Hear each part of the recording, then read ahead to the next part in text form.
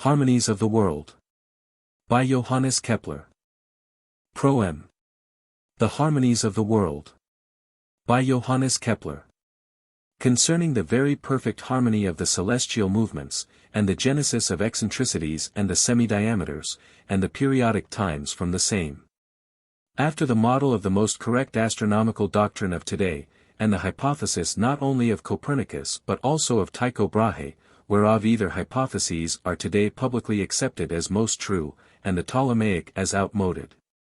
I commence a sacred discourse, a most true hymn to God the Founder, and I judge it to be piety, not to sacrifice many hecatombs of bulls to him and to burn incense of innumerable perfumes and cassia, but first to learn myself. And afterwards to teach others too, how great he is in wisdom, how great in power, and of what sort in goodness. For to wish to adorn in every way possible the things that should receive adornment and to envy no thing its goods, this I put down as the sign of the greatest goodness. And in this respect I praise him as good that in the heights of his wisdom he finds everything whereby each thing may be adorned to the utmost and that he can do by his unconquerable power all that he has decreed. Galen, on the Use of Parts. Book 3. Proem. 268, as regards that which I prophesied 22 years ago, especially that the 5 regular solids are found between the celestial spheres. As regards that of which I was firmly persuaded in my own mind before I had seen Ptolemy's Harmonies, as regards that which I promised my friends in the title of this 5th book before I was sure of the thing itself, that which, 16 years ago, in a published statement, I insisted must be investigated, for the sake of which I spent the best part of my life in astronomical speculations, visited Tycho Brahe, 269, and took up residence at Prague, finally, as God the best and greatest, who had inspired my mind and aroused my great desire, prolonged my life and strength of mind and furnished the other means through the liberality of the 2 emperors and the nobles of this province of Austriana and Isana, after I had discharged my astronomical duties as much as sufficed, finally, I say, I brought it to light and found it to be truer than I had even hoped, and I discovered among the celestial movements the full nature of harmony, in its due measure, together with all its parts unfolded in Book 3, not in that mode wherein I had conceived it in my mind, this is not last in my joy, but in a very different mode which is also very excellent and very perfect. There took place in this intervening time, wherein the very laborious reconstruction of the movements held me in suspense, an extraordinary augmentation of my desire and incentive for the job, a reading of the Harmonies of Ptolemy, which had been sent to me in manuscript by John George Herward, Chancellor of Bavaria, a very distinguished man and of a nature to advance philosophy in every type of learning. There, beyond my expectations and with the greatest wonder, I found approximately the whole 3rd book given over to the same consideration of celestial harmony, 1500 years ago. But indeed astronomy was far from being of age as yet. And Ptolemy, in an unfortunate attempt, could make others subject to despair, as being one who, like Scipio and Cicero, seemed to have recited a pleasant Pythagorean dream rather than to have aided philosophy. But both the crudeness of the ancient philosophy and this exact agreement in our meditations, down to the last hair, over an interval of 15 centuries, greatly strengthened me in getting on with the job. For what need is there of many men? The very nature of things, in order to reveal herself to mankind, was at work in the different interpreters of different ages, and was the finger of God, to use the Hebrew expression. And here, in the minds of 2 men, who had wholly given themselves up to the contemplation of nature, there was the same conception as to the configuration of the world, although neither had been the other's guide in taking this route. But now since the first light 8 months ago, since broad day 3 months ago, and since the sun of my wonderful speculation has shone fully a very few days ago, nothing holds me back. I am free to give myself up to the sacred madness, I am free to taunt mortals with the frank confession that I am stealing the golden vessels of the Egyptians, in order to build of them a temple for my God, far from the territory of Egypt. If you pardon me, I shall rejoice, if you are enraged, I shall bear up. The die is cast, and I am writing the book, whether to be read by my contemporaries or by posterity matters not. Let it await its reader for 100 years, if God himself has been ready for his contemplator for 6,000 years. The chapters of this book are as follows. 1. Concerning the 5 regular solid figures. 2. On the kinship between them and the harmonic ratios. 3. Summary of astronomical doctrine necessary for speculation into the celestial harmonies. 4. In what things pertaining to the planetary movements the simple consonances have been expressed, and that all those consonances which are present in song are found in the heavens. 5. That the clefs of the musical scale, or pitches of the system, and the genera of consonances, the major and the minor, are expressed in certain movements. 6. That the single musical tones or modes are somehow expressed by the single planets. 7. That the counterpoints or universal harmonies of all the planets can exist and be different from one another. 8. That 4 kinds of voice are expressed in the planets: soprano, contralto, tenor, and bass. 9. Demonstration that in order to secure this harmonic arrangement, those very planetary eccentricities which any planet has as its own, and no others, had to be set up. 10. Epilogue concerning the sun, by way of very fertile conjectures. Before taking up these questions, it is my wish to impress upon my readers the very exhortation of Timaeus, a pagan philosopher, who was going to speak on the same things. It should be learned by Christians with the greatest admiration. And shame too, if they do not imitate him. Lambda sigma kappa rho alpha tau epsilon, tau omicron gamma epsilon delta pi nu tau epsilon sigma omicron iota kappa alpha tau beta rho alpha chi sigma omega phi rho omicron sigma nu eta mu epsilon tau chi omicron upsilon sigma iota nu pi alpha sigma rho mu kappa rho omicron kappa alpha mu epsilon gamma lambda omicron upsilon pi rho gamma mu alpha tau omicron theta epsilon nu epsilon iota pi omicron upsilon kappa alpha omicron sigma iota nu mu delta tau omicron pi epsilon rho tau omicron pi nu tau omicron lambda gamma omicron upsilon pi omicron iota epsilon sigma theta alpha iota pi mu lambda omicron nu tau alpha epsilon mu pi alpha nu tau alpha pi alpha sigma iota pi alpha rho alpha lambda tau omicron mu epsilon nu gamma kappa eta theta epsilon omicron tau epsilon kappa alpha theta epsilon pi iota kappa alpha lambda omicron upsilon mu epsilon nu omicron upsilon epsilon chi epsilon sigma theta alpha iota pi nu tau alpha kappa alpha tau nu omicron nu kappa epsilon nu omicron iota mu nu mu lambda iota sigma tau alpha pi omicron mu nu omega delta mu nu epsilon pi epsilon nu. For truly, Socrates, since all who have the least particle of intelligence always invoke God whenever they enter upon any business, whether light or arduous.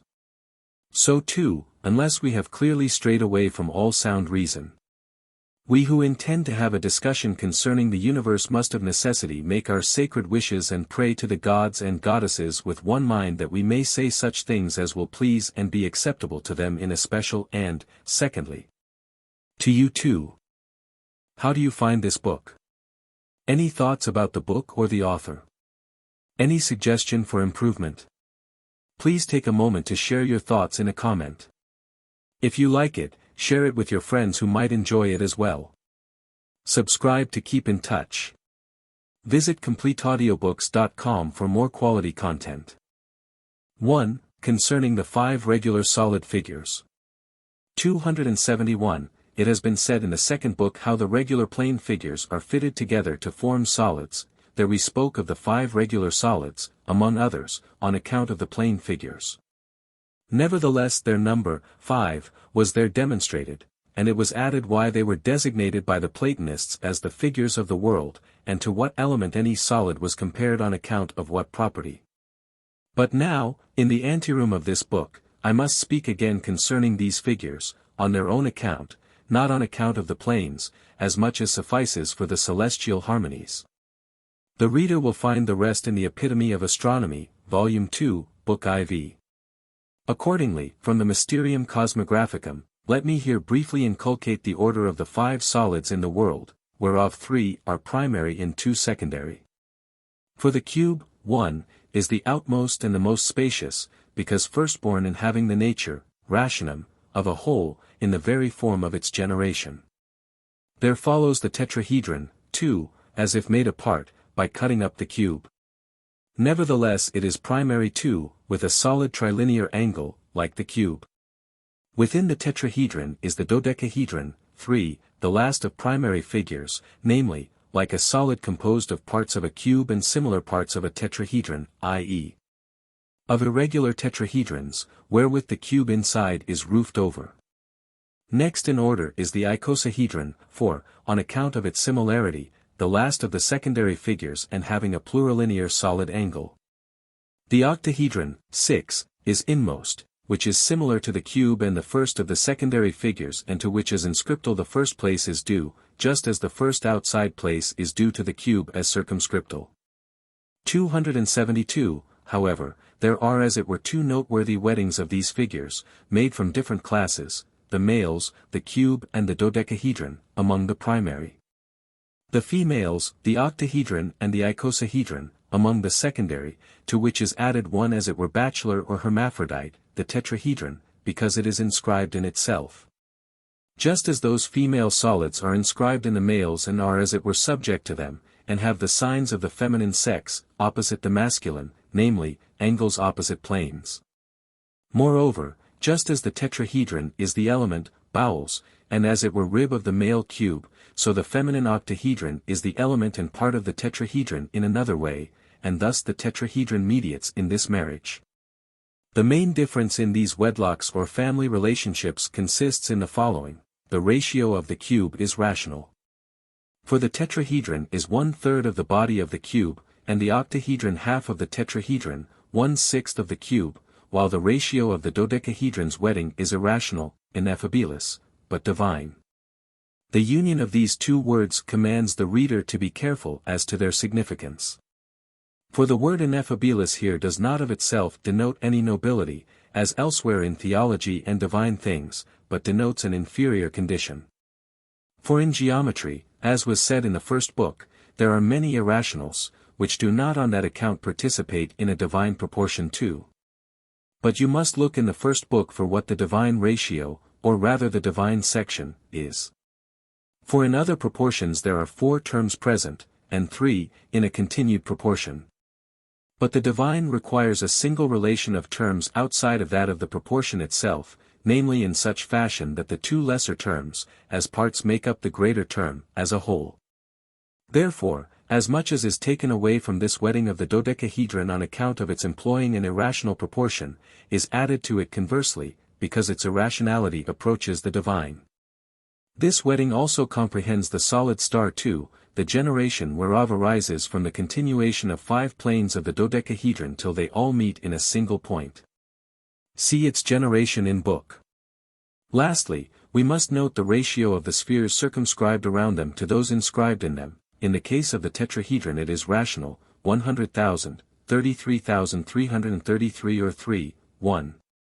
In the wedding of the cube it is irrational, but the radius of the inscribed sphere is rational and square, and is itself the square root of 1/3 the square on the radius of the circumscribed sphere, namely 100,000, 57,735. In the wedding of the dodecahedron, clearly irrational, 100,000, 79,465, in the case of the star, 100,000, 52,573, half the side of the icosahedron or half the distance between 2 rays. 2. On the kinship between the harmonic ratios and the 5 regular figures. 273. This kinship, cognatio, is various and manifold, but there are 4 degrees of kinship. For either the sign of kinship is taken from the outward form alone which the figures have, or else ratios which are the same as the harmonic arise in the construction of the side, or result from the figures already constructed. Taken simply or together. Or, lastly, they are either equal to or approximate the ratios of the spheres of the figure. In the first degree, the ratios, where the character or greater term is 3, have kinship with the triangular plane of the tetrahedron, octahedron, and icosahedron, but where the greater term is 4, with the square plane of the cube. Where 5, with the pentagonal plane of the dodecahedron. This similitude on the part of the plane can also be extended to the smaller term of the ratio, so that wherever the number 3 is found as one term of the continued doubles, that ratio is held to be akin to the 3 figures first named, for example. 1, 3 and 2, 3 and 4, 3 and 8, 3, etc. But where the number is 5, that ratio is absolutely assigned to the wedding of the dodecahedron, for example, 2, 5 and 4, 5 and 8, 5, and thus 3, 5 and 3, 10 and 6, 5 and 12, 5 and 24, 5. The kinship will be less probable if the sum of the terms expresses this similitude, as in 2, 3 the sum of the terms is equal to 5, as if to say that 2, 3 is akin to the dodecahedron. The kinship on account of the outward form of the solid angle is similar. The solid angle is trilinear among the primary figures, quadrilinear in the octahedron, and quinquilinear in the icosahedron.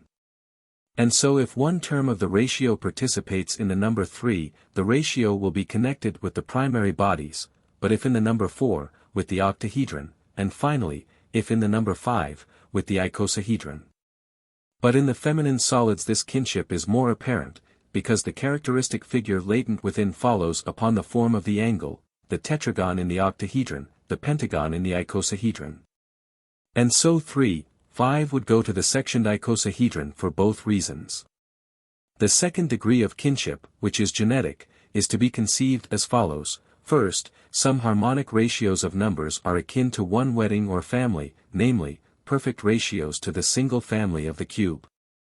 Conversely, there is the ratio which is never fully expressed in numbers and cannot be demonstrated by numbers in any other way, except by a long series of numbers gradually approaching it. This ratio is called divine, when it is perfect. And it rules in various ways throughout the dodecahedral wedding. Accordingly, the following consonances begin to shadow forth that ratio: 1, 2 and 2, 3 and 2, 3 and 5, 8.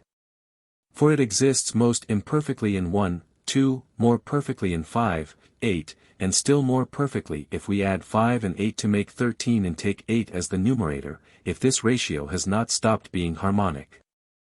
Further, in constructing the side of the figure, the diameter of the globe must be cut, and the octahedron demands its bisection, the cube and the tetrahedron its trisection, the dodecahedral wedding its quinquisection.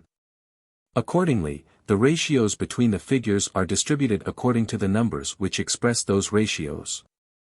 But the square on the diameter is cut too, or the square on the side of the figure is formed from a fixed part of the diameter. And then the squares on the sides are compared with the square on the diameter, and they constitute the following ratios: in the cube 1, 3, in the tetrahedron 2, 3, in the octahedron 1, 2. Wherefore, if the two ratios are put together, the cubic and the tetrahedral will give 1, 2, the cubic and the octahedral, 2, 3, the octahedral and the tetrahedral, 3, 4. The sides in the dodecahedral wedding are irrational. Thirdly, the harmonic ratios follow in various ways upon the already constructed figures. For either the number of the sides of the plane is compared with the number of lines in the total figure. 274, and the following ratios arise: in the cube, for 12 or 1, 3, in the tetrahedron 3, 6 or 1, 2, in the octahedron 3, 12 or 1, 4, in the dodecahedron 5, 30 or 1, 6, in the icosahedron 3, 30 or 1, 10. Or else the number of sides of the plane is compared with the number of planes, then the cube gives 4, 6 or 2, 3, the tetrahedron 3, 4, the octahedron 3, 8, the dodecahedron 5, 12, the icosahedron 3, 20. Or else the number of sides or angles of the plane is compared with the number of solid angles, and the cube gives 4, 8 or 1, 2, the tetrahedron 3, 4, the octahedron 3, 6 or 1, 2, the dodecahedron with its consort 5, 20 or 3, 12, i.e. 1, 4. Or else the number of planes is compared with the number of solid angles, and the cubic wedding gives 6, 8 or 3, 4, the tetrahedron the ratio of equality, the dodecahedral wedding 12, 20 or 3, 5. Or else the number of all the sides is compared with the number of the solid angles, and the cube gives 8, 12 or 2, 3, the tetrahedron 4, 6 or 2, 3, and the octahedron 6, 12 or 1, 2, the dodecahedron 20, 30 or 2, 3. The icosahedron 12, 30 or 2, 5. Moreover, the bodies too are compared with one another. If the tetrahedron is stowed away in the cube, the octahedron in the tetrahedron and cube, by geometrical inscription. The tetrahedron is 1/3 of the cube, the octahedron half of the tetrahedron, 1/6 of the cube, just as the octahedron, which is inscribed in the globe, is 1/6 of the cube which circumscribes the globe. The ratios of the remaining bodies are irrational. The fourth species or degree of kinship is more proper to this work. The ratio of the spheres inscribed in the figures to the spheres circumscribing them is sought, and what harmonic ratios approximate them is calculated. For only in the tetrahedron is the diameter of the inscribed sphere rational, namely, 1/3 of the circumscribed sphere. But in the cubic wedding the ratio, which is single there, is as lines which are rational only in square. For the diameter of the inscribed sphere is to the diameter of the circumscribed sphere as the square root of the ratio 1/3. And if you compare the ratios with one another, the ratio of the tetrahedral spheres is the square of the ratio of the cubic spheres. In the dodecahedral wedding there is again a single ratio, but an irrational one, slightly greater than 4/5. Therefore the ratio of the spheres of the cube and octahedron is approximated by the following consonances: 1, 2, as proximately greater, and 3, 5, as proximately smaller. But the ratio of the dodecahedral spheres is approximated by the consonances 4, 5 and 5, 6, as proximately smaller, and 3, 4 and 5, 8, as proximately greater. But if for certain reasons 1, 2 and 1, 3 are arrogated to the cube, the ratio of the spheres of the cube will be to the ratio of the spheres of the tetrahedron as the consonances 1, 2 and 1, 3, which have been ascribed to the cube, are to 1, 4 and 1, 9, which are to be assigned to the tetrahedron, if this proportion is to be used. For these ratios, 2, are as the squares of those consonances. And because 1, 9 is not harmonic, 1, 8 the proximate ratio takes its place in the tetrahedron.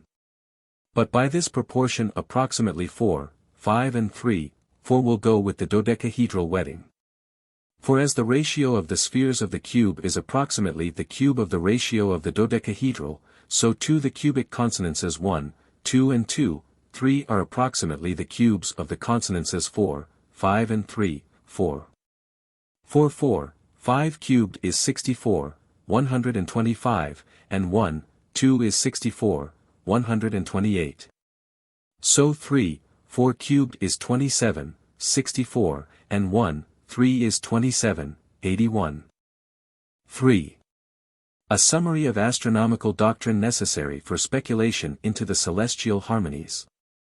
First of all, my readers should know that the ancient astronomical hypotheses of Ptolemy, in the fashion in which they have been unfolded in the Theoricae of Purbach and by the other writers of epitomes, are to be completely removed from this discussion and cast out of 275, the mind.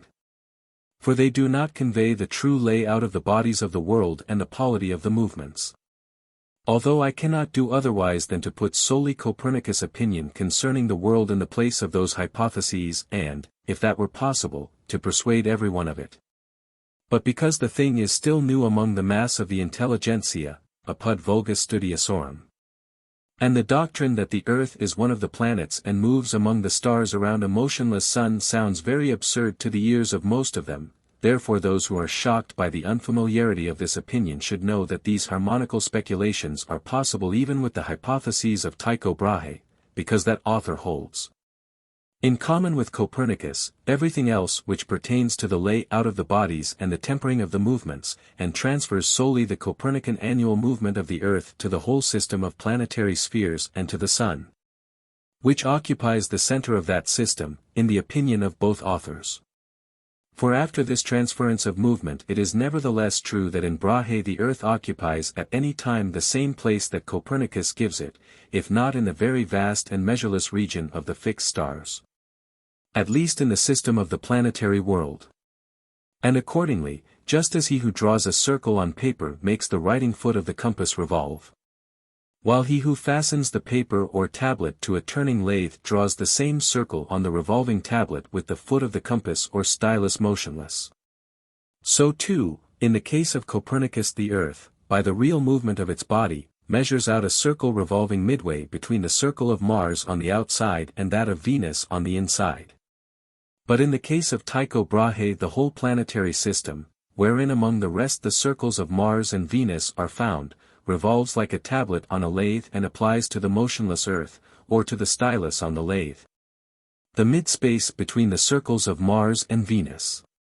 And it comes about from this movement of the system that the earth within it, although remaining motionless, marks out the same circle around the Sun and midway between Mars and Venus. Which in Copernicus it marks out by the real movement of its body while the system is at rest.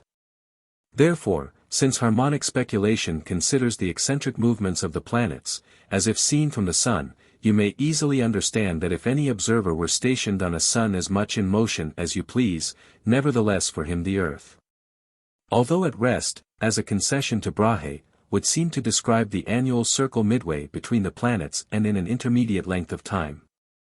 Wherefore, if there is any man of such feeble wit that he cannot grasp the movement of the earth among the stars, nevertheless he can take pleasure in the most excellent spectacle of this most divine construction. If he applies to their image in the sun whatever he hears concerning the daily movements of the earth in its eccentric, such an image as Tycho Brahe exhibits, with the earth at rest. And nevertheless the followers of the true Samian philosophy have no just cause to be jealous of sharing this delightful speculation with such persons, because their joy will be in many ways more perfect. As due to the consummate perfection of speculation, if they have accepted the immobility of the sun and the movement of the earth. Firstly, therefore, let my readers grasp that today it is absolutely certain among all astronomers that all the planets revolve around the sun, with the exception of the moon, which alone has the earth as its center. The magnitude of the moon's sphere or orbit is not great enough for it to be delineated in this diagram in a just ratio to the rest. Therefore, to the other 5 planets, a sixth, the earth, is added, which traces a sixth circle around the sun, whether by its own proper movement with the sun at rest, or motionless itself and with the whole planetary system revolving. Secondly, too, it is also certain that all the planets are eccentric, i.e., they change their distances from sun, in such fashion that in one part of their circle they become farthest away from the sun, 276, and in the opposite part they come nearest to the sun. In the accompanying diagram 3 circles apiece have been drawn for the single planets, none of them indicate the eccentric route of the planet itself.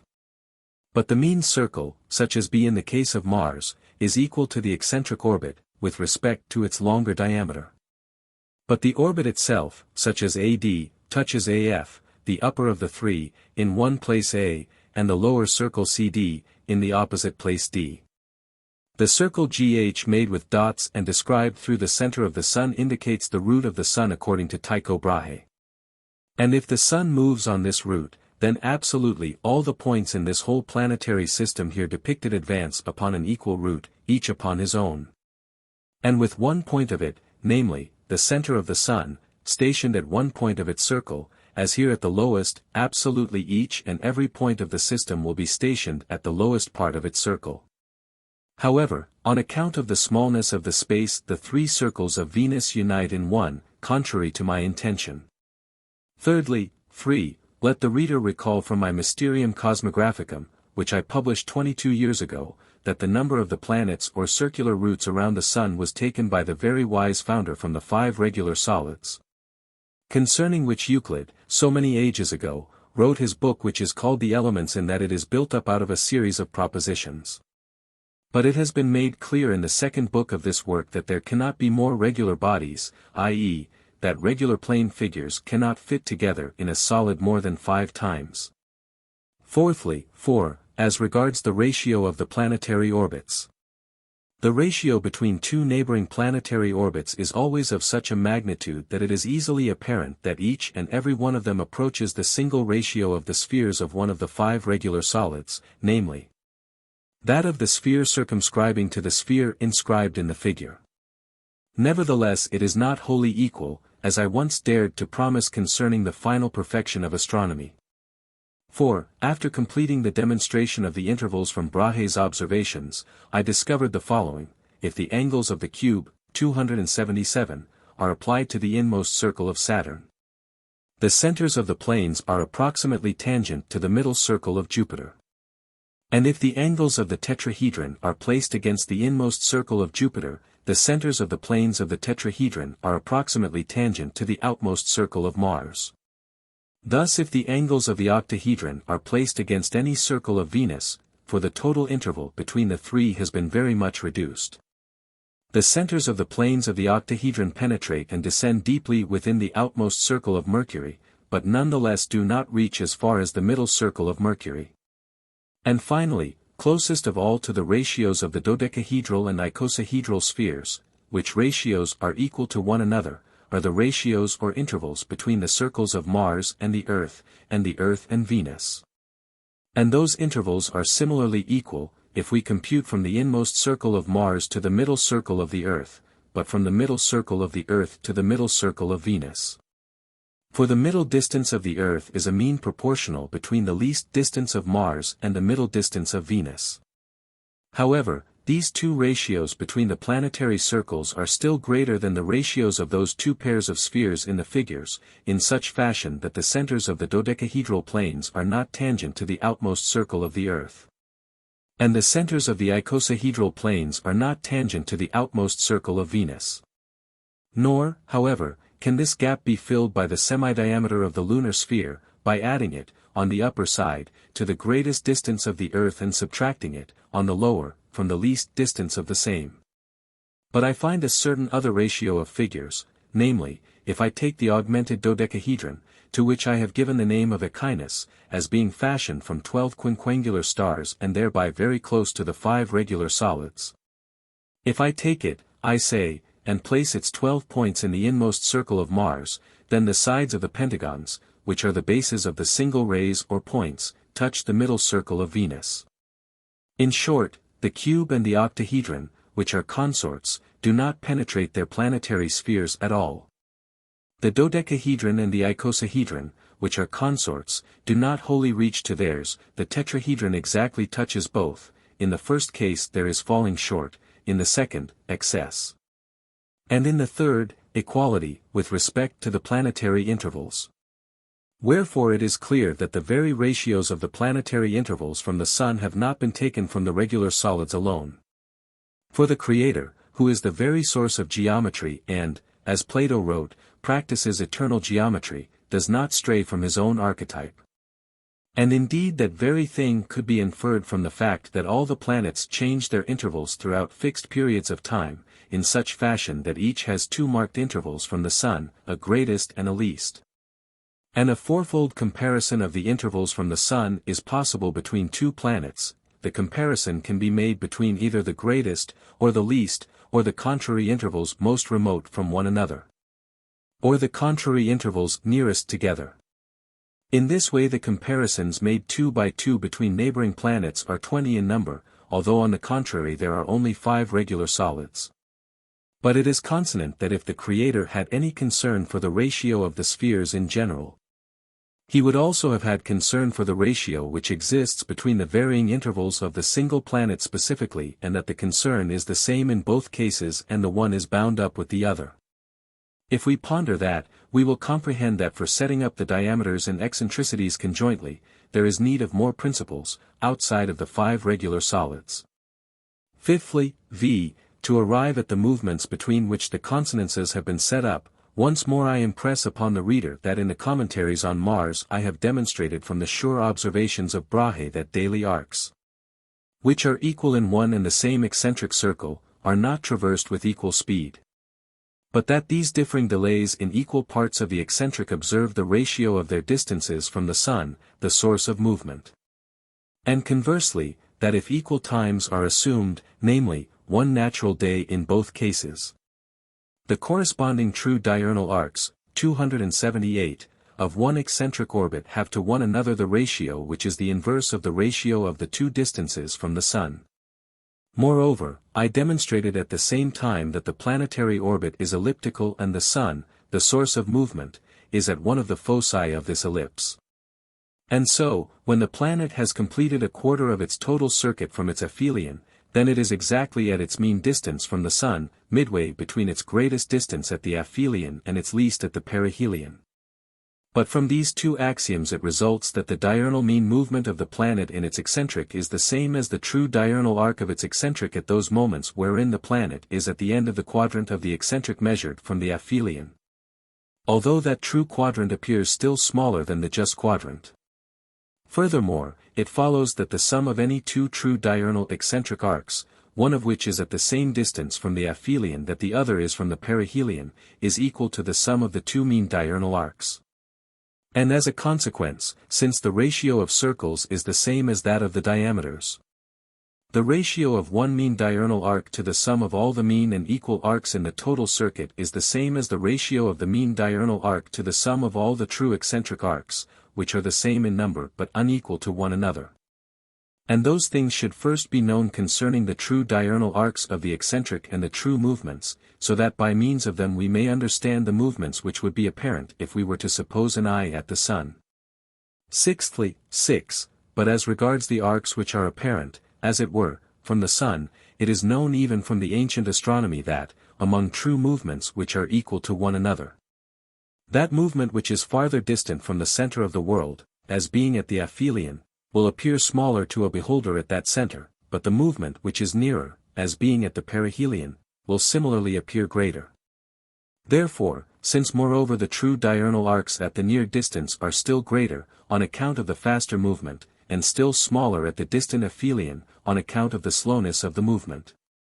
I demonstrated in the commentaries on Mars that the ratio of the apparent diurnal arcs of one eccentric circle is fairly exactly the inverse ratio of the squares of their distances from the Sun. For example, if the planet one day when it is at a distance from the Sun of 10 parts, in any measure whatsoever, but on the opposite day, when it is at the perihelion, of 9 similar parts, it is certain that from the Sun its apparent progress at the aphelion will be to its apparent progress at the perihelion, as 81, 100. But that is true with these provisos: first, that the eccentric arcs should not be great, lest they partake of distinct distances which are very different, i.e., lest the distances of their termini from the apsides cause a perceptible variation. Second, that the eccentricity should not be very great, for the greater its eccentricity, viz. the greater the arc becomes, the more the angle of its apparent movement increases beyond the measure of its approach to the Sun, by Theorem 8 of Euclid's Optics. None the less in small arcs even a great distance is of no moment, as I have remarked in my Optics, chapter 11. But there is another reason why I make that admonition. For the eccentric arcs around the mean anomalies are viewed obliquely from the center of the Sun. This obliquity subtracts from the magnitude of the apparent movement, since conversely the arcs around the apsides are presented directly to an eye stationed as it were at the Sun. Therefore, when the eccentricity is very great, then the eccentricity takes away perceptibly from the ratio of the movements. If without any diminution we apply the mean diurnal movement to the mean distance, as if at the mean distance, it would appear to have the same magnitude which it does have, as will be apparent below in the case of Mercury. All these things are treated at greater length in Book V of the Epitome of Copernican Astronomy. But they have been mentioned here too because they have to do with the very terms of the celestial consonances, considered in themselves singly and separately. Seventhly, 7. If by chance anyone runs into those diurnal movements which are apparent, 279, to those gazing not as it were from the Sun but from the Earth, with which movements Book 6 of the Epitome of Copernican Astronomy deals, he should know that their rationale is plainly not considered in this business. Nor should it be, since the Earth is not the source of the planetary movements, nor can it be, since with respect to deception of sight they degenerate not only into mere quiet or apparent stations but even into retrogradation. In which way a whole infinity of ratios is assigned to all the planets, simultaneously and equally. Therefore, in order that we may hold for certain what sort of ratios of their own are constituted by the single real eccentric orbits, although these two are still apparent, as it were to one looking from the Sun, the source of movement. First we must remove from those movements of their own this image of the adventitious annual movement common to all 5, whether it arises from the movement of the Earth itself, according to Copernicus, or from the annual movement of the total system, according to Tycho Brahe, and the winnowed movements proper to each planet are to be presented to sight. Eighthly, 8. So far we have dealt with the different delays or arcs of one and the same planet. Now we must also deal with the comparison of the movements of two planets. Here take note of the definitions of the terms which will be necessary for us. We give the name of nearest apsides of two planets to the perihelion of the upper and the aphelion of the lower, notwithstanding that they tend not towards the same region of the world but towards distinct and perhaps contrary regions. By extreme movements understand the slowest and the fastest of the whole planetary circuit. By converging or converse extreme movements, those which are at the nearest apsides of two planets, namely, at the perihelion of the upper planet and the aphelion of the lower. By diverging or diverse, those at the opposite apsides, namely, the aphelion of the upper and the perihelion of the lower. Therefore again, a certain part of my Mysterium Cosmographicum, which was suspended 22 years ago, because it was not yet clear, is to be completed and herein inserted. For after finding the true intervals of the spheres by the observations of Tycho Brahe and continuous labor and much time, at last the right ratio of the periodic times to the spheres. Though it was late, look to the unskilled man. Yet look to him, and, after much time, came. And, if you want the exact time, was conceived mentally on the 8th of March in this year 1618 but unfelicitously submitted to calculation and rejected as false. Finally, summoned back on the 15th of May, with a fresh assault undertaken, outfought the darkness of my mind by the great proof afforded by my labor of 17 years on Brahe's observations and meditation upon it uniting in one concord. In such fashion that I first believed I was dreaming and was presupposing the object of my search among the principles. But it is absolutely certain and exact that the ratio which exists between the periodic times of any two planets is precisely the ratio of the 3/2th power of the mean distances, i.e., of the spheres themselves. Provided, however, that the arithmetic mean between both diameters of the elliptic orbit be slightly less than the longer diameter. And so if any one take the period, say, of the Earth, which is 1 year, and the period of Saturn, which is 30 years, and extract the cube roots of this ratio and then square the ensuing ratio by squaring the cube roots, he will have as his numerical products the most just ratio of the distances of the Earth and Saturn from the Sun. 1 for the cube root of 1 is 1, and the square of it is 1. And the cube root of 30 is greater than 3, and therefore the square of it is greater than 9. And Saturn, at its mean distance from the Sun, is slightly higher, 280, than 9 times the mean distance of the Earth from the Sun. Further on, in Chapter 9, the use of this theorem will be necessary for the demonstration of the eccentricities. Ninthly, 9. If now you wish to measure with the same yardstick, so to speak, the true daily journeys of each planet through the ether, two ratios are to be compounded, the ratio of the true, not the apparent, diurnal arcs of the eccentric, and the ratio of the mean intervals of each planet from the Sun, because that is the same as the ratio of the amplitude of the spheres, i.e., the true diurnal arc of each planet is to be multiplied by the semidiameter of its sphere. The products will be numbers fitted for investigating whether or not those journeys are in harmonic ratios. Tenthly, x, in order that you may truly know how great any one of these diurnal journeys appears to be to an eye stationed as it were at the Sun, although this same thing can be got immediately from the astronomy. Nevertheless it will also be manifest if you multiply the ratio of the journeys by the inverse ratio not of the mean, but of the true intervals which exist at any position on the eccentrics. Multiply the journey of the upper by the interval of the lower planet from the Sun, and conversely multiply the journey of the lower by the interval of the upper from the Sun. 11thly, 11, and in the same way, if the apparent movements are given, at the aphelion of the one and at the perihelion of the other, or conversely or alternately, the ratios of the distances of the aphelion of the one to the perihelion of the other may be elicited.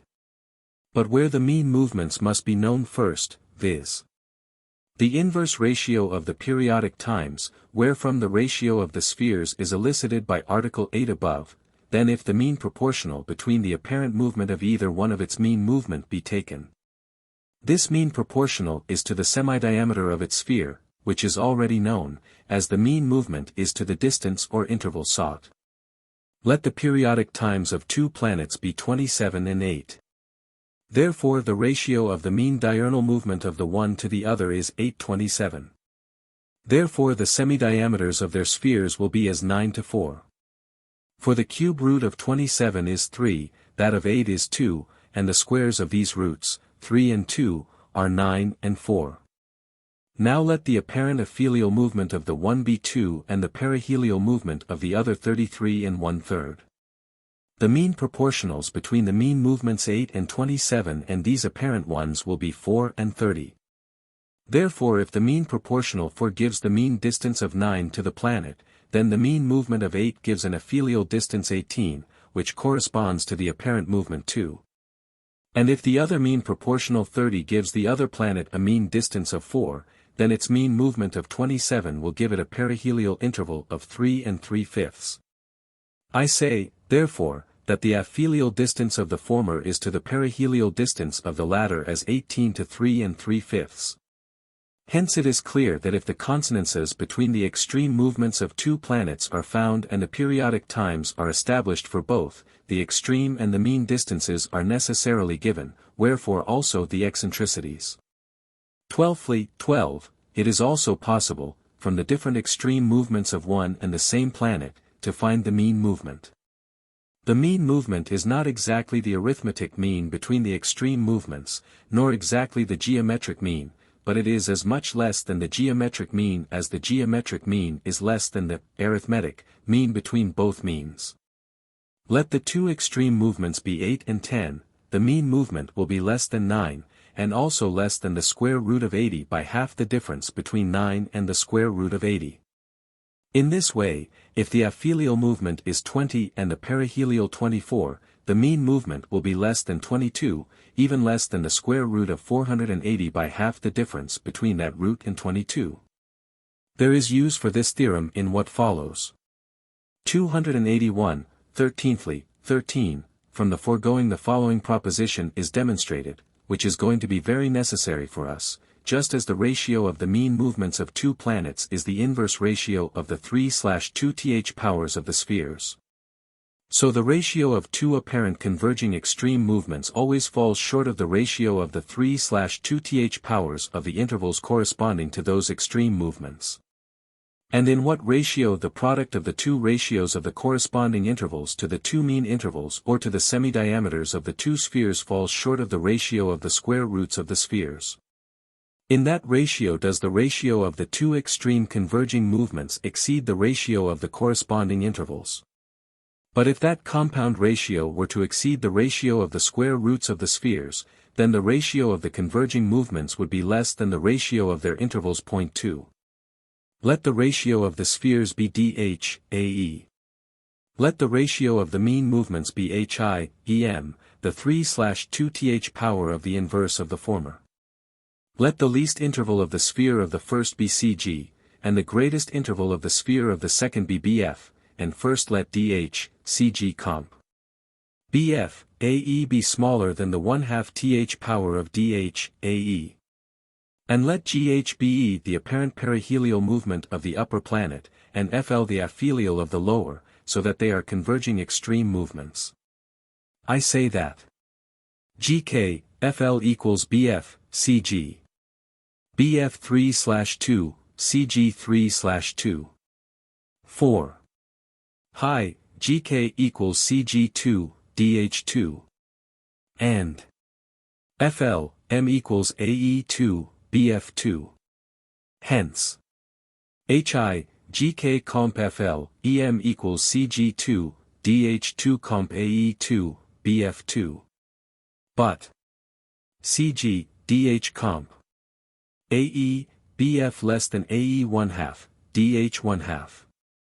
By a fixed ratio of defect, as was assumed. Therefore 2. hi, gk comp fl, em ae 2/2, dh 2/2. ae, dh. By a ratio of defect which is the square of the former.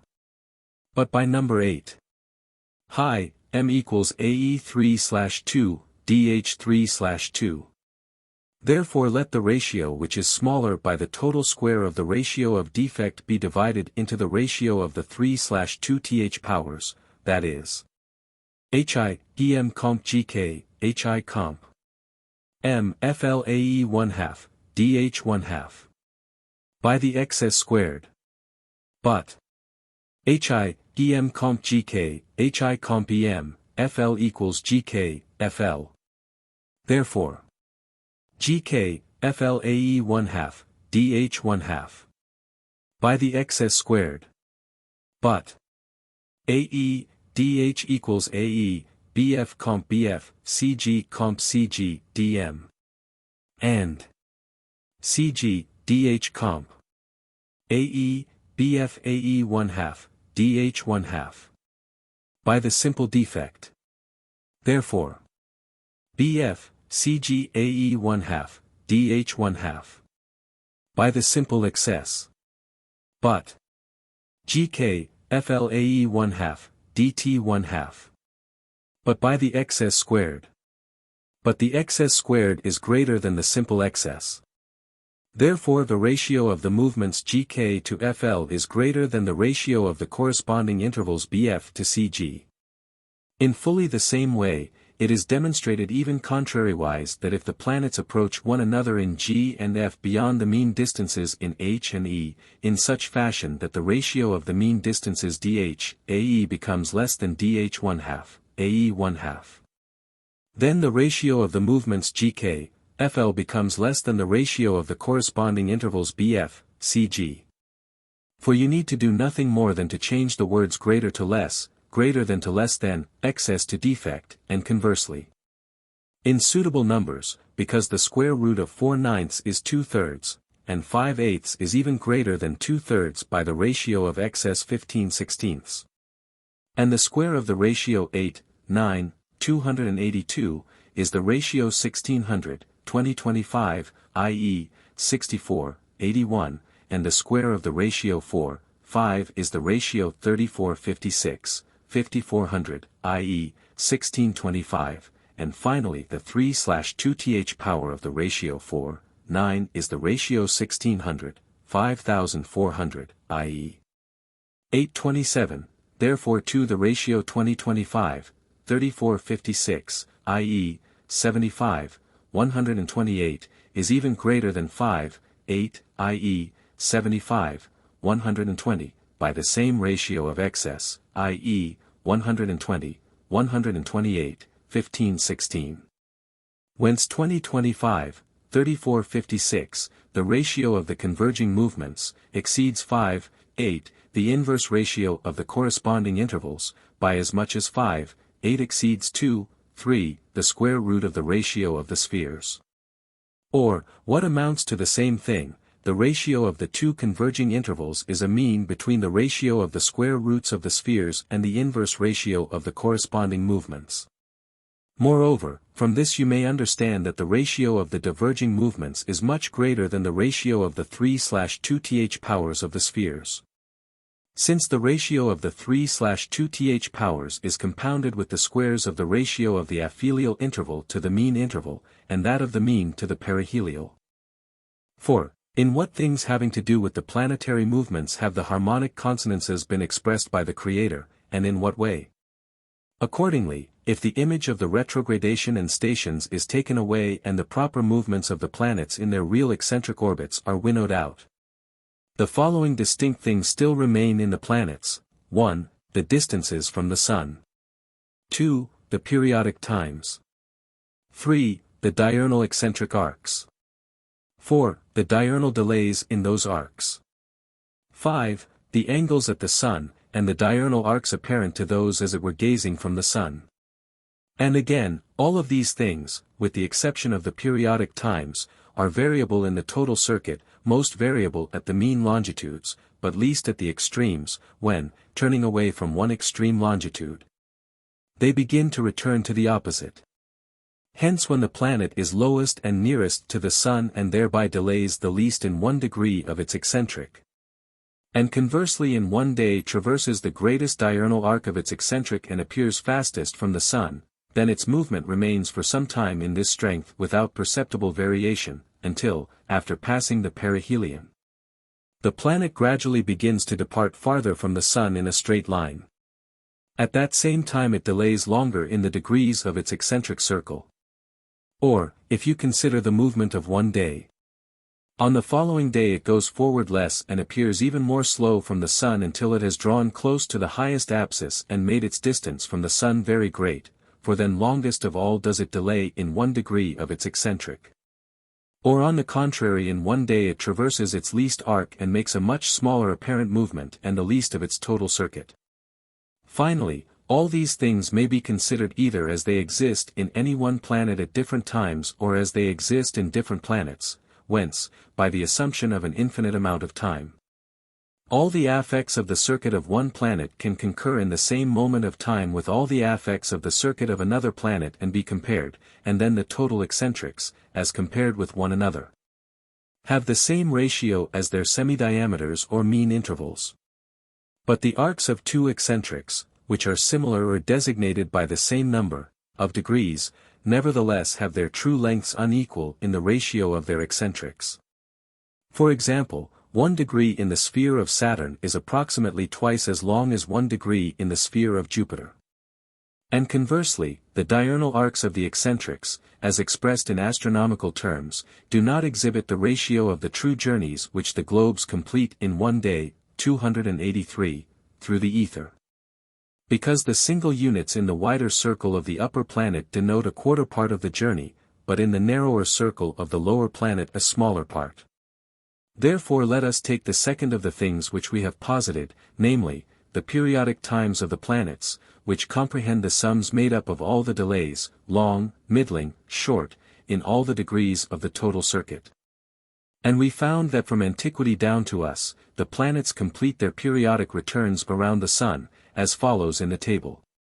Accordingly, in these periodic times there are no harmonic ratios, as is easily apparent. If the greater periods are continuously halved, and the smaller are continuously doubled, so that, by neglecting the intervals of an octave, we can investigate the intervals which exist within one octave. All the last numbers, as you see, are counter to harmonic ratios and seem, as it were, irrational. For let 687, the number of days of Mars, receive as its measure 120, which is the number of the division of the chord. According to this measure Saturn will have 117 for 1/16 of its period, Jupiter less than 95 for 1/8 of its period, the Earth less than 64, Venus more than 78 for twice its period, Mercury more than 61 for 4 times its period. These numbers do not make any harmonic ratio with 120, but their neighboring numbers, 60, 75, 80, and 96, do. And so, whereof Saturn has 120, Jupiter has approximately 97, the Earth more than 65, Venus more than 80, and Mercury less than 63. And whereof Jupiter has 120, the Earth has less than 81, Venus less than 100, Mercury less than 78. Likewise, whereof Venus has 120, the Earth has less than 98, Mercury more than 94. Finally, whereof the Earth has 120, Mercury has less than 116. But if the free choice of ratios had been effective here, consonances which are altogether perfect but not augmented or diminished would have been taken. Accordingly we find that God the Creator did not wish to introduce harmonic ratios between the sums of the delays added together to form the periodic times. 284, and although it is a very probable conjecture, as relying on geometrical demonstrations and the doctrine concerning the causes of the planetary movements given in the commentaries on Mars, that the bulks of the planetary bodies are in the ratio of the periodic times. So that the globe of Saturn is about 30 times greater than the globe of the Earth, Jupiter 12 times, Mars less than 2. The Earth 1.5 times greater than the globe of Venus and 4 times greater than the globe of Mercury, not therefore will even these ratios of bodies be harmonic. But since God has established nothing without geometrical beauty, which was not bound by some other prior law of necessity, we easily infer that the periodic times have got their due lengths, and thereby the mobile bodies too have got their bulks. From something which is prior in the archetype, in order to express which thing these bulks and periods have been fashioned to this measure, as they seem disproportionate. But I have said that the periods are added up from the longest, the middling, and the slowest delays. Accordingly geometrical fitnesses must be found either in these delays or in anything which may be prior to them in the mind of the artisan. But the ratios of the delays are bound up with the ratios of the diurnal arcs, because the arcs have the inverse ratio of the delays. Again, we have said that the ratios of the delays and intervals of any one planet are the same. Then, as regards the single planets, there will be one and the same consideration of the following three: the arcs, the delays in equal arcs, and the distance of the arcs from the Sun or the intervals. And because all these things are variable in the planets, there can be no doubt but that, if these things were allotted any geometrical beauty, then, by the sure design of the highest artisan, they would have been received that at their extremes. At the aphelial and perihelial intervals, not at the mean intervals lying in between. For, given the ratios of the extreme intervals, there is no need of a plan to fit the intermediate ratios to a definite number. For they follow of themselves, by the necessity of planetary movement, from one extreme through all the intermediates to the other extreme. Therefore the intervals are as follows, according to the very accurate observations of Tycho Brahe, by the method given in the commentaries on Mars and investigated in very persevering study for 17 years. Intervals compared with harmonic ratios 3.285, therefore the extreme intervals of no one planet come near consonances except those of Mars and Mercury. But if you compare the extreme intervals of different planets with one another, some harmonic light begins to shine. For the extreme diverging intervals of Saturn and Jupiter make slightly more than the octave. And the converging, a mean between the major and minor sixths. So the diverging extremes of Jupiter and Mars embrace approximately the double octave, and the converging, approximately the fifth and the octave. But the diverging extremes of the Earth and Mars embrace somewhat more than the major sixth, the converging, an augmented fourth. In the next couple, the Earth and Venus, there is again the same augmented fourth between the converging extremes. But we lack any harmonic ratio between the diverging extremes, for it is less than the semi-octave, so to speak, i.e., less than the square root of the ratio 2:1. Finally, between the diverging extremes of Venus and Mercury there is a ratio slightly less than the octave compounded with the minor third, between the converging there is a slightly augmented fifth. Accordingly, although one interval was somewhat removed from harmonic ratios, this success was an invitation to advance further. Now my reasonings were as follows: first, in so far as these intervals are lengths without movement, they are not fittingly examined for harmonic ratios, because movement is more properly the subject of consonances, by reason of speed and slowness. Second, inasmuch as these same intervals are the diameters of the spheres, it is believable that the ratio of the 5 regular solids applied proportionally is more dominant in them. Because the ratio of the geometrical solid bodies to the celestial spheres, which are everywhere either encompassed by celestial matter, as the ancients hold, or to be encompassed successively by the accumulation of many revolutions, is the same as the ratio of the plane figures which may be inscribed in a circle. These figures engender the consonances, to the celestial circles of movements and the other regions wherein the movements take place. Therefore, if we are looking for consonances, we should look for them not in these intervals in so far as they are the semi-diameters of spheres but in them in so far as they are the measures of the movements, i.e., in the movements themselves, rather. Absolutely no other than the mean intervals can be taken as the semi-diameters of the spheres, but we are here dealing with the extreme intervals. Accordingly, we are not dealing with the intervals in respect to their spheres but in respect to their movements. Accordingly, although for these reasons I had passed on to the comparison of the extreme movements, at first the ratios of the movements remained the same in magnitude as those which were previously the ratios of the intervals, only inverted. Wherefore too, certain ratios, which are discordant and foreign to harmonies, as before, have been found between the movements. But once again I judged that this happened to me deservedly. Because I compared with one another eccentric arcs which are not expressed and numbered by a measure of the same magnitude but are numbered in degrees and minutes which are of diverse magnitude in diverse planets. Nor do they from our place give the appearance of being as great as the number of each says, except only at the center of the eccentric of each planet, which center rests upon no body. And hence it is also unbelievable that there is any sense or natural instinct in that place in the world which is capable of perceiving this. Or, rather, it was impossible, if I was comparing the eccentric arcs of different planets with respect to their appearance at their centers, which are different for different planets. But if diverse apparent magnitudes are compared with one another, they ought to be apparent in one place in the world in such a way that that which possesses the faculty of comparing them may be present in that place from which they are all apparent.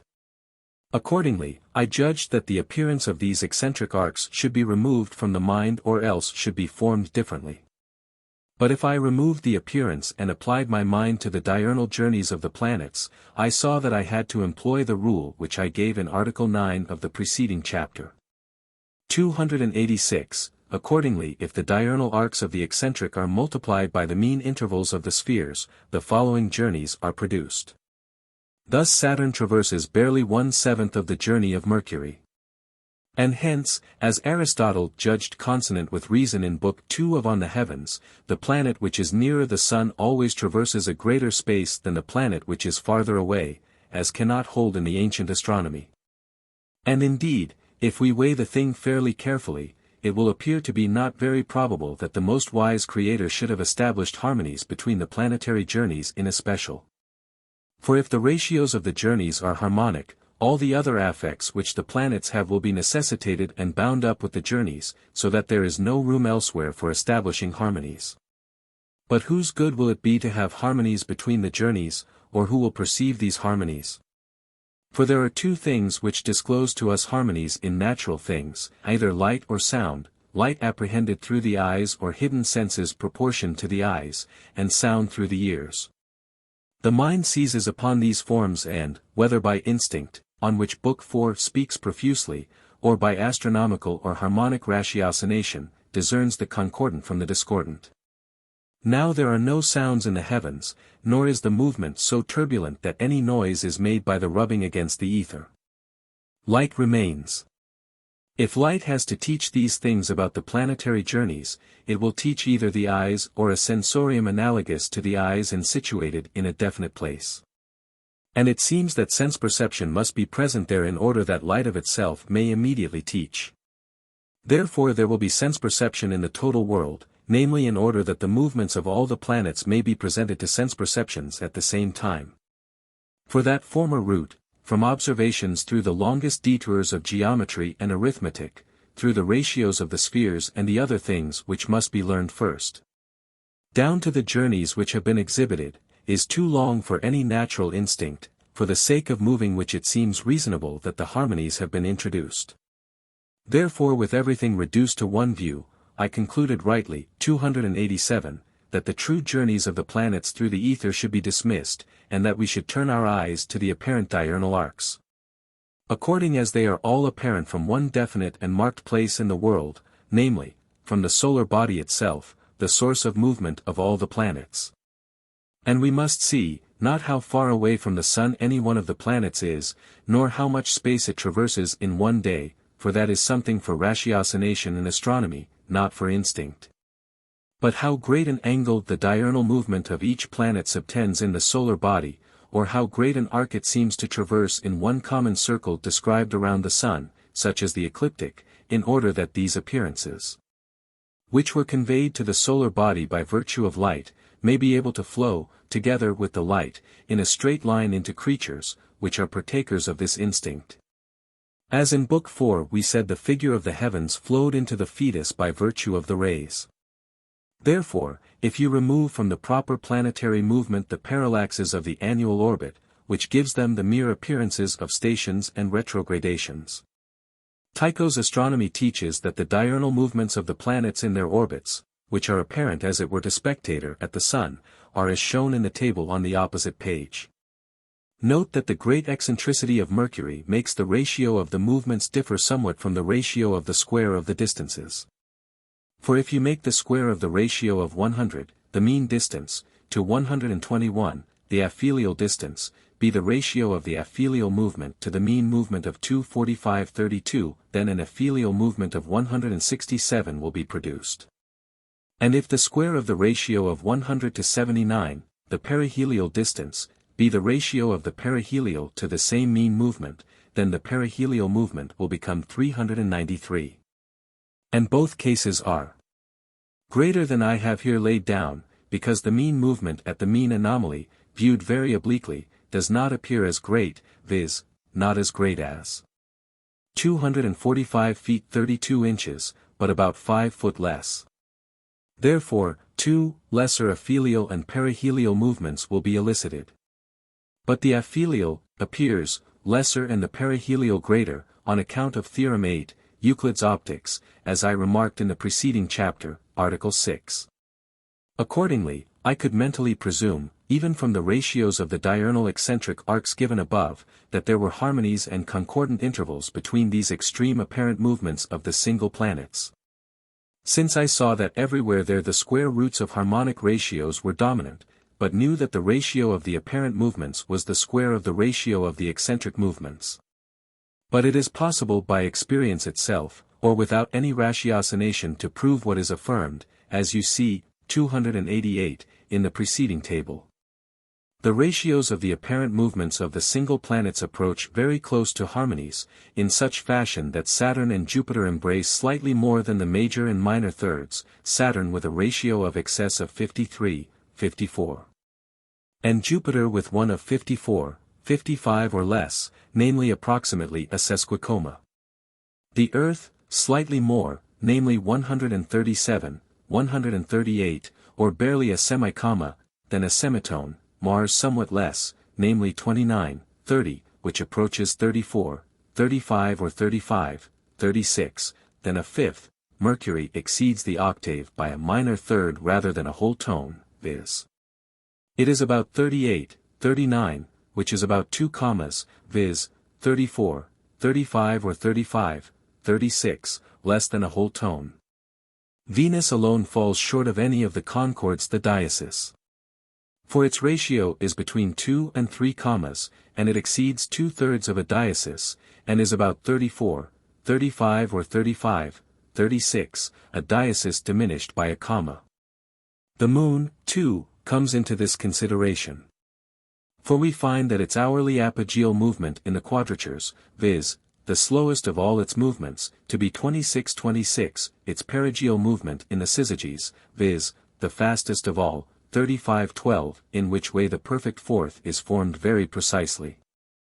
For 1/3 of 26:26 is 8:49, the quadruple of which is 35:16. And note that the consonance of the perfect fourth is found nowhere else between the apparent movements. Note also the analogy between the fourth in Consonances and the quarter in the phases. And so the above things are found in the movements of the single planets.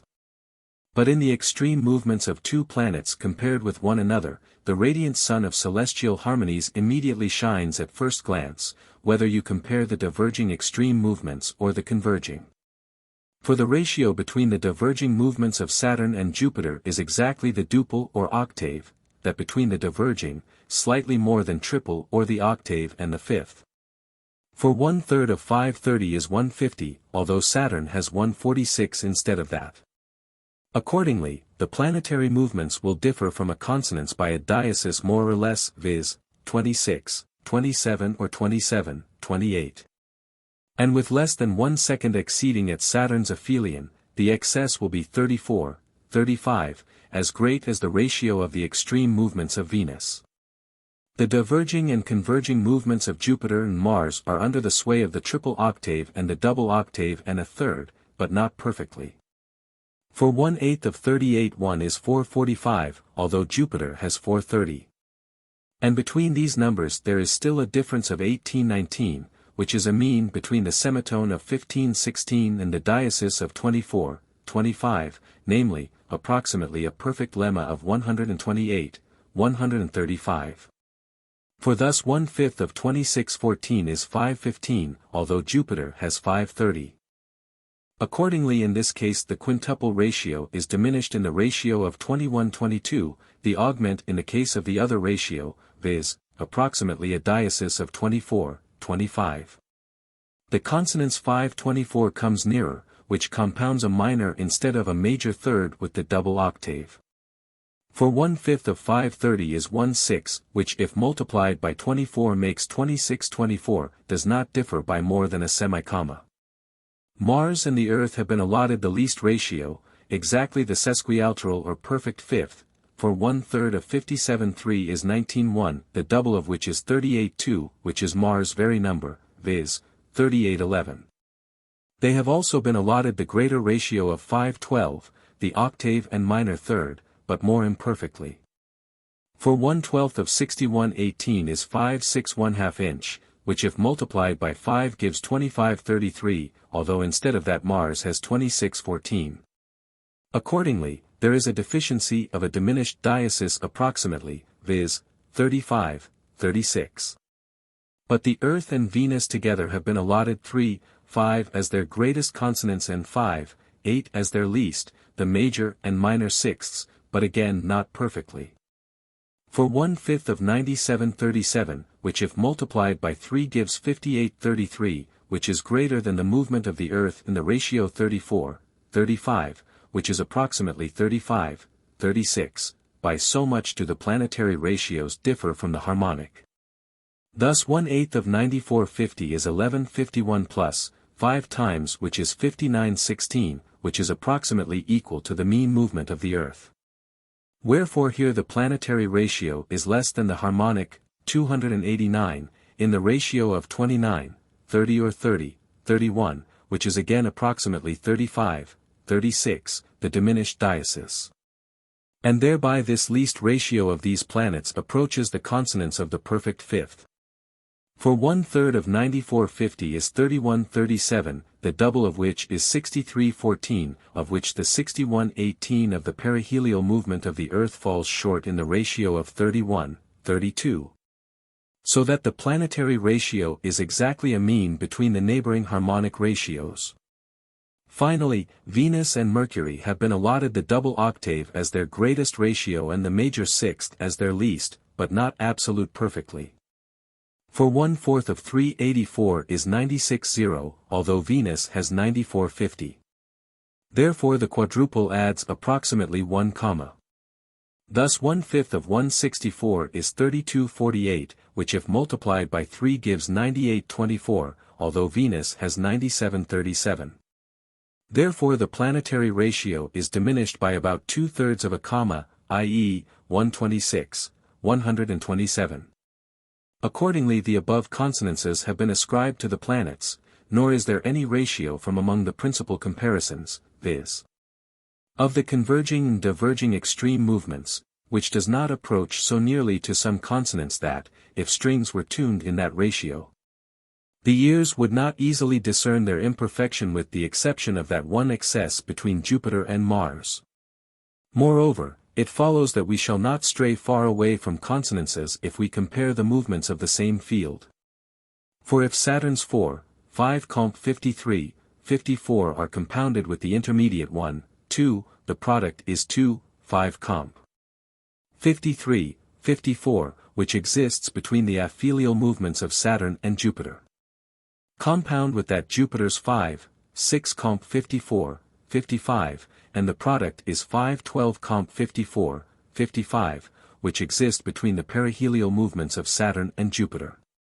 Thus compound Jupiter's 5/6 comp 54/55 with the intermediate ensuing ratio of 5/24 comp 158/157, the product will be 1/6 comp 36/35 between the aphelial movements.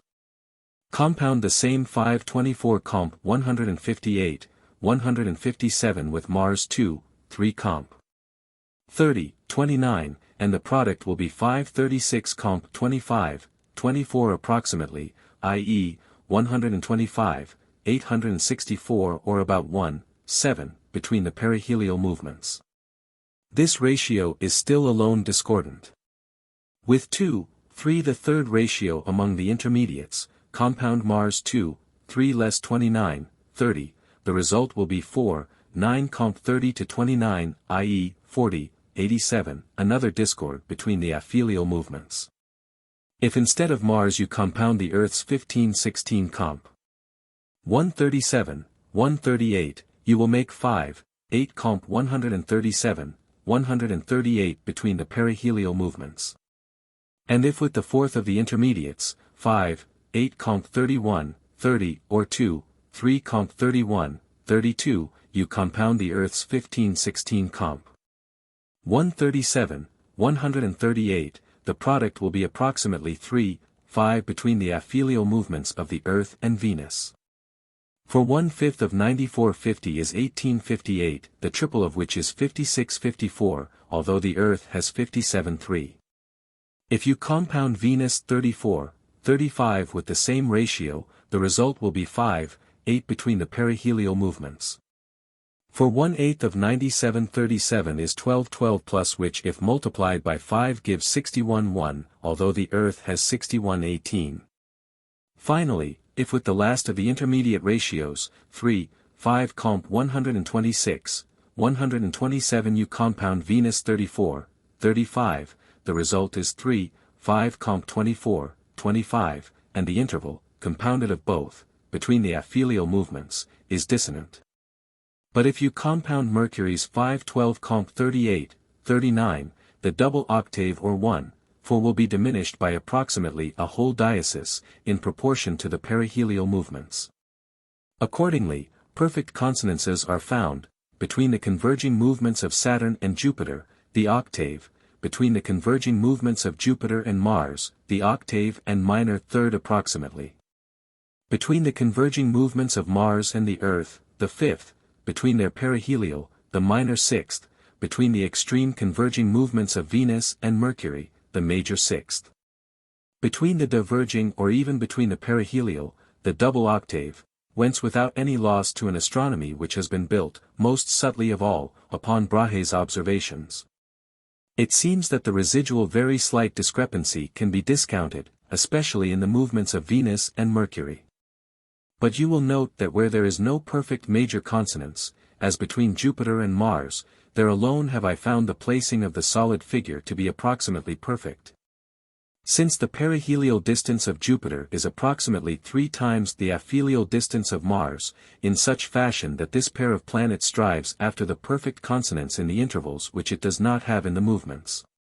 290, you will note, furthermore, that the major planetary ratio of Saturn and Jupiter exceeds the harmonic, viz., the triple, by approximately the same quantity as belongs to Venus.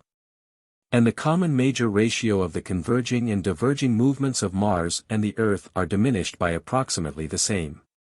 You will note thirdly that, roughly speaking, in the upper planets the consonances are established between the converging movements, but in the lower planets, between movements in the same field. And note fourthly that between the aphelial movements of Saturn and the Earth there are approximately 5 octaves, for 1/32 of 57.3 is 147, although the aphelial movement of Saturn is 146. Furthermore, a great distinction exists between the consonances of the single planets which have been unfolded and the consonances of the planets in pairs. For the former cannot exist at the same moment of time, while the latter absolutely can. Because the same planet, moving at its aphelion, cannot be at the same time at the opposite perihelion too, but of 2 planets one can be at its aphelion and the other at its perihelion at the same moment of time. And so the ratio of plain song or monody, which we call choral music and which alone was known to the ancients, 5 to polyphony, called figured song. 6 the invention of the latest generations, is the same as the ratio of the consonances which the single planets designate to the consonances of the planets taken together. And so, further on, in chapters 5 and 6, the single planets will be compared to the choral music of the ancients and its properties will be exhibited in the planetary movements. But in the following chapters, the planets taken together and the figured modern music will be shown to do similar things.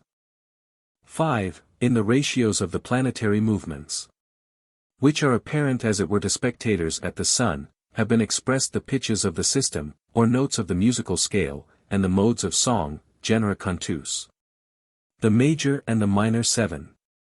Therefore by now I have proved by means of numbers gotten on one side from astronomy and on the other side from harmonics that, taken in every which way, harmonic ratios hold between these 12 termini or movements of the 6 planets revolving around the Sun, or that they approximate such ratios within an imperceptible part of least concord.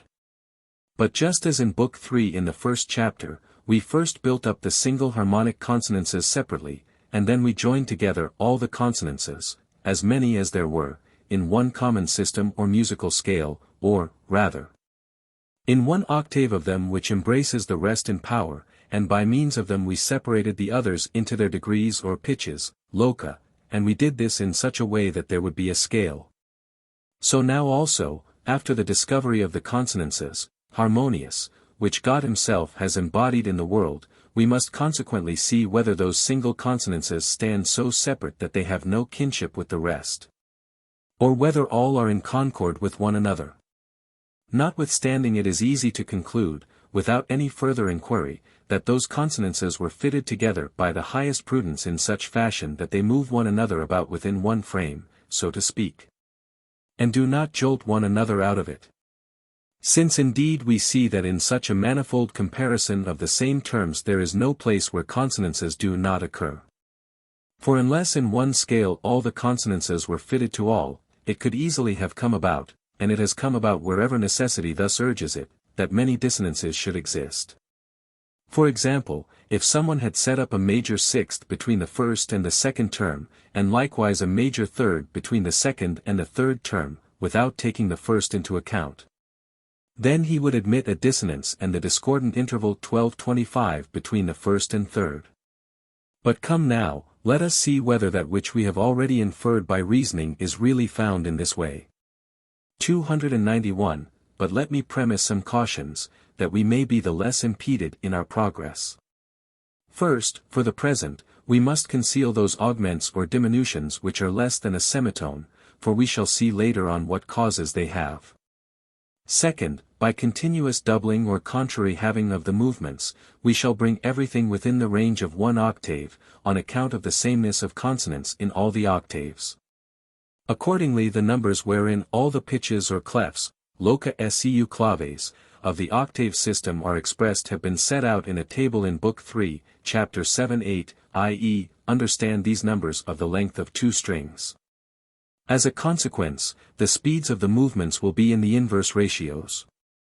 Now let the planetary movements be compared in terms of parts continuously halved.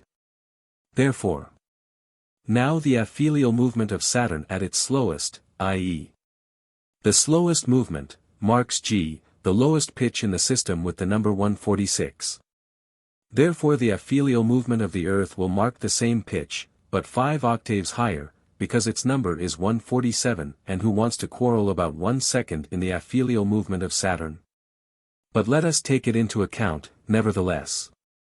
The difference will not be greater than 106, 107, which is less than a comma. If you add 27, 1/4 of this 147, the sum will be 214, although the perihelial movement of Saturn has 215. Similarly the aphelial movement of Jupiter, but 1 octave higher. Accordingly, these 2 movements mark the note B, or else are very slightly higher. Take 36, 1/3 of 147 and add it to the whole, you will get as a sum 223 for the note C. And here's the perihelion of Mars of the same magnitude but 4 octaves higher. To this same 147 add also 54, half of it, and the sum will be 241 for the note D. And here the perihelion of Jupiter is at hand, but 1 octave higher, for it occupies the nearest number, viz., 245. If you add 2/3, viz., 111, the sum will be 258, and here's the aphelion of Venus at 258. Accordingly, it will mark the pitch or the note E, but 5 octaves higher. And the perihelial movement of Mercury, which is 30, does not exceed it by much but is 7 octaves higher. Finally, divide the double of 147, viz. 334, into 9 parts and subtract 1 part of 24 from the whole, 310 will be left for the note F, which the 317 of the aphelial movement of Mars marks approximately but 3 octaves higher. And this number is slightly greater than the just number and approaches the note F sharp. For if 1/16 of 334, viz., 13 1/2 inch, is subtracted from 334, then 320 is left, to which 317 is very near. And indeed in music F sharp is often employed in place of F, as we can see everywhere. Accordingly all the notes of the major scale, Conjecture, except the note A which was not marked by harmonic division, in Book 3, Chapter 2, are marked by all the extreme movements of the planets. Except the perihelial movements of Venus and the Earth, 292, and the aphelial movement of Mercury, whose number, 234, approaches the note C sharp. For subtract from the 241 of D 1/16 or 10 and 230 remains for the note C sharp. Thus only the perihelial movement of Venus and the Earth are missing from this scale, as you may see in the table. On the other hand, if the beginning of the scale is made at 215, the aphelial movement of Saturn, and we must express the note G in those degrees, then for the note A is 232, which closely approaches the aphelial movement of Mercury. For the note B flat, 242, which is approximately the perihelial movement of Jupiter, by the equipollence of octaves, for the note C, 30, approximately the perihelial movement of Mercury in Venus. For the note D, 323 and the aphelial movement of Mars is not much graver, viz., 317, so that here the number is about as much less than its note as previously the same number was greater than its note. For the note E flat, 336, which the aphelial movement of the Earth approximates, for the note E, 350 and the perihelial movement of the Earth is 349, but the aphelial movement of Jupiter again occupies G. In this way, all the notes except F are expressed within 1 octave of the minor scale by most of the aphelial and perihelial movements of the planets, especially by those which were previously omitted, as you see in the table. Previously, however, F sharp was marked and A omitted, now A is marked, F sharp is omitted, for the harmonic division in Chapter 2 also omitted the note F.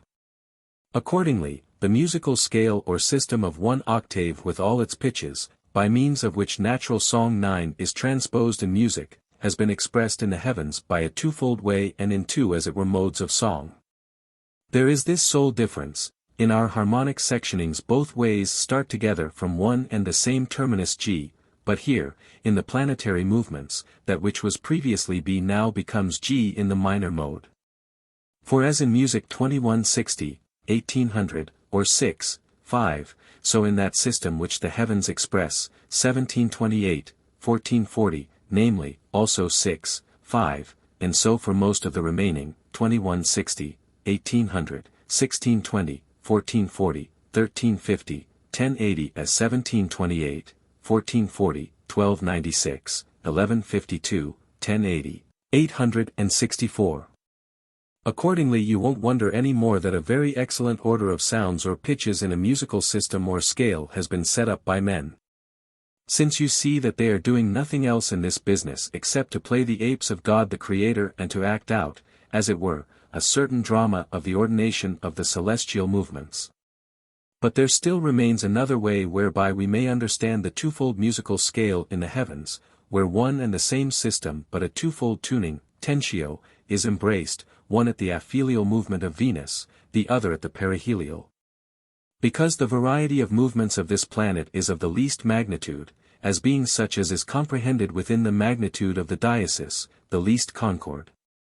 And the aphelial tuning, tentio, as above, has been given to the aphelial movements of Saturn, the Earth, Venus, and, relatively speaking, Jupiter, in G, E, B, but to the perihelial movements of Mars and, relatively speaking, Saturn and, as is apparent at first glance, to those of Mercury, in C, E, and B. On the other hand, the perihelial tuning supplies a pitch even for the aphelial movements of Mars, Mercury, and, relatively speaking, Jupiter, but to the perihelial movements of Jupiter, Venus, and, relatively speaking, Saturn. And to a certain extent to that of the Earth and indubitably to that of Mercury too. For let us suppose that now not the aphelial movement of Venus but the 3-3 of the perihelial gets the pitch of E, it is approached very closely by the 3-0 of the perihelial movement of Mercury, through a double octave, at the end of chapter 4. But if 18 or 1/10 of this perihelial movement of Venus is subtracted, 2/45 remains, the perihelion of Jupiter, which occupies the pitch of D. And if 1/15 or 12 is added, the sum will be 3/15, approximately the perihelion of Mars which occupies the pitch of F. And thus in B, the perihelial movement of Saturn and the aphelial movement of Jupiter have approximately the same tuning. But 1/8, or 23, if multiplied by 5, gives 1/55, which is the perihelial movement of the Earth. And, although it does not square with the foregoing in the same scale, as it does not give the interval 5, 8 below E nor 24, 25 above G, nevertheless if now the perihelial movement of Venus and so too the aphelial movement of Mercury, outside of the order, occupy the pitch E flat instead of E, then there the perihelial movement of the Earth will occupy the pitch of G, and the aphelial movement of Mercury is in concord, because 1/1 or 1/3 of 3/3, if multiplied by 5, gives 5/5, half of which, or 2/32, approximates the aphelion of Mercury, which in this extraordinary adjustment will occupy the pitch of C. Therefore, all these movements are of the same tuning with respect to one another, but the perihelial movement of Venus together with the 3, or 5, prior movements, viz. in the same harmonic mode, divides the scale differently from the aphelial movement of the same in its tuning, viz., in the major mode, denier duro. Moreover, the perihelial movement of Venus, together with the two posterior movements, divides the same scale differently, viz. not into concords but merely into a different order of concords, namely one which belongs to the minor mode, generis mollis. But it is sufficient to have laid before the eyes in this chapter what is the case casually. But it will be disclosed in chapter 9 by the most lucid demonstrations why each and every one of these things was made in this fashion and what the causes were not merely of harmony but even of the very least discord. 6. In the extreme planetary movements the musical modes or tones have somehow been expressed. 294, this follows from the aforesaid and there is no need of many words. For the single planets somehow mark the pitches of the system with their perihelial movement. In so far as it has been appointed to the single planets to traverse a certain fixed interval in the musical scale comprehended by the definite notes of it or the pitches of the system. And beginning at that note or pitch of each planet which in the preceding chapter fell to the aphelial movement of that planet, G to Saturn and the Earth, B to Jupiter, which can be transposed higher to G, F sharp to Mars, E to Venus, A to Mercury in the higher octave. See the single movements in the familiar terms of notes. They do not form articulately the intermediate positions, which you here see filled by notes, as they do the extremes. Because they struggle from one extreme to the opposite not by leaps and intervals but by a continuum of tunings and actually traverse all the means, which are potentially infinite, which cannot be expressed by me in any other way than by a continuous series of intermediate notes. Venus remains approximately in unison and does not equal even the least of the concordant intervals in the difference of its tension. But the signature of two accidentals, flats, in a common staff and the formation of the skeletal outline of the octave by the inclusion of a definite concordant interval are a certain first beginning of the distinction of tones or modes, modorum. Therefore the musical modes have been distributed among the planets. But I know that for the formation and determination of distinct modes many things are requisite, which belong to human song, as containing a distinct order of intervals. And so I have used the word somehow. But the harmonist will be free to choose his opinion as to which mode each planet expresses as its own, since the extremes have been assigned to it here. From among the familiar modes, I should give to Saturn the 7th or 8th, because if you place its keynote at G, the perihelial movement ascends to B. To Jupiter, the 1st or 2nd mode, because its aphelial movement has been fitted to G and its perihelial movement arrives at B flat. To Mars, the 5th or 6th mode, not only because Mars comprehends approximately the perfect 5th, which interval is common to all the modes, but principally because when it is reduced with the others to a common system, it attains C with its perihelial movement and touches F with its aphelial, which is the keynote of the fifth or sixth mode or tone. I should give the third or fourth mode to the earth, because its movement revolves within a semitone, while the first interval of those modes is a semitone. But to Mercury will belong indifferently all the modes or tones on account of the greatness of its range, to Venus, clearly none on account of the smallness of its range. But on account of the common system the third and fourth mode, because with reference to the other planets it occupies E, the earth sings Mi, Fa, Mi, so that you may infer even from the syllables that in this our domicile misery and famine obtain. 10. 7. The universal consonances of all 6 planets, like common four-part counterpoint, can exist. 295, but now, Urania. There is need for louder sound while I climb along the harmonic scale of the celestial movements to higher things where the true archetype of the fabric of the world is kept hidden. Follow after, ye modern musicians, and judge the thing according to your arts, which were unknown to antiquity. Nature, which is never not lavish of herself, after a lying in of 2,000 years, has finally brought you forth in these last generations, the first true images of the universe. By means of your concords of various voices, and through your ears, she has whispered to the human mind, the favorite daughter of God the Creator, how she exists in the innermost bosom. Shall I have committed a crime if I ask the single composers of this generation for some artistic motet instead of this epigraph?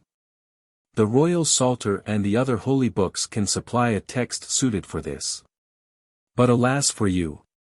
No more than 6 are in concord in the heavens. For the moon sings here monody separately, like a dog sitting on the earth. Compose the melody, I, in order that the book may progress, promised that I will watch carefully over the 6 parts. To him who more properly expresses the celestial music described in this work, Clio will give a garland, and Urania will betroth Venus his bride.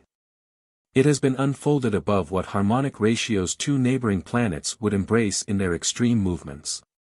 But it happens very rarely that 2, especially the slowest, arrive at their extreme intervals at the same time.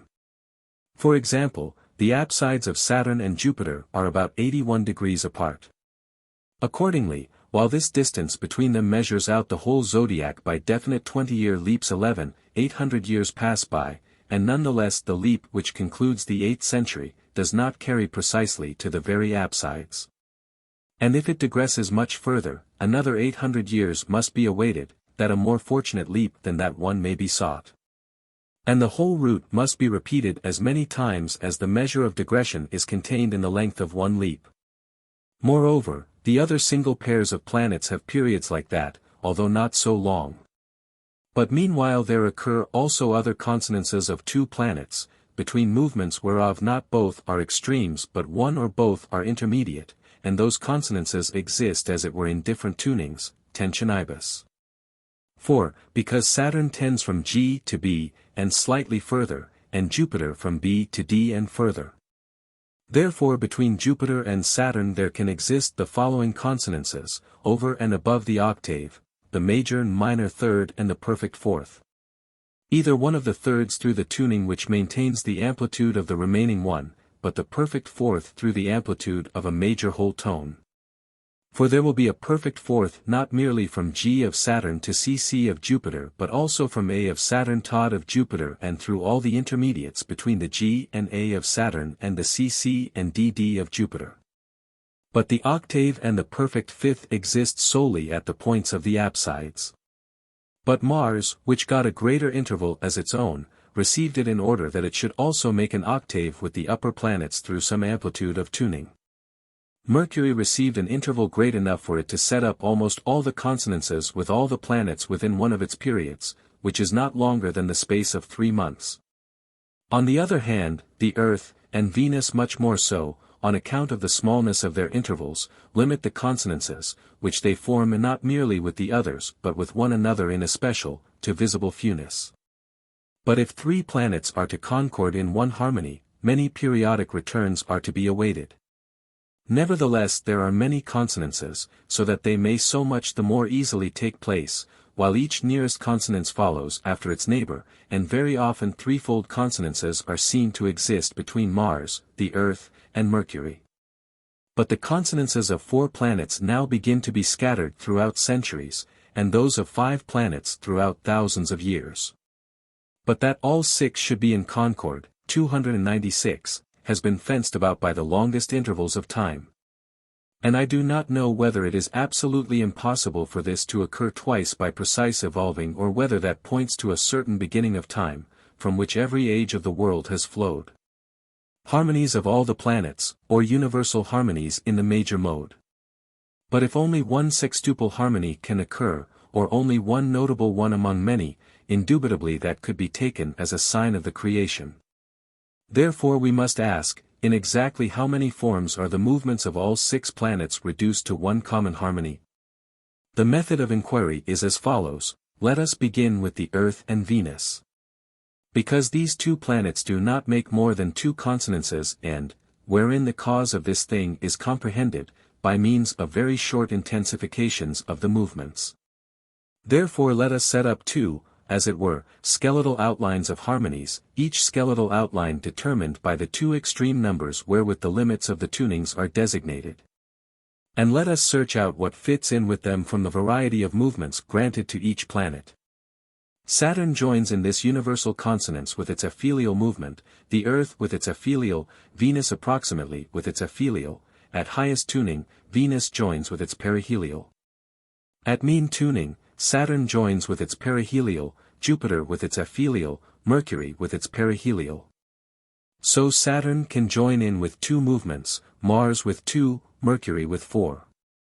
But with the rest remaining, the perihelial movement of Saturn and the aphelial of Jupiter are not allowed. But in their place, Mars joins in with perihelial movement. The remaining planets join in with single movements, Mars alone with 2, and Mercury with 4. 297, accordingly, the second skeletal outline will be that wherein the other possible consonants, 5, 8, exists between the Earth and Venus. Here 1/8 of the 9450 of the diurnal aphelial movement of Venus, or 1151 plus, if multiplied by 5, equals the 5916 of the movement of the Earth. And similar parts of the 9737 of the perihelial movement of Venus are equal to the 61/1 of the movement of the Earth. Accordingly, the other planets are in concord in the following diurnal movements. Here again, in the mean tuning Saturn joins in with its perihelial movement, Jupiter with its aphelial, Mercury with its perihelial. But at highest tuning approximately the perihelial movement of the Earth joins in. And here, with the aphelial movement of Jupiter and the perihelial movement of Saturn removed, the aphelial movement of Mercury is practically admitted besides the perihelial. The rest remain. Therefore astronomical experience bears witness that the universal consonances of all the movements can take place, and in the 2 modes, gene rum, the major and minor, and in both genera of form. Or, if I may say so, in respect to 2 pitches and in any one of the 4 cases, with a certain latitude of tuning and also with a certain variety in the particular consonances of Saturn, Mars, and Mercury, of each with the rest. And that is not afforded by the intermediate movements alone, but by all the extreme movements too, except the aphelial movement of Mars and the perihelial movement of Jupiter, because since the former occupies F sharp, and the latter, D Venus, which occupies perpetually the intermediate E flat or E, does not allow those neighboring dissonances in the universal consonants, as she would do if she had space to go beyond E or E flat. This difficulty is caused by the wedding of the Earth and Venus, or the male and the female. These 2 planets divide the kinds, genera, of consonances into the major and masculine and the minor and feminine, according as the one spouse has gratified the other, namely, either the Earth is in its aphelion. As if preserving, 298, its marital dignity and performing works worthy of a man, with Venus removed and pushed away to her perihelion as to her distaff. Or else the Earth has kindly allowed her to ascend into aphelion, or the Earth itself has descended into its perihelion towards Venus and as it were, into her embrace, for the sake of pleasure. And has laid aside for a while its shield and arms and all the works befitting a man. For at that time the consonance is minor. But if we command this contradictory Venus to keep quiet, i.e., if we consider what the consonances not of all but merely of the 5 remaining planets can be, excluding the movement of Venus, the Earth still wanders around its G string and does not ascend a semitone above it. Accordingly B, C, D, E, and E can be in concord with G, whereupon, as you see, Jupiter, marking the D string with its perihelial movement, is brought in. Accordingly, the difficulty about Mars' aphelial movement remains. For the aphelial movement of the Earth, which occupies G, does not allow it on F sharp, but the perihelial movement, as was said above in Chapter 5, is in discord with the aphelial movement of Mars by about half a diasis. Here at the most grave tuning, Saturn and the Earth join in with their aphelial movements, at the mean tuning, Saturn with its perihelial and Jupiter with its aphelial, at the most acute, Jupiter with its perihelial. Here the aphelial movement of Jupiter is not allowed, but at the most acute tuning Saturn practically joins in with its perihelial movement. But there can also exist the following harmony of the 4 planets, Saturn, Jupiter, Mars, and Mercury, wherein too the aphelial movement of Mars is present, but it is without latitude of tuning. Accordingly the movements of the heavens are nothing except a certain everlasting polyphony, intelligible, not audible, with dissonant tunings, like certain syncopations or cadences, wherewith men imitate these natural dissonances. Which tends towards fixed and prescribed clauses, the single clauses having 6 terms, like voices, and which marks out and distinguishes the immensity of time with those notes. Hence it is no longer a surprise that man, the ape of his creator, should finally have discovered the art of singing polyphonically, per concentem, which was unknown to the ancients. Namely in order that he might play the everlastingness of all created time in some short part of an hour by means of an artistic concord of many voices, and that he might to some extent taste the satisfaction of God the workman with his own works. In that very sweet sense of delight elicited from this music which imitates God. Note, the comparison Kepler draws between the celestial harmonies and the polyphonic music of his time may be clarified by a simple example for 4 voices from Palestrina. O crux. As will be observed, each of the 4 voices, as it would also be with the 6 to which Kepler refers, moves from one consonant chord to another while following a graceful melodic line.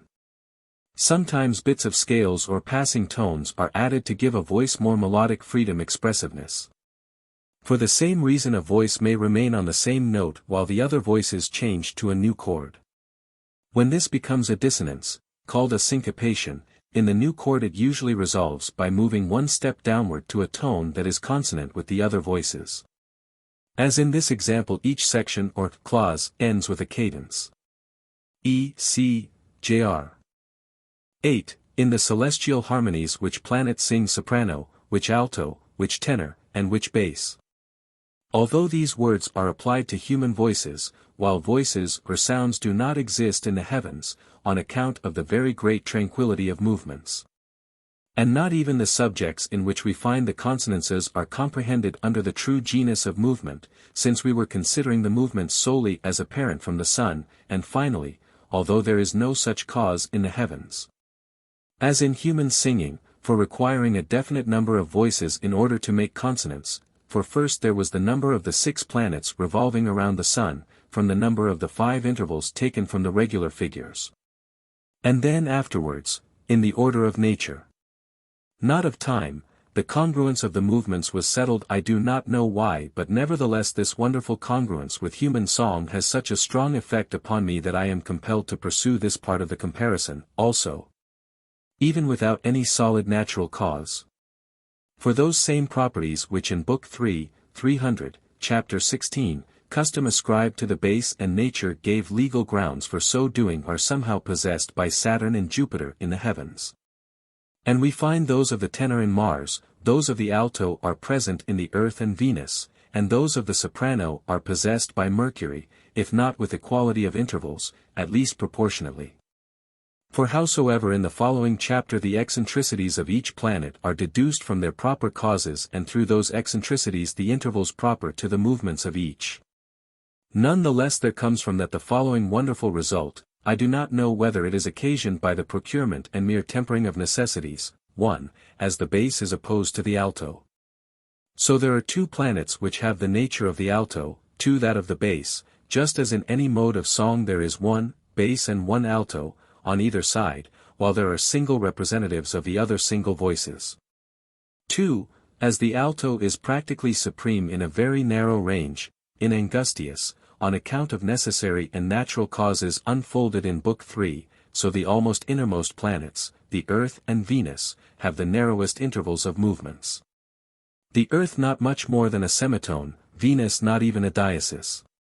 3. And as the tenor is free, but none the less progresses with moderation, so Mars alone, with the single exception of Mercury, can make the greatest interval, namely a perfect fifth. 4. And as the bass makes harmonic leaps, so Saturn and Jupiter have intervals which are harmonic, and in relation to one another pass from the octave to the octave and perfect fifth. 5. And as the soprano is the freest, more than all the rest, and likewise the swiftest, so Mercury can traverse more than an octave in the shortest period. But this is altogether per accidens. Now let us hear the reasons for the eccentricities. 9.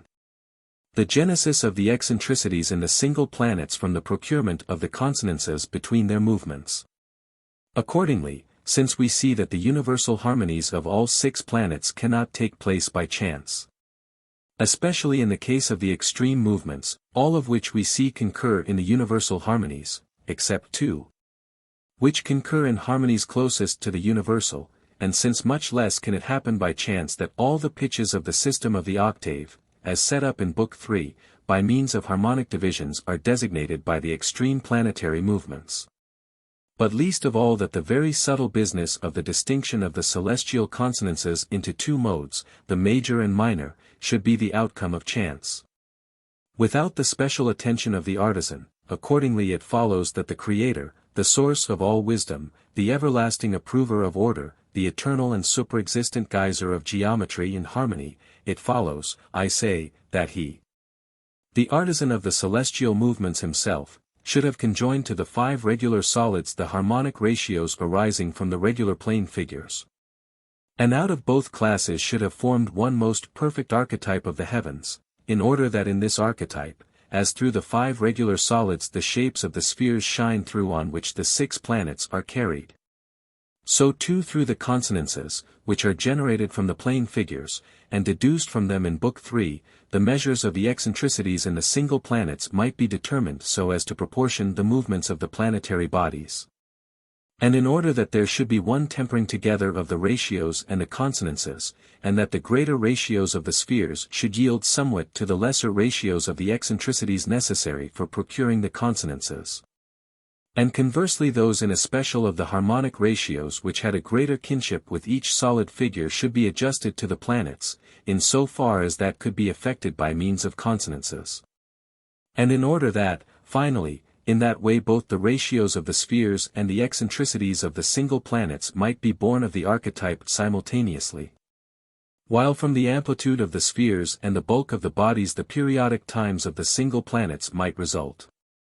301. While I struggle to bring forth this process into the light of human intellect by means of the elementary form customary with geometers, may the author of the heavens be favorable, the father of intellects, the bestower of mortal senses, himself immortal and superblest, and may he prevent the darkness of our mind from bringing forth in this work anything unworthy of his majesty, and may he effect that we, the imitators of God by the help of the Holy Ghost, should rival the perfection of his works in sanctity of life, for which he chose his church throughout the earth and, by the blood of his Son, cleansed it from sins, and that we should keep at a distance all the discords of enmity, all contentions, rivalries, anger, quarrels, dissensions, sects, envy, provocations, and irritations arising through mocking speech and the other works of the flesh.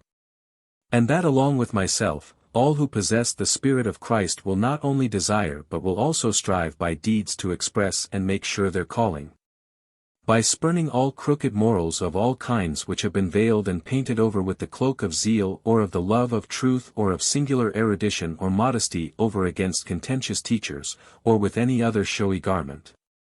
Holy Father, keep us safe in the concord of our love for one another, that we may be one, just as thou art one with thy Son, our Lord, and with the Holy Ghost, and just as through the sweetest bonds of harmonies thou hast made all thy works one. And that from the bringing of thy people into concord the body of thy church may be built up in the earth, as thou didst erect the heavens themselves out of harmonies. Prior reasons. Axiom. It is reasonable that, wherever in general it could have been done, all possible harmonies were due to have been set up between the extreme movements of the planets taken singly and by twos, in order that variety should adorn the world. 2. Axiom. The 5 intervals between the 6 spheres to some extent were due to correspond to the ratio of the geometrical spheres which inscribe and circumscribe the 5 regular solids, and in the same order which is natural to the figures. Concerning this, see Chapter 1 and the Mysterium Cosmographicum and the Epitome of Copernican Astronomy. 3. Proposition. The intervals between the Earth and Mars, and between the Earth and Venus, were due to be least, in proportion to their spheres, and thereby approximately equal. Middling and approximately equal between Saturn and Jupiter, and between Venus and Mercury, but greatest between Jupiter and Mars. For by Axiom 2, the planets corresponding in position to the figures which make the least ratio of geometrical spheres ought likewise to make the least ratio, but those which correspond to the figures of middling ratio ought to make the greatest. And those which correspond to the figures of greatest ratio, the greatest. But the order holding between the figures of the dodecahedron and the icosahedron is the same as that between the pairs of planets, Mars and the Earth and Venus. And the order of the cube and octahedron is the same as that of the pair Saturn and Jupiter and that of the pair Venus and Mercury. And, finally, the order of the tetrahedron is the same as that of the pair Jupiter and Mars, see Chapter 3. Therefore, the least ratio will hold between the planetary spheres first mentioned, while that between Saturn and Jupiter is approximately equal to that between Venus and Mercury, and, finally, the greatest between the spheres of Jupiter and Mars. 4. Axiom. All the planets ought to have their eccentricities diverse, no less than a movement in latitude, and in proportion to those eccentricities also their distances from the Sun, the source of movement, diverse. As the essence of movement consists not in being but in becoming, so too the form or figure of the region which any planet traverses in its movement does not become solid immediately from the start but in the succession of time acquires at last not only length but also breadth and depth, its perfect ternary of dimensions. And, gradually, thus, by the interweaving and piling up of many circuits, the form of a concave sphere comes to be represented, just as out of the silkworm's thread, by the interweaving and heaping together of many circles, the cocoon is built. V. Proposition. 2 diverse consonances were to have been attributed to each pair of neighboring planets. For, by Axiom 4, any planet has a longest and a shortest distance from the Sun, wherefore, by Chapter 3, it will have both a slowest movement and a fastest. Therefore, there are 2 primary comparisons of the extreme movements, one of the diverging movements in the 2 planets, and the other of the converging. Now it is necessary that they be diverse from one another, because the ratio of the diverging movements will be greater, that of the converging, lesser. But, moreover, diverse consonances had to exist by way of diverse pairs of planets, so that this variety should make for the adornment of the world, by Axiom I, and also because the ratios of the intervals between 2 planets are diverse. By Proposition 3. But to each definite ratio of the spheres there correspond harmonic ratios, in quantitative kinship, as has been demonstrated in Chapter 5 of this book. 6. Proposition. The 2 least consonances, 4, 5 and 5, 6, do not have a place between 2 planets. 4. 5, 4 is equal to 1,800. And 6, 5 is equal to 1,833. But the spheres circumscribed around the dodecahedron and icosahedron have a greater ratio to the inscribed spheres than 1,795, etc., and these 2 ratios indicate the intervals between the nearest planetary spheres, or the least distances. For in the other regular solids the spheres are farther distant from one another. But now the ratio of the movements is even greater than the ratios of the intervals, unless the ratio of the eccentricities to the spheres is vast, by Article 13 of Chapter 3. Therefore the least ratio of the movements is greater than 4, 5 and 5, 6. Accordingly, these consonances, being hindered by the regular solids, receive no place among the planets. 7. Proposition. The consonants of the perfect fourth can have no place between the converging movements of two planets, unless the ratios of the extreme movements proper to them are, if compounded, more than a perfect fifth. For let 3, 4 be the ratio between the converging movements. And first, let there be no eccentricity, no ratio of movements proper to the single planets, but both the converging and the mean movements the same. Then it follows that the corresponding intervals, which by this hypothesis will be the semidiameters of the spheres, constitute the 2/3d power of this ratio, viz., 4480, 5424, by Chapter 3. But this ratio is already less than the ratio of the spheres of any regular figure, and so the whole inner sphere would be cut by the regular planes of the figure inscribed in any outer sphere. But this is contrary to Axiom 2.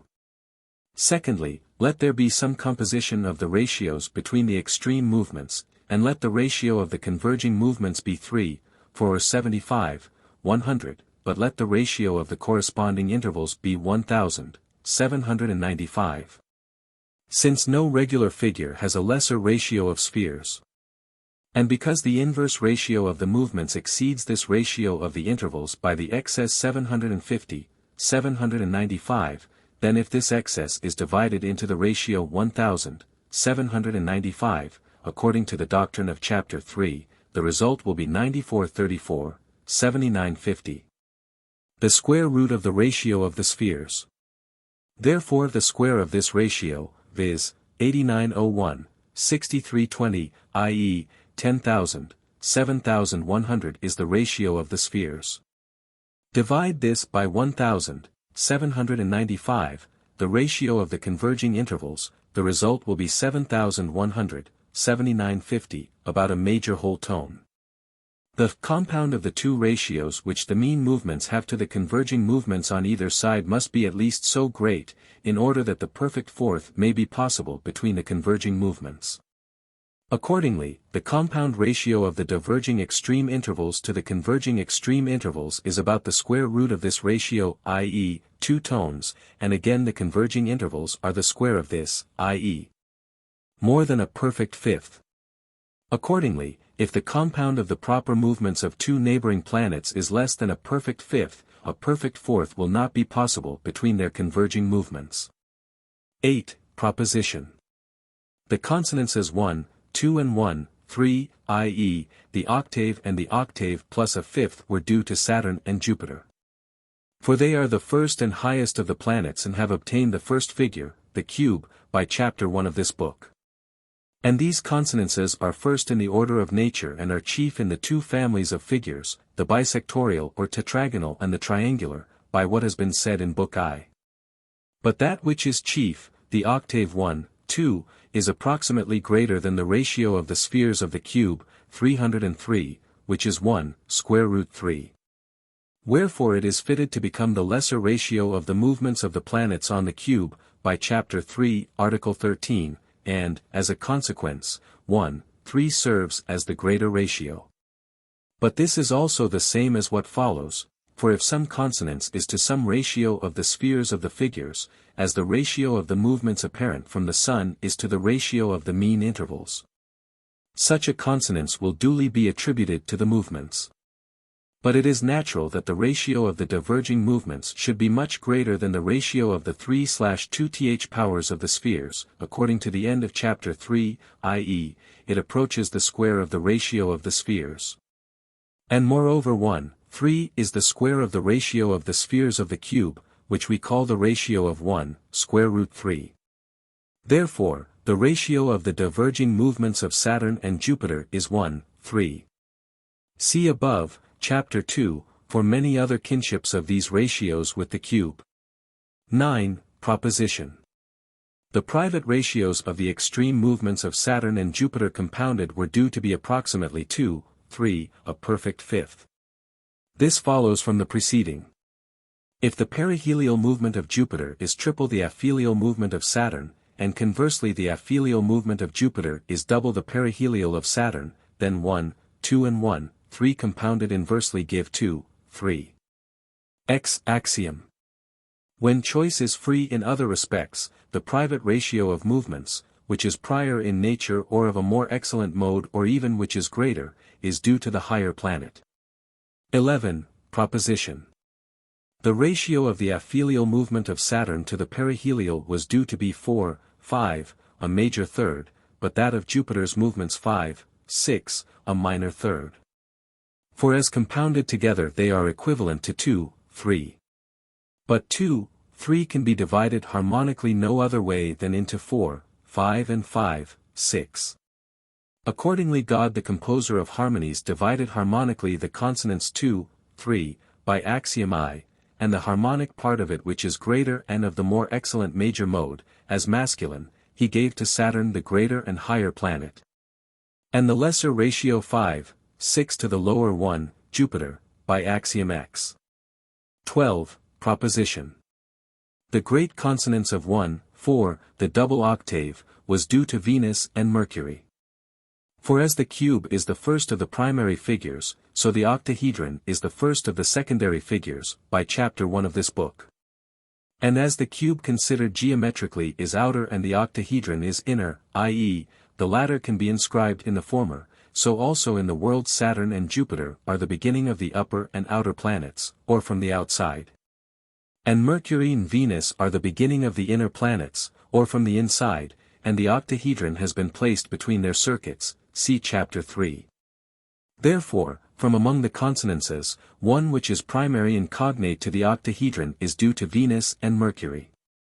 Furthermore, from among the consonances, after 1, 2 and 1, 3, there follows in natural order 1, 4. And that is cognate to 1, 2, the consonance of the cube, because it has arisen from the same cut of figures, viz., the tetragonal, and is commensurable with it, viz., the double of it.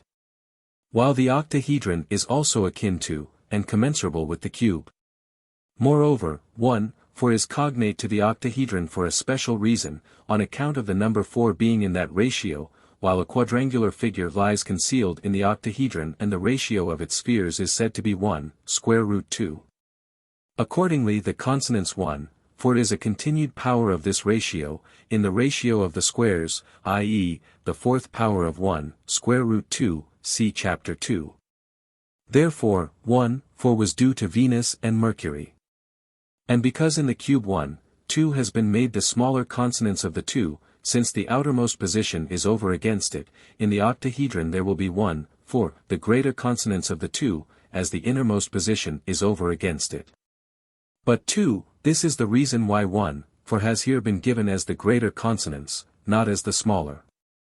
12 For since the ratio of the spheres of the octahedron is the ratio of 1, square root 3, then if it is postulated that the inscription of the octahedron among the planets is perfect, although it is not perfect, but penetrates Mercury's sphere to some extent which is of advantage to us accordingly, the ratio of the converging movements must be less than the 3/2th powers of 1, square root 3 but indeed 1, 3 is plainly the square of the ratio 1, square root 3 and is thus greater than the exact ratio. All the more then will 1, 4 be greater than the exact ratio, as greater than 1, 3. Therefore, not even the square root of 1, 4 is allowed between the converging movements. Accordingly, 1, 4 cannot be less than the octahedric. So it will be greater. Further, 1, 4 is akin to the octahedric square, where the ratio of the inscribed and circumscribed circles is 1, square root 2, just as 1, 3 is akin to the cube, where the ratio of the spheres is 1, square root 3. For as 1, 3 is a power of 1, square root 3, viz., its square, 304, so too here 1, 4 is a power of 1, square root 2, viz., twice its square, i.e., its quadruple power. Wherefore, if 1, 3 was due to have been the greater consonance of the cube, by proposition 7, accordingly 1, 4 ought to become the greater consonance of its octahedron. 13. Proposition.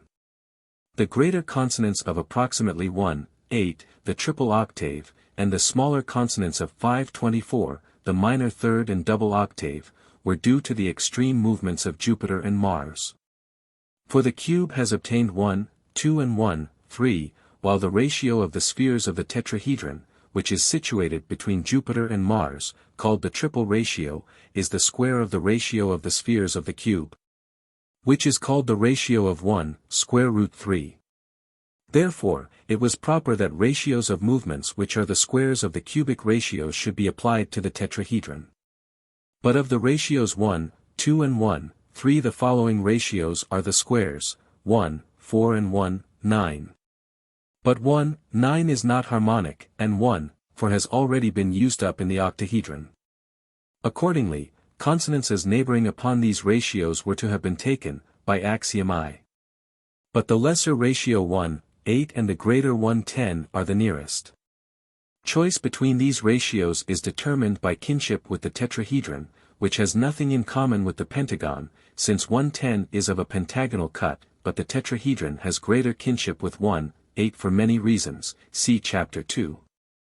Further, the following also makes for 1, 8, just as 1, 3 is the greater consonance of the cube and 1, for the greater consonance of the octahedron, because they are powers of the ratios between the spheres of the figures.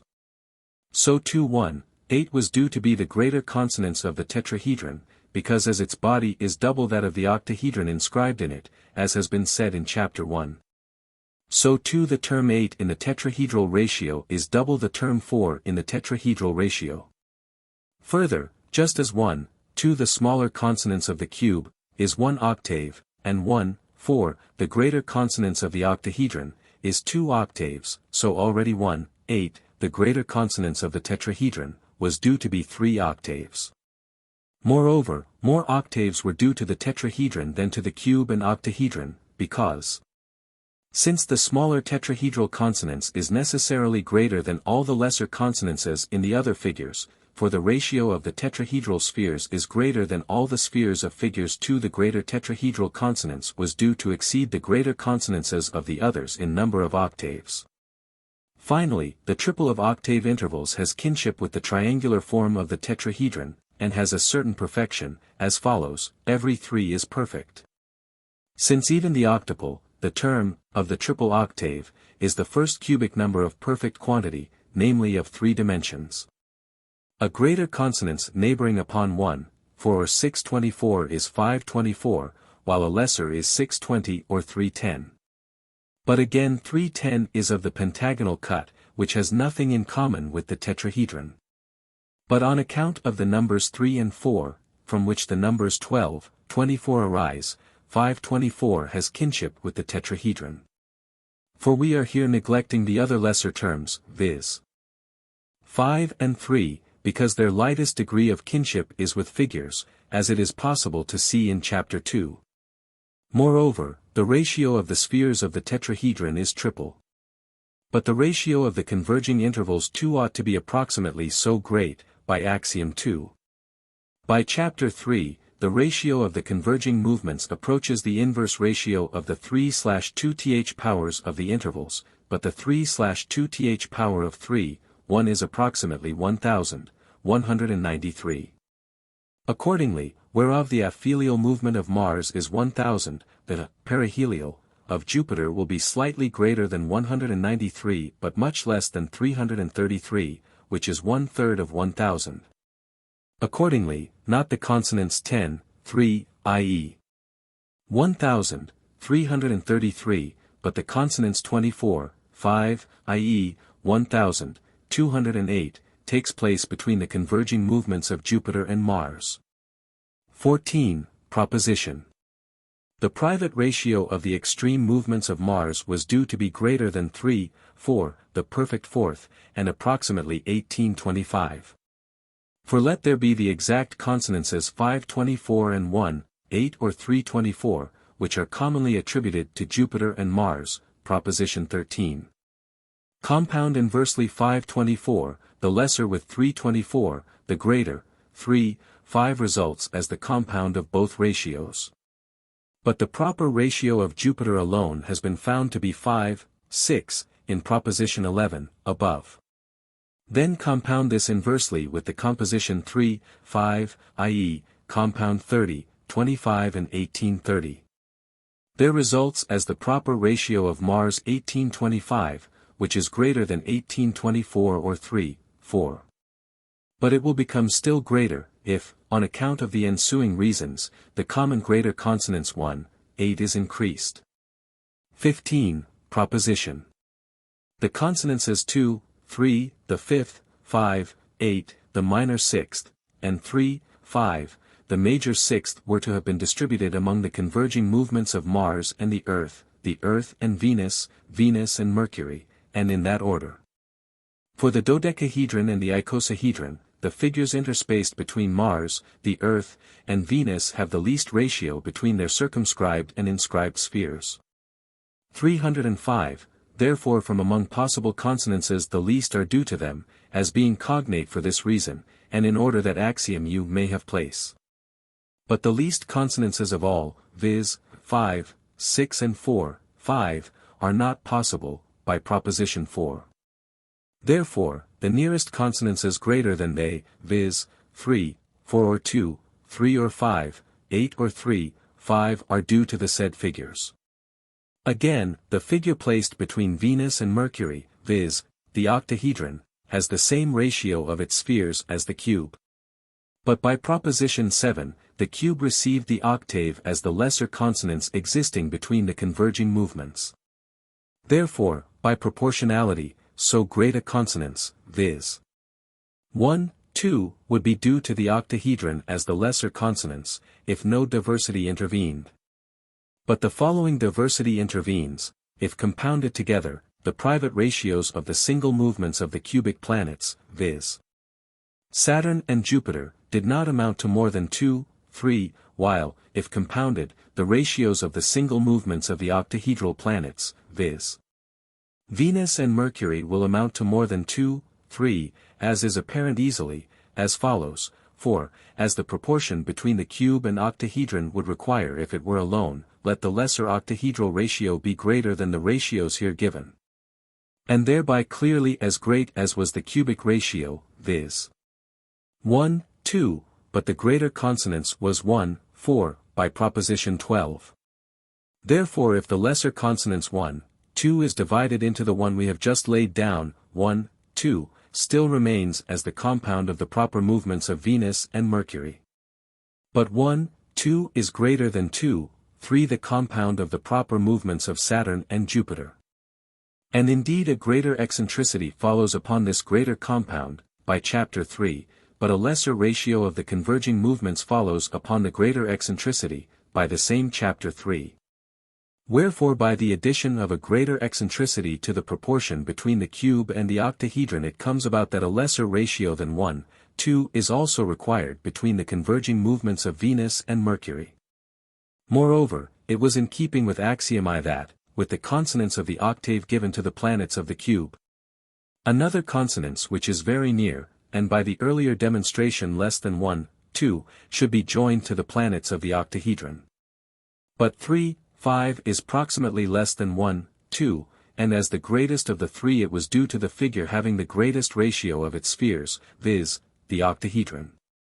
Accordingly, the lesser ratios, 5, 8 and 2, 3 or 3, 4, were left for the icosahedron and dodecahedron, the figures having a lesser ratio of their spheres. But these remaining ratios have been distributed between the two remaining planets, as follows. For as, from among the figures, though of equal ratios between their spheres, the cube has received the consonants 1, 2, while the octahedron the lesser consonants 3, 5. In that the compound ratio of the private movements of Venus and Mercury exceeded the compound ratio of the private movements of Saturn and Jupiter. So also although the dodecahedron has the same ratio of its spheres as the icosahedron, a lesser ratio was due to it than to the icosahedron, but very close on account of a similar reason, viz. Because this figure is between the Earth and Mars, which had a great eccentricity in the foregoing. But Venus and Mercury, as we shall hear in the following, have the least eccentricities. But since the octahedron has 3, 5, the icosahedron, whose species are in a lesser ratio, has the next slightly lesser, viz., 5, 8. Accordingly, either 2, 3, which remains, or 3, 4 was left for the dodecahedron, but more likely 2, 3, as being nearer to the icosahedral 5, 8, since they are similar figures. But 3, 4 indeed was not possible. For although, in the foregoing, the private ratio of the extreme movements of Mars was great enough, yet the Earth, as has already been said and will be made clear in what follows, contributed its own ratio, which was too small for the compound ratio of both to exceed the perfect fifth. Accordingly, proposition 7, 3, 4 could not have place. And all the more so, because, as will follow in proposition 17, the ratio of the converging intervals was due to be greater than 1,795. 16. Proposition. The private ratios of movements of Venus and Mercury, if compounded together, were due to make approximately 512. For divide the lesser harmonic ratio attributed in proposition 15 to this pair jointly into the greater of them, 1, 4 or 312, by proposition 12, there results 512, the compound ratio of the private movements of both. And so the private ratio of the extreme movements of Mercury alone is less than 512, the magnitude of the private movement of Venus. Understand this of these first reasons. For below, by the second reasons, through the addition of some variation to the joint consonances of both, it results that only the private ratio of Mercury is perfectly 512. 17. Proposition. The consonance between the diverging movements of Venus and the Earth could not be less than 512. For in the private ratio of its movements Mars alone has received more than the perfect fourth and more than 1825, by proposition 14. But their lesser consonance is the perfect fifth, 306, by proposition 15. Accordingly, the ratio compounded of these two parts is 1225. But its own private ratio is due to the Earth, by axiom 4. Therefore, since the consonance of the diverging movements is made up out of the said three elements, it will be greater than 1225. But the nearest consonance greater than 1225, i.e., 60, 125, is 512, viz., 60, 144. Wherefore, if there is need of a consonance for this greater ratio of the two planets, by axiom I, it cannot be less than 60, 144 or 512. Therefore up to now all the remaining pairs of planets have received their two consonances by necessary reasons. The pair of the Earth and Venus alone has as yet been allotted only one consonance, 5, 8, by the axioms so far employed. Therefore, we must now take a new start and inquire into its remaining consonants, viz., the greater, or the consonants of the diverging movements. Posterior reasons. 18. Axiom. The universal consonances of movements were to be constituted by a tempering of the 6 movements, especially in the case of the extreme movements. This is proved by axiom I. 19. Axiom. The universal consonances had to come out the same within a certain latitude of movements, namely, in order that they should occur the more frequently. For if they had been limited to indivisible points of the movements, it could have happened that they would never occur, or very rarely. XX axiom. As the most natural division of the kinds, gene rum, of consonances is into major and minor, as has been proved in Book 3, so the universal consonances of both kinds had to be procured between the extreme movements of the planets. XXI axiom. Diverse species of both kinds of consonances had to be instituted, so that the beauty of the world might well be composed out of all possible forms of variety, and by means of the extreme movements, at least by means of some extreme movements. By axiom I. 22. Proposition. The extreme movements of the planets had to designate pitches or strings, chordas, of the octave system, or notes, claves, of the musical scale. For the genesis and comparison of consonances beginning from one common term has generated the musical scale, or the division of the octave into its pitches or tones, sonos, as has been proved in Book 3. Accordingly, since varied consonances between the extremes of movements are required, by axioms I, XX, and XXI, wherefore the real division of some celestial system or harmonic scale by the extremes of movements is required. 23. Proposition. It was necessary for there to be one pair of planets, between the movements of which no consonances could exist except the major sixth 3, 5 and the minor sixth 5, 8. For since the division into kinds of consonances was necessary, by axiom XX, and by means of the extreme movements at the apsides, by XXA, because solely the extremes, viz. the slowest and the fastest, need the determination of a manager and orderer, the intermediate tensions come of themselves, without any special care, with the passage of the planet from the slowest movement to the fastest, accordingly. This ordering could not take place otherwise than by having the diasis or 24, 25 designated by the extremes of the two planetary movements, in that the kinds of consonances are distinguished by the diasis, as was unfolded in Book 3.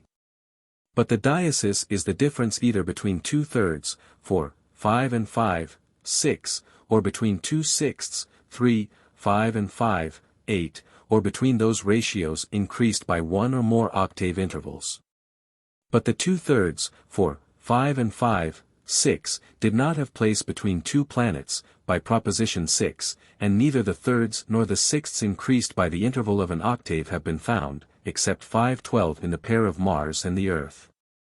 And still not otherwise than along with the related 2, 3, and so the intermediate ratios 5, 8 and 3, 5 and 1, 2 were alike admitted. Therefore, it remains that the 2/6, 3, 5 and 5, 8, were to be given to one pair of planets. But 2/6 alone were to be granted to the variation of their movements, in such fashion that they would neither expand their terms to the proximately greater interval of one octave, 1, 2, 307, nor contract them to the narrows of the proximately lesser interval of the fifth, 2, 3. For, although it is true that the same two planets, which make a perfect fifth with their extreme converging movements, can also make sixths and thus traverse the diasis too, still this would not smell of the singular providence of the orderer of movements. For the diasis, the least interval, which is potentially latent in all the major intervals comprehended by the extreme movements, is itself at that time traversed by the intermediate movements varied by continuous tension. But it is not determined by their extremes, since the part is always less than the whole, viz. the diasis than the greater interval 3, for which exists between 2, 3 and 1, 2 and which whole would be here assumed to be determined by the extreme movements. 24. Proposition. The two planets which shift the kind, genus, of harmony, which is the difference between the private ratios of the extreme movements, ought to make a diasis, and the private ratio of one ought to be greater than a diasis. And they ought to make one of the sixths with their aphelial movements and the other with their perihelial. For, since the extremes of the movements make two consonances differing by a single diasis, that can take place in three ways. For either the movement of one planet will remain constant and the movement of the other will vary by a diasis, or both will vary by half a diasis and make 3, 5, a major sixth, when the upper is at its aphelion and the lower in its perihelion. And when they move out of those intervals and advance towards one another, the upper into its perihelion and the lower into its aphelion, they make 5, 8, a minor sixth. Or, finally, one varies its movement from aphelion to perihelion more than the other does, and there is an excess of one diasis, and thus there is a major sixth between the two aphelia, and a minor sixth between the two perihelia. But the first way is not legitimate, for one of these planets would be without eccentricity, contrary to axiom 4. The second way was less beautiful and less expedient. Less beautiful, because less harmonic, for the private ratios of the movements of the two planets would have been out of tune, inconcinny, for whatever is less than a diasis is out of tune. Moreover, it occasions one single planet to labor under this ill-concordant small difference, except that indeed it could not take place. Because in this way the extreme movements would have wandered from the pitches of the system or the notes, clavibus, of the musical scale, contrary to proposition 22. Moreover, it would have been less expedient, because the sixths would have occurred only at those moments in which the planets would have been at the contrary apsides. There would have been no latitude within which these sixths and the universal consonances related to them could have occurred. Accordingly, these universal consonances would have been very rare, with all the harmonic positions of the planets reduced to the narrow limits of definite and single points on their orbits, contrary to axiom 19. Accordingly, the third way remains, that both of the planets should vary their own private movements, but one more than the other, by one full diasis at the least. 25. Proposition. The higher of the planets which shift the kind of harmony ought to have the ratio of its private movements less than a minor whole tone 9/10, while the lower, less than a semitone 15/16. For they will make 3, 5 either with their aphelial movements or with their perihelial, by the foregoing proposition. Not with their perihelial, for then the ratio of their aphelial movements would be 5, 8. Accordingly, the lower planet would have its private ratio 1 diasis more than the upper would, by the same foregoing proposition. But that is contrary to axiom X. Accordingly, they make 3, 5 with their aphelial movements, and with their perihelial 5, 8, which is 24, 25 less than the other. But if the aphelial movements make 3, 5, a major sixth, therefore, the aphelial movement of the upper together with the perihelial of the lower will make more than a major sixth, for the lower planet will compound directly its full private ratio. In the same way, if the perihelial movements make 5, 8, a minor sixth, the perihelial movement of the upper and the aphelial movement of the lower will make less than a minor sixth. For the lower planet will compound inversely its full private ratio. But if the private ratio of the lower equaled the semitone 15/16, then too a perfect fifth could occur over and above the sixths, because the minor sixth, diminished by a semitone, because the perfect fifth. But this is contrary to proposition XXII. Accordingly, the lower planet has less than a semitone in its own interval. And because the private ratio of the upper is 1 diasis greater than the private ratio of the lower, but the diasis compounded with the semitone makes 9/10 the minor whole tone. 26. Proposition. On the planets which shift the kind of harmony, the upper was due to have either a diasis squared, 576, 625, i.e. approximately 1213, as 308, the interval made by its extreme movements, or the semitone 15/16, or something intermediate differing by the comma 80, 81 either from the former or the latter. While the lower planet, either the simple diasis 24, 25, or the difference between a semitone and a diasis, which is 125, 128, i.e., approximately 42, 43. Or, finally and similarly, something intermediate differing either from the former or from the latter by the comma 80, 81, viz.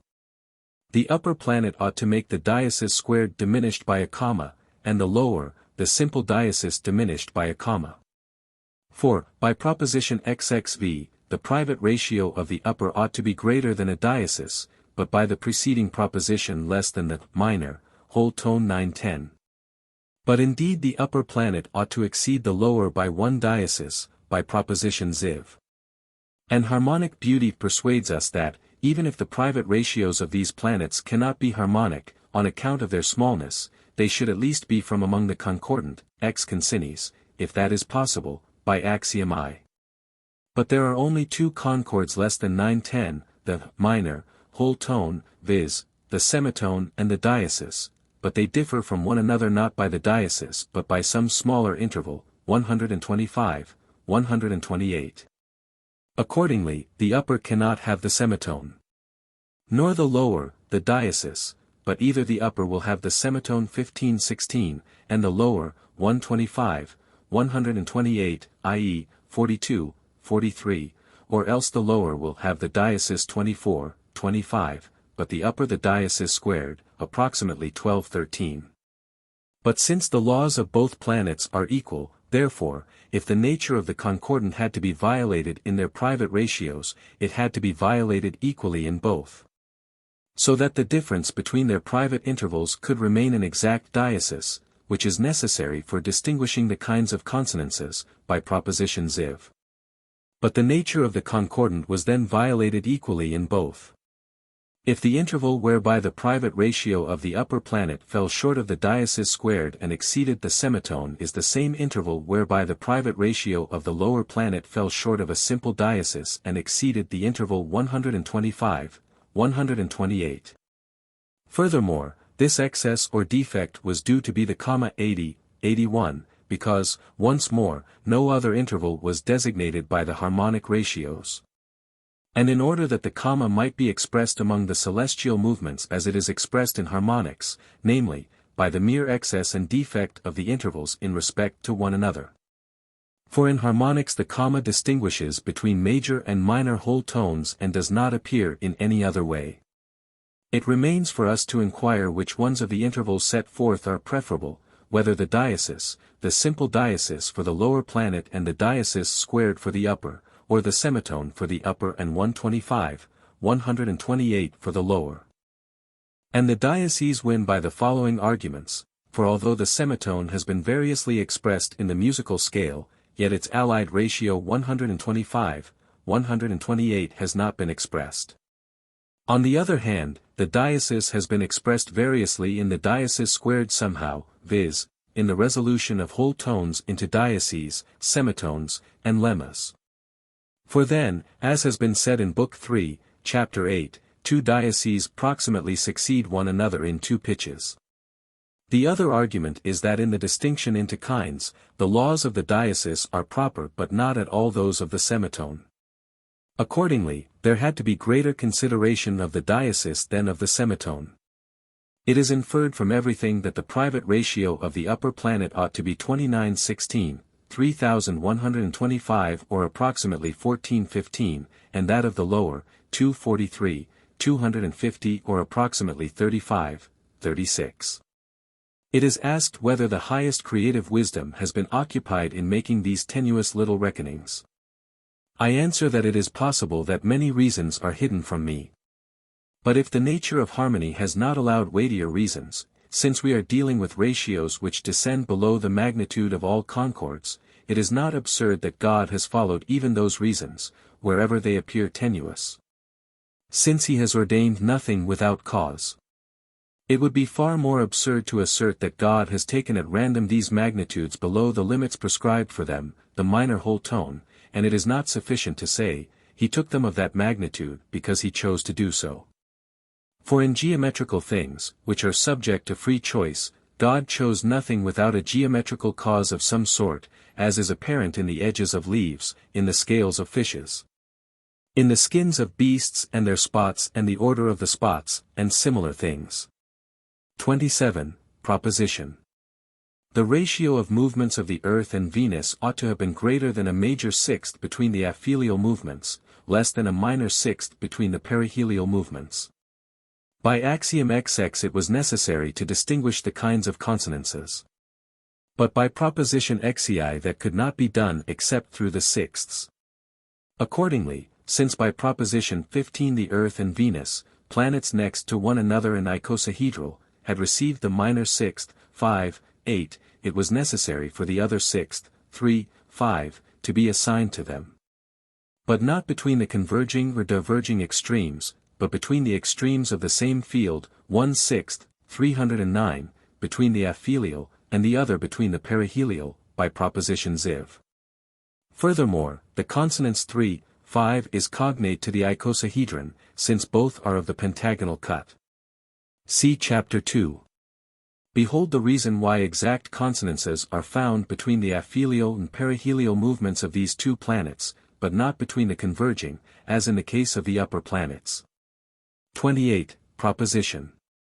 The private ratio of movements fitting the Earth was approximately 1415, Venus, approximately 35 to 36.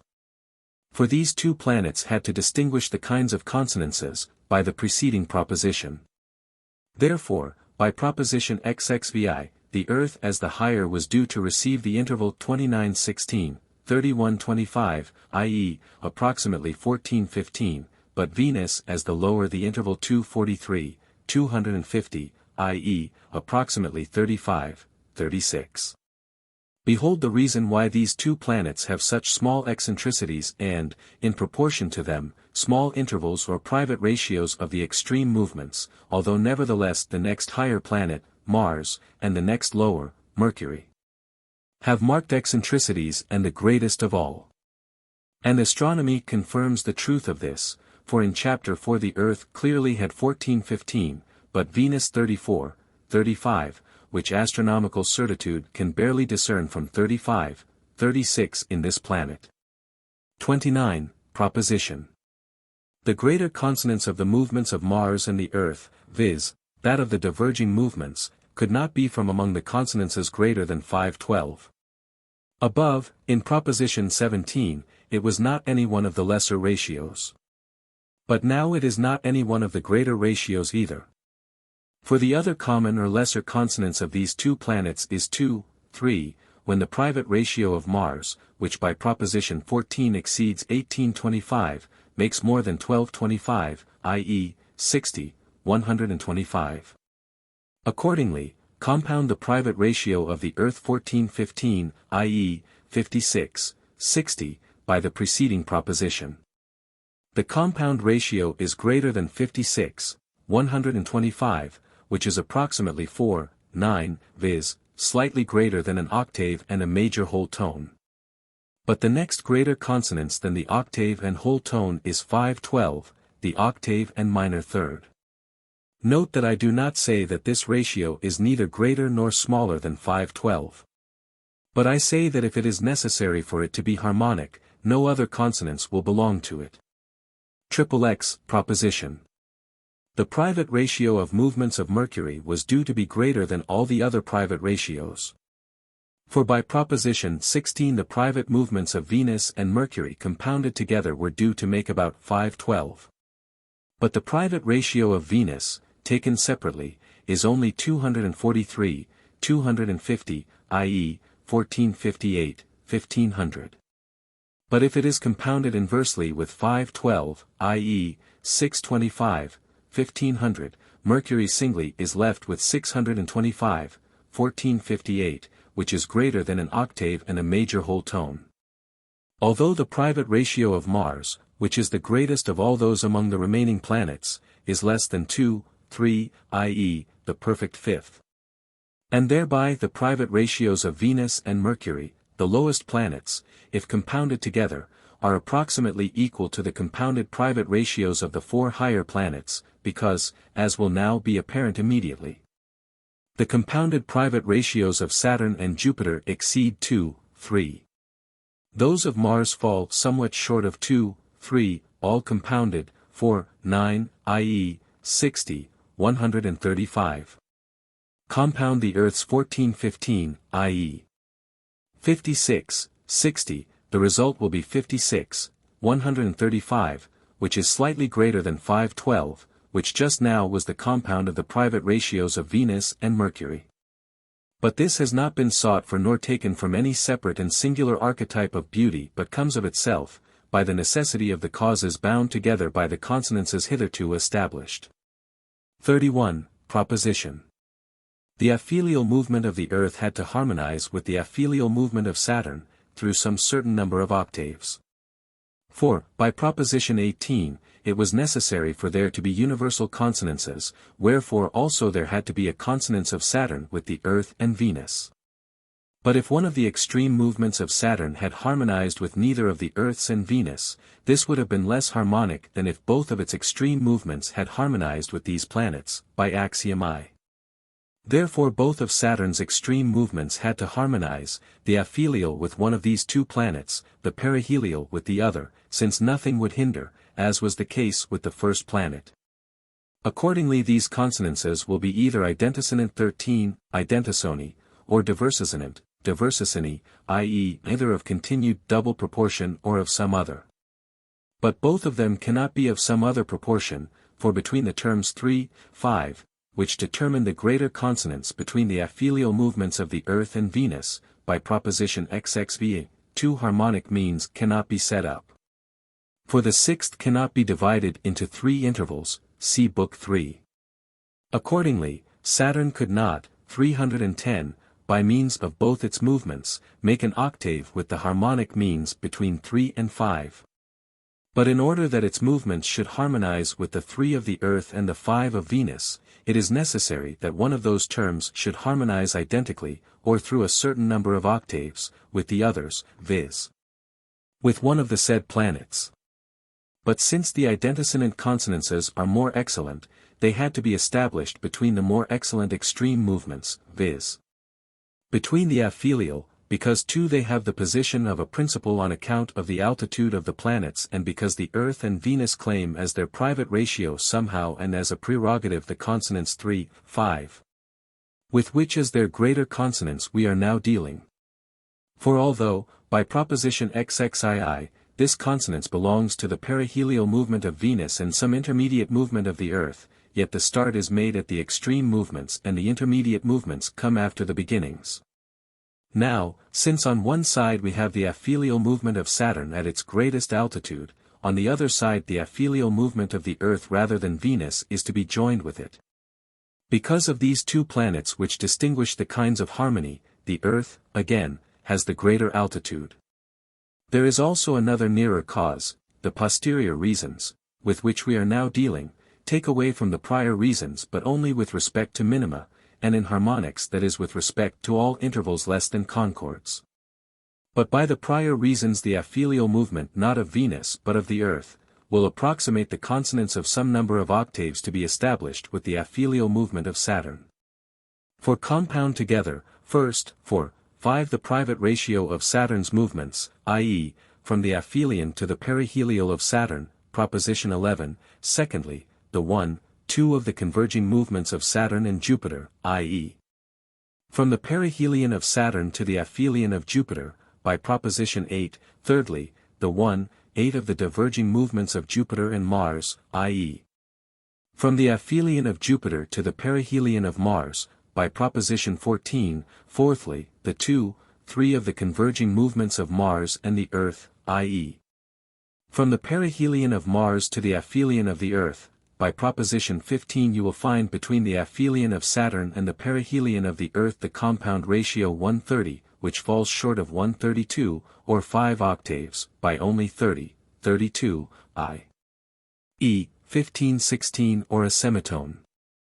And so, if a semitone, divided into particles smaller than the least concord, is compounded with these 4 elements there will be a perfect consonance of 5 octaves between the aphelial movements of Saturn and the Earth, which have been set forth.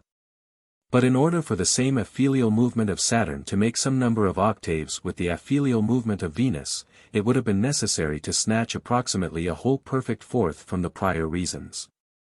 For if you compound 3, 5, which exists between the aphelial movements of the Earth and Venus, with the ratio 130 compounded of the 4 prior elements, then as it were from the prior reasons, 150 is found between the aphelial movements of Saturn and Venus. This interval differs from 132, or 5 octaves, by 32, 50, i.e., 1625, which is a perfect fifth and a diesis, and from 6 octaves, or 1, 64, it differs by 50, 64, i.e., 25, 32, or a perfect fourth minus a diesis. Accordingly, an identisonant consonance was due to be established, not between the aphelial movements of Venus and Saturn but between those of Venus and the Earth, so that Saturn might keep a diversisonant consonance with Venus. 32. Proposition. In the universal consonances of planets of the minor scale the exact aphelial movement of Saturn could not harmonize precisely with the other planets. For the Earth by its aphelial movement does not concur in the universal consonance of the minor scale, because the aphelial movements of the Earth and Venus make the interval 3, 5, which is of the major scale, by proposition 17. But by its aphelial movement Saturn makes an identisonant consonance with the aphelial movement of the Earth, by proposition XXXI. Therefore, neither does Saturn concur by its aphelial movement. Nevertheless, in place of the aphelial movement there follows some faster movement of Saturn, very near to the aphelial, and also in the minor scale, as was apparent in chapter 7.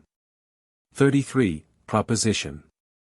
The major kind of consonances and musical scale is akin to the aphelial movements, the minor to the perihelial. For although a major consonance, dura harmonia, is set up not only between the aphelial movement of the Earth and the aphelial movement of Venus but also between the lower aphelial movements and the lower movements of Venus as far as its perihelion. And, conversely, there is a minor consonance not merely between the perihelial movement of Venus and the perihelial of the Earth but also between the higher movements of Venus as far as the aphelion and the higher movements of the Earth, by propositions XX and ZIV. Accordingly, the major scale is designated properly only in the aphelial movements, the minor, only in the perihelial. 34. Proposition. The major scale is more akin to the upper of the two planets, the minor, to the lower. 311. For, because the major scale is proper to the aphelial movements, the minor, to the perihelial, by the preceding proposition, while the aphelial are slower and graver than the perihelial. Accordingly, the major scale is proper to the slower movements, the minor to the faster. But the upper of the two planets is more akin to the slow movements, the lower, to the fast, because slowness of the private movement always follows upon altitude in the world. Therefore, of two planets which adjust themselves to both modes, the upper is more akin to the major mode of the scale, the lower, to the minor. Further, the major scale employs the major intervals 4, 5 and 3, 5, and the minor ones, 5, 6 and 5, 8. But, moreover, the upper planet has both a greater sphere and slower, i.e., greater movements and a lengthier circuit. But those things which agree greatly on both sides are rather closely united. 35. Proposition. Saturn and the Earth embrace the major scale more closely Jupiter and Venus, the minor. For, first, the Earth, as compared with Venus and as designating both scales along with Venus, is the upper. Accordingly, by the preceding proposition, the Earth embraces the major scale chiefly, Venus, the minor. But with its aphelial movement Saturn harmonizes with the Earth's aphelial movement, through an octave, by proposition XXXI wherefore too, by proposition XXXI, Saturn embraces the major scale. Secondly, by the same proposition, Saturn by means of its aphelial movement nurtures more the major scale and, by proposition XXXI, spits out the minor scale. Accordingly, it is more closely related to the major scale than to the minor, because the scales are properly designated by the extreme movements. Now as regards Jupiter, in comparison with Saturn it is lower. Therefore as the major scale is due to Saturn, so the minor is due to Jupiter, by the preceding proposition. 36. Proposition. The perihelial movement of Jupiter had to concord with the perihelial movement of Venus in one scale but not also in the same consonance, and all the less so, with the perihelial movement of the Earth. For, because the minor scale chiefly was due to Jupiter, by the preceding proposition, while the perihelial movements are more akin to the minor scale, by proposition XXX, accordingly. By its perihelial movement Jupiter had to designate the key of the minor scale, viz. its definite pitch or keynote, thongum. But too the perihelial movements of Venus and the Earth designate the same scale, by proposition XXVI. Therefore the perihelial movement of Jupiter was to be associated with their perihelial movements in the same tuning, but it could not constitute a consonance with the perihelial movements of Venus. For, because, by proposition 8, it had to make about 1/3 with the aphelial movement of Saturn, i.e. the note, clavum, D of that system, wherein the aphelial movement of Saturn strikes the note G, but the aphelial movement of Venus the note E, accordingly, it approached the note E within an interval of least consonance. For the least consonance is 5, 6, but the interval between D and E is much smaller, viz., 9, 10, a whole tone. And although in the perihelial tension, Venus is raised from the D of the aphelial tension yet this elevation is less than a diesis, by proposition XXVII. But the diesis, and hence any smaller interval, if compounded with a minor whole tone does not yet equal 5, 6 the interval of least consonance. Accordingly, the perihelial movement of Jupiter could not observe 1/3 or thereabouts with the aphelial movement of Saturn and at the same time harmonize with Venus. nor with the Earth. For if the perihelial movement of Jupiter had been adjusted to the key of the perihelial movement of Venus in the same tension in such fashion that below the quantity of least concord it should preserve with the aphelial movement of Saturn the interval 1, 3. Viz. By differing from the perihelial movement of Venus by a minor whole tone, 9, 10 or 36, 40, beside some octaves, towards the low. Now the perihelial movement of the Earth differs from the same perihelial movement of Venus by 5, 8, i.e. by 25, 40. And so the perihelial movements of the Earth and Jupiter differ by 25, 36, over and above some number of octaves. But that is not harmonic, because it is the square of 5, 6, or a perfect fifth diminished by one diasis. 37. Proposition. It was necessary for an interval equal to the interval of Venus to accede to the 2, 3 of the compounded private consonances of Saturn and Jupiter and to 1, 3 the great consonants common to them. For with its aphelial movement Venus assists in the proper designation of the major scale, with its perihelial, that of the minor scale, by propositions XXVII and XXXII. But by its aphelial movement Saturn had to be in concord also with the major scale and thus with the aphelial movement of Venus, by proposition XXXV, but Jupiter's perihelial with the perihelial of Venus, by the preceding proposition. Accordingly, as great as Venus makes its interval from aphelial to perihelial to be, so great an interval must also accede to that movement of Jupiter which makes 1, 3 with the aphelial movement of Saturn, to the very perihelial movement of Jupiter. But the consonance of the converging movements of Jupiter and Saturn is precisely 1, 2, by proposition 8. Accordingly, if the interval 1, 2 is divided into the interval 312, greater than 1, 3, there results, as the compound of the private ratios of both, something which is proportionately greater than 2, 3. Above, in proposition XXVI, the private ratio of the movements of Venus was 243, 250 or approximately 35, 36. But in chapter 4, between the aphelial movement of Saturn and the perihelial movement of Jupiter there was found a slightly greater excess beyond 1, 3, viz., between 26, 27 and 27, 28.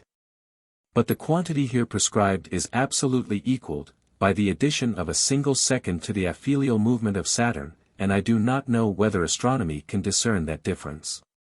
38. Proposition.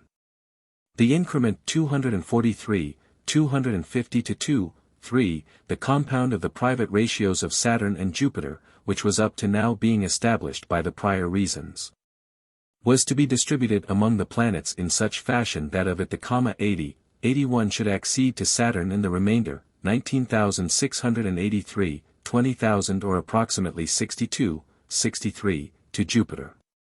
It follows from axiom 19 that this was to have been distributed between both planets so that each could with some latitude concur in the universal consonances of the scale akin to itself. But the interval 243, 250 is smaller than all concords, accordingly no harmonic rules remain whereby it may be divided into two concordant parts, with the single exception of those of which there was need in the division of 24, 25, the diasis. Above in proposition XXVI. Namely, in order that it may be divided into the 80, 81, which is a primary one of those intervals which are subordinate to the concordant, and into the remainder 19,683, 20,000, which is slightly greater than a comma, viz. approximately 62, 63. But not 2 but 1 comma had to be taken away, lest the parts should become too unequal.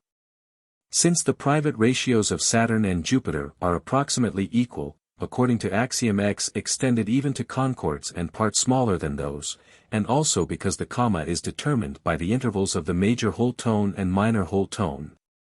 Not so 2 commas. Furthermore, to Saturn the higher and mightier planet was due not that part which was greater, although Saturn had the greater private consonants 4, 5, but that one which is prior and more beautiful, i.e., more harmonic.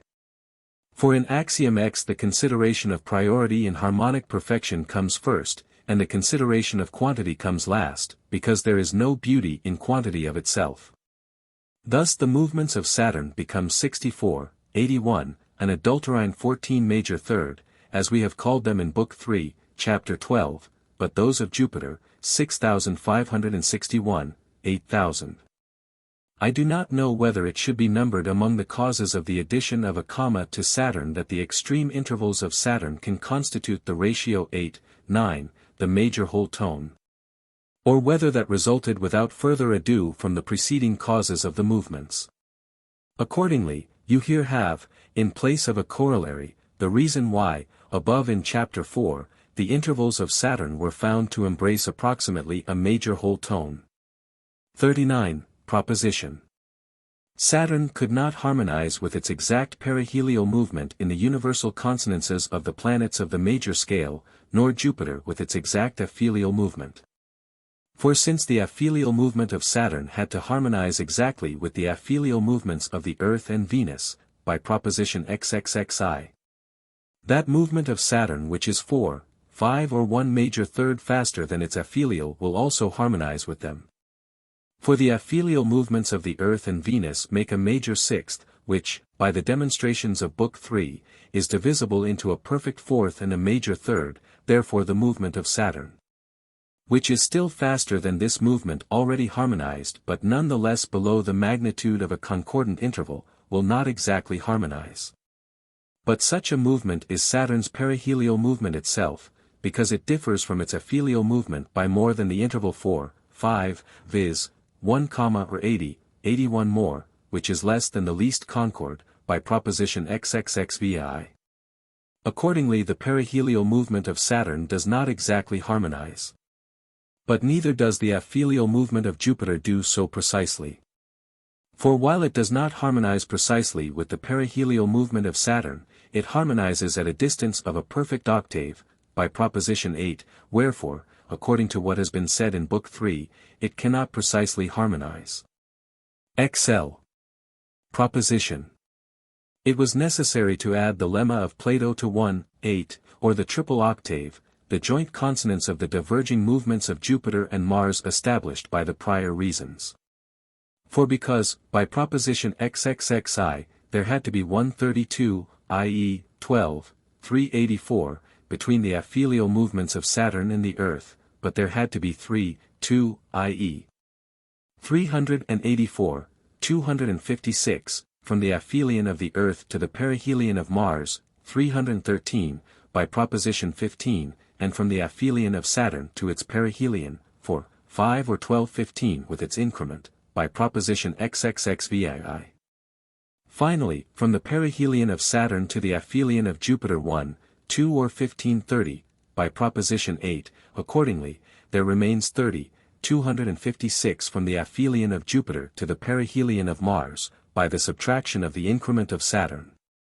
But 30, 256 exceeds 32, 256 by the interval 30, 32, i.e., 15, 16 or 240, 256, which is a semitone. Accordingly, if the increment of Saturn, which, by proposition XXXVI, had to be 80, 81, i.e. 240, 243, is compounded inversely with 240, 243, the result is 243, 256, but that is the lemma of Plato, 15 viz., approximately 1920, see Book 3. Accordingly, Plato's lemma had to be compounded with the 1, 8. And so the great ratio of Jupiter and Mars, viz., of the diverging movements, ought to be 243, 2048, which is somehow a mean between 243, 2187 and 243, 1944, i.e., between 1, 9 and 1, 8, whereof proportionality required the first, above. And a nearer harmonic concord, the second. XLI, proposition. The private ratio of the movements of Mars has necessarily been made the square of the harmonic ratio 5, 6, viz., 25, 36. 4. Because the ratio of the diverging movements of Jupiter and Mars had to be 243, 2048, i.e., 729, 6144, by the preceding proposition, but that of the converging movements 5, 24 I.e.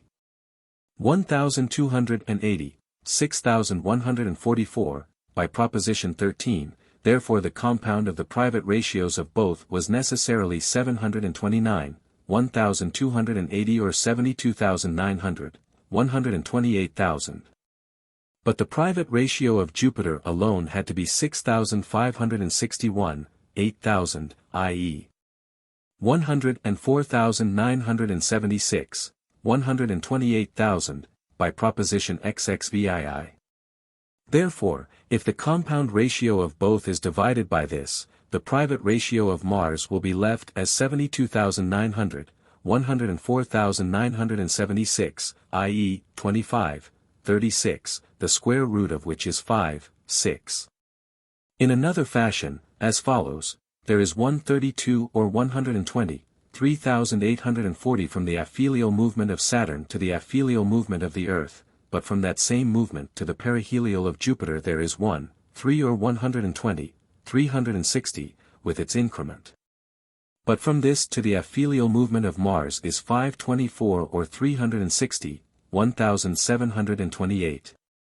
Accordingly, from the aphelial movement of Mars to the aphelial movement of the Earth, there remains 1,728, 3,840 minus the increment of the ratio of the diverging movements of Saturn and Jupiter. But from the same aphelial movement of the Earth to the perihelial of Mars there is 3, 2, i.e., 3,840, 2,500. Therefore between the aphelial and perihelial movements of Mars there remains the ratio 1,728, 2,560, i.e. 27, 40 or 81, 120, minus the said increment. But 81, 120 is a comma less than 80, 120 or 2, 3. Therefore, if a comma is taken away from 2, 3, and the said increment, which by proposition XXXVII is equal to the private ratio of Venus, is taken away too, the private ratio of Mars is left. But the private ratio of Venus is the diasis diminished by a comma, by proposition XXVI. But the comma and the diasis diminished by a comma make a full diasis or 24, 25.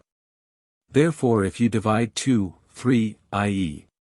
24, 36 by the diasis 24, 25, Mars' private ratio of 25, 36 is left, as before, the square root of which, or 5, 6, goes to the intervals, by chapter 3. Behold again the reason why, above, in chapter 4, the extreme intervals of Mars have been found to embrace the harmonic ratio 5, 6. 42, Proposition. The great ratio of Mars and the Earth, or the common ratio of the diverging movements, has been necessarily made to be 54, 125, smaller than the consonants 512 established by the prior reasons. For the private ratio of Mars had to be a perfect fifth, from which a diasis has been taken away, by the preceding proposition. But the common or minor ratio of the converging movements of Mars and the Earth had to be a perfect fifth or 2, 3, by proposition 15. Finally, the private ratio of the Earth is the diasis squared, from which a comma is taken away, by propositions XXVI and XXVI. But out of these elements is compounded the major ratio or that of the diverging movements of Mars and the Earth, and it is 2 perfect fifths, or 4, 9, i.e., 108, 243, plus a diasis diminished by a comma, i.e., plus 243, 250.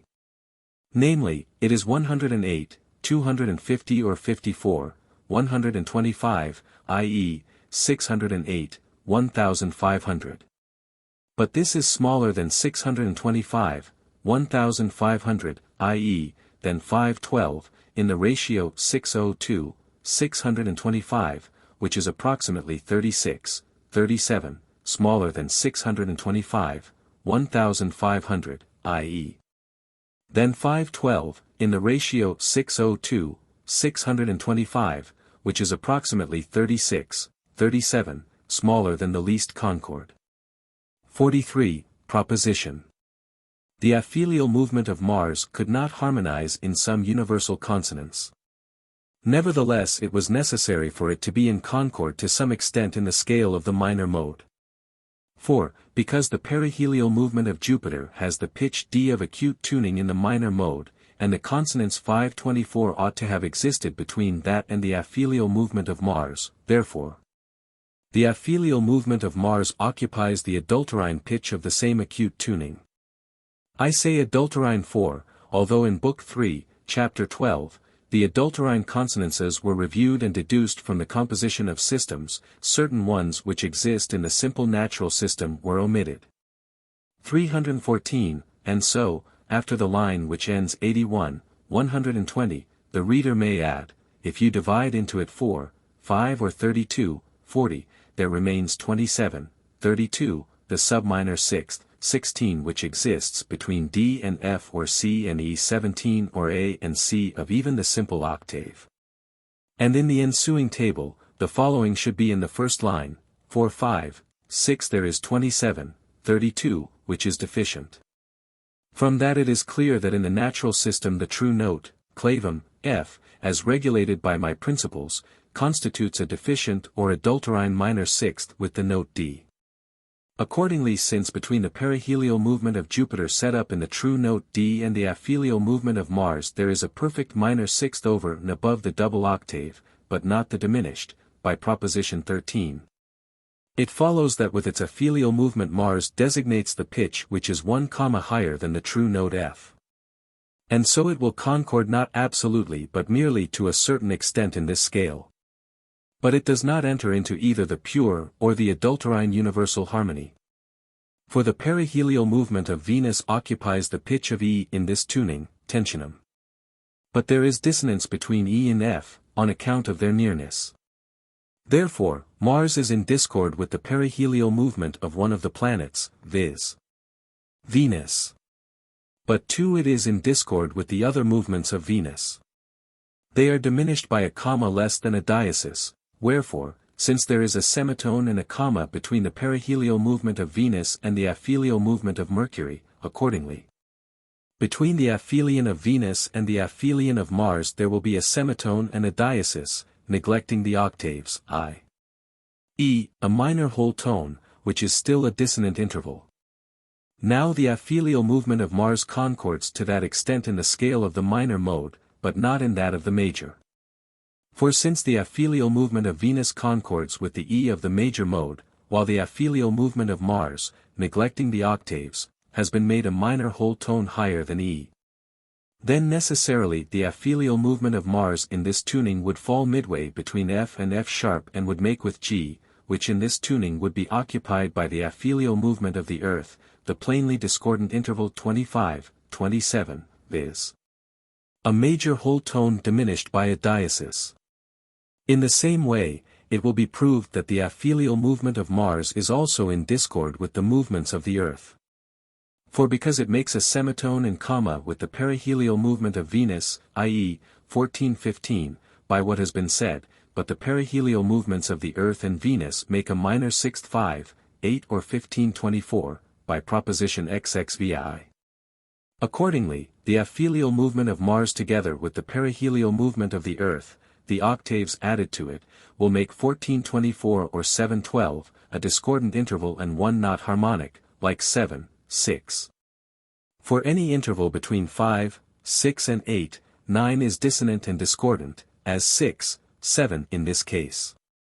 But no other movement of the Earth can harmonize with the aphelial movement of Mars. For it was said above that it makes the discordant interval 25, 27 with the Earth, neglecting the octaves, but all from 6, 7 or 24, 28 to 25, 27 are smaller than the least harmonic interval. 44. Corollary.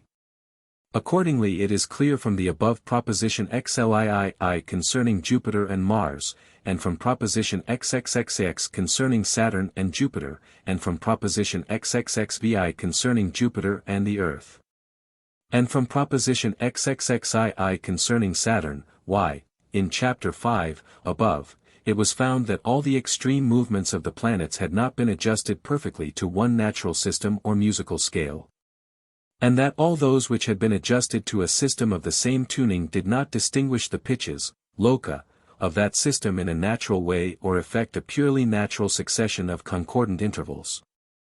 For the reasons are prior whereby the single planets came into possession of their single consonances, those whereby all the planets, of the universal consonances.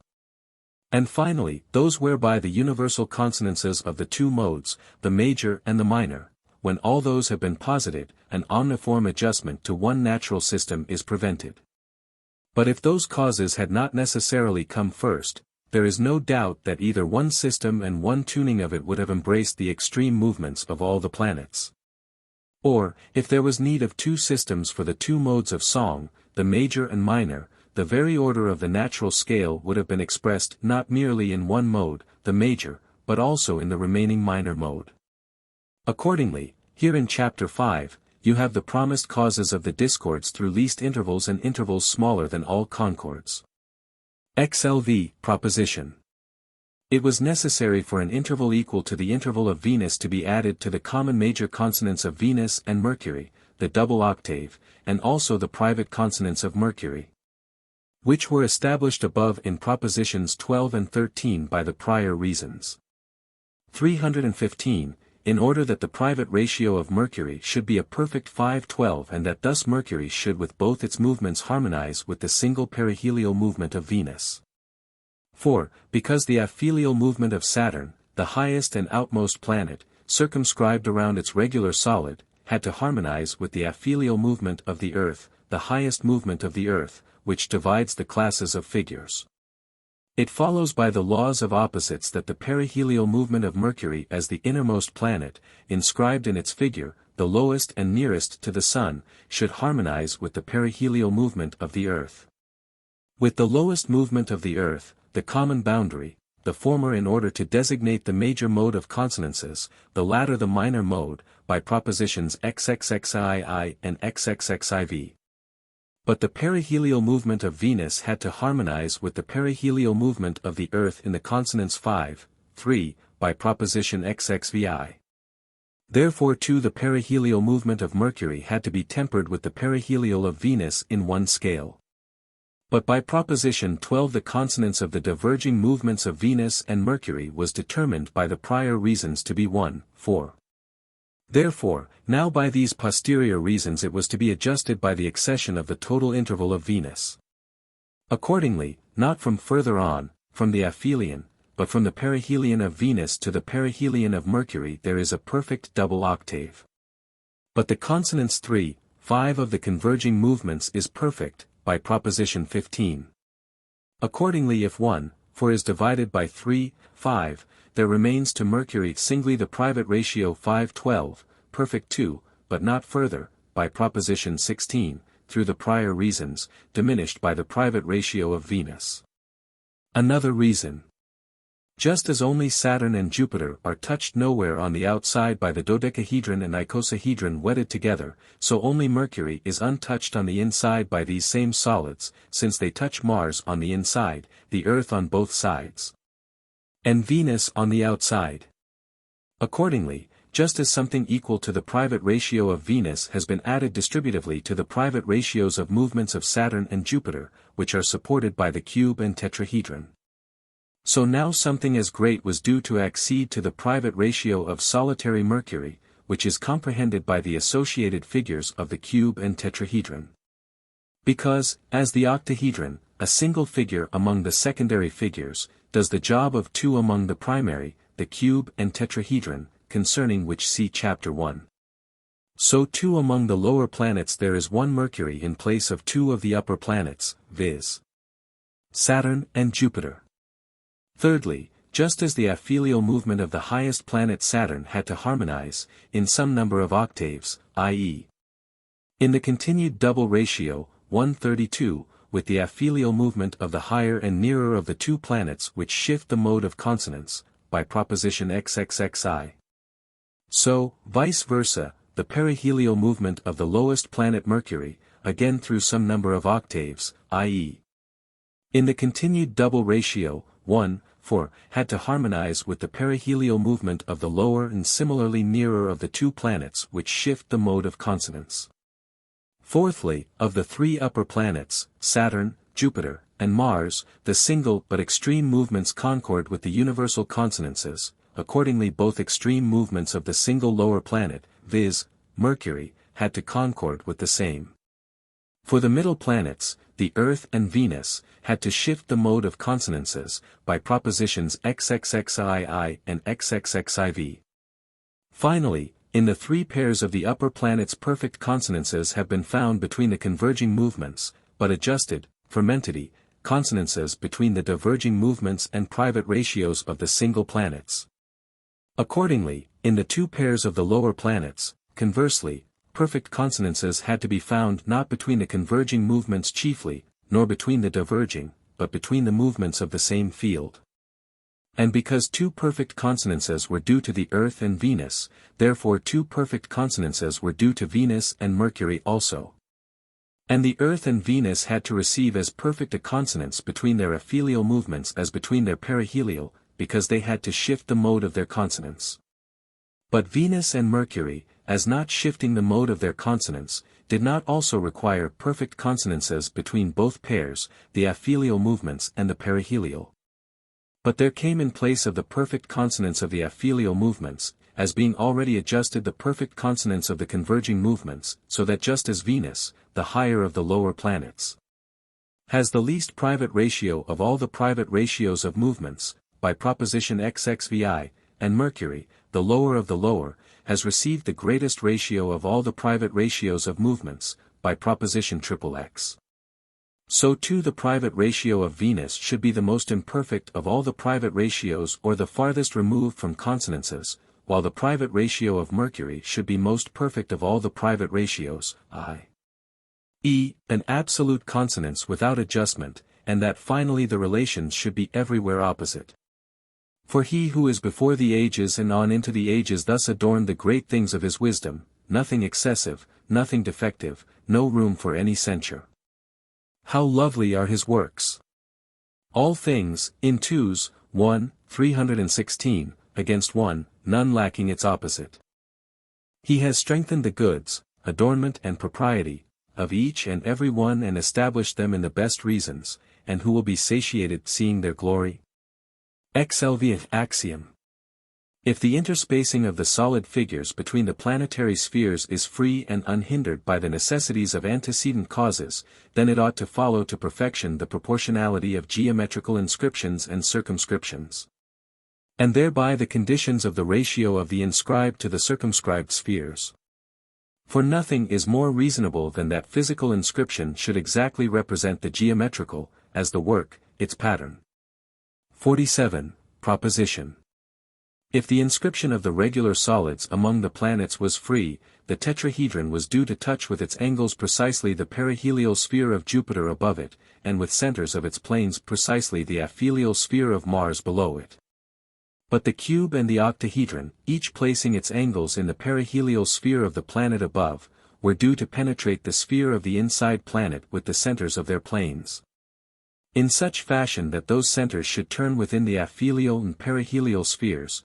On the other hand, the dodecahedron and icosahedron, grazing with their angles the perihelial spheres of their planets on the outside, were due not quite to touch with the centers of their planes the aphelial spheres of their inner planets. Finally, the dodecahedral echinus, placing its angles in the perihelial sphere of Mars, was due to come very close to the aphelial sphere of Venus with the midpoints of its converted sides which interdistinguish two solid rays. For the tetrahedron is the middle one of the primary figures, both in genesis and in situation in the world. Accordingly, it was due to remove equally both regions, that of Jupiter and that of Mars.